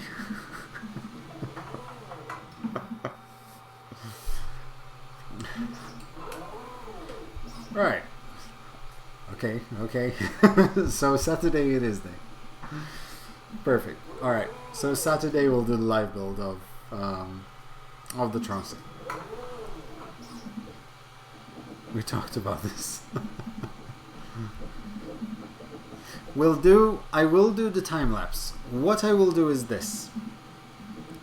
I will set up a camera during the live build, because ultimately, if you don't want to see a live build, you can, strictly speaking, just skip the video. But if you want to do a time lapse, then all I have to do is get a separate camera which records a time lapse.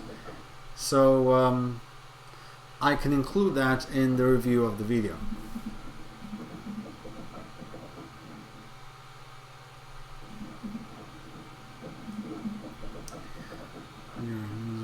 Making me want to do same. Absolutely, I love watching Tom work his magic, man. The guy is a genius. Oh god. Don't tell me that, Jade or Nolan. I'm getting one of those.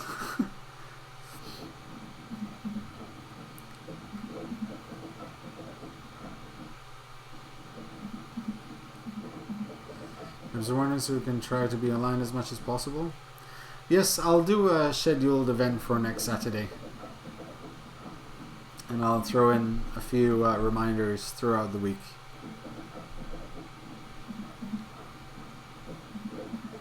Have you been selling fidget spinners? No, I haven't sold any of my prints.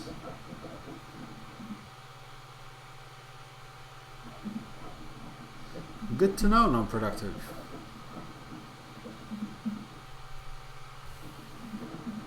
So close, yep, very close. Still doing zits and blobs, so... How's the init A8? Doing okay so far. I'm waiting for the MOSFET to come. I should have it by Monday, and then I can start amping up production on it.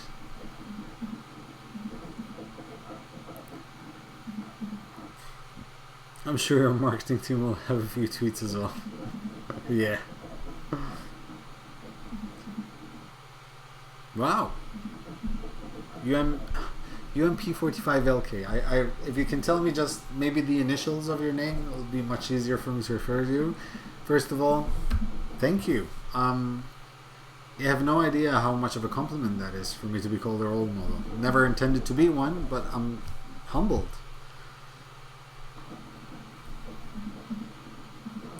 Good to know. I'm actually thinking to do something special with it. Because subscribers are rising up. We're almost at 2,600. And I want to do something special for the 5,000 mark. So I might end up giving one away. But if I do it, I want to give one away to my subscribers, but I also want to give one away to my Patreons separately.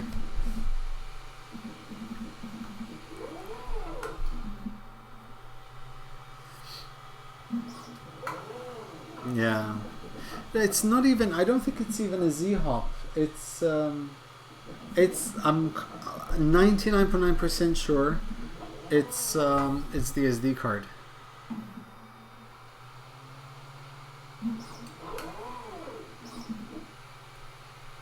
Lars, thank you, Lars.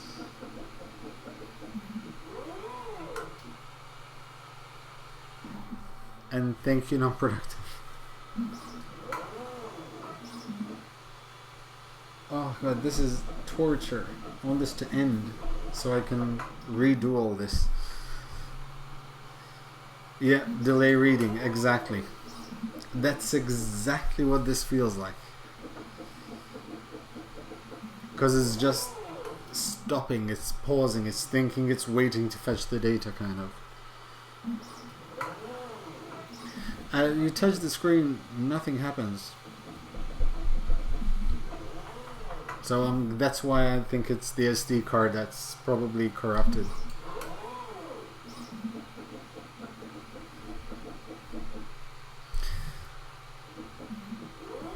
That's literally, that's exactly to the point what I'm trying to do. Because everything I learn, as soon as I learn it, I want to share it. That's all I intend to do with this channel.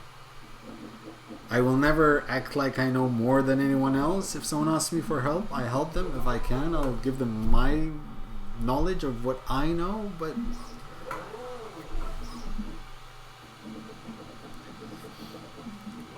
you should make a Discord channel for your subscribers for 3D printing ideas and such. Yep.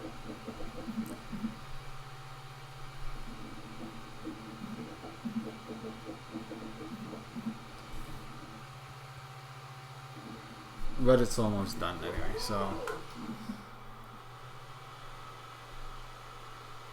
So what's gonna happen is, as soon as this finishes, we're gonna end this stream. So we won't be here for much longer. However, if you want to know what that with a bit of noob magic is gonna look like, I would suggest you look me up on Twitter, because I will most definitely upload a photo of the coming up Benji after this, for sure, because I'm gonna need to work on this. Oh yes, absolutely, I'll show you. I'm kind of not happy about it, but once again, I know its settings, I know what this printer is capable of, I can see what this printer is capable of, so I'm not even worried. Lars, you have no idea how happy I am. I am extremely happy that this is here. It's ready. Oh. So even the screen is still stuck there. Okay. Shall we?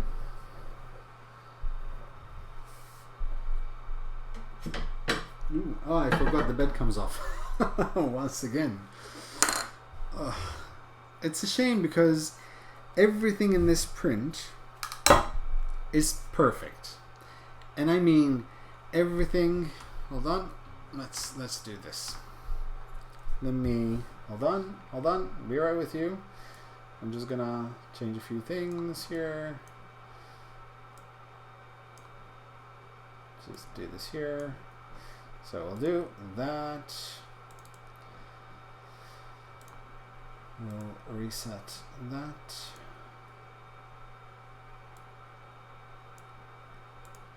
Okay. So this is what it looks like. Come on. Ugh. Hold on. Focus. There you go. That's what we need. So, this is what it looks like. Pardon my fingers. Now, while it's not perfect,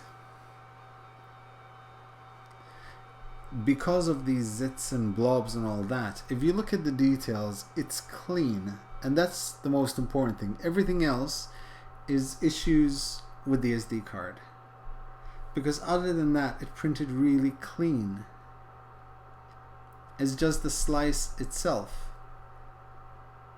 You can actually see how much it's actually the slicer. If you look, I don't know if you can see it. Look at the steering wheel. It just looks weird. But it's smooth surface. The bottom is spot on.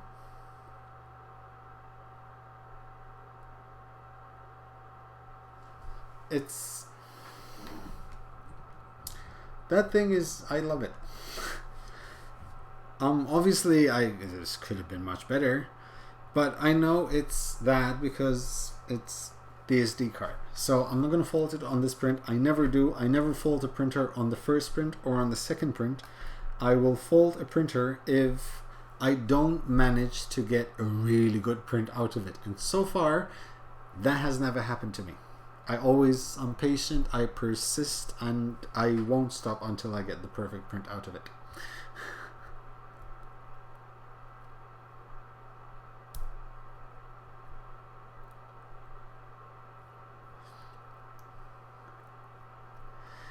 Flipping it lines the belts up better. You can read it. Yes, you can read it. It's a push bunny.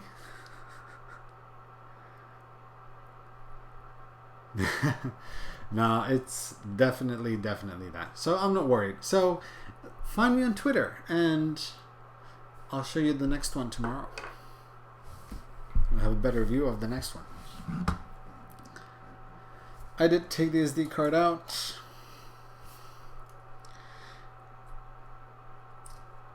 Actually, you know what? I want to try and do something. I don't know if it was this one. let me try something very quickly. I keep looking for a switch at the back. It when the stepper motors kick in, it gives this jolt and it kind of freaks you out.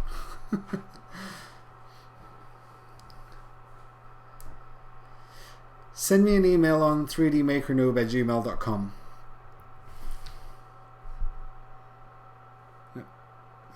I need to format that card. Right, so now the screen works. Everything works fine. So, guys, I'm going to love you and leave you. Thank you very much for hanging out with me tonight. I finally have a dual extruder, which I'm very happy about. I am going to go have a very short walk to get some blood flowing in my legs.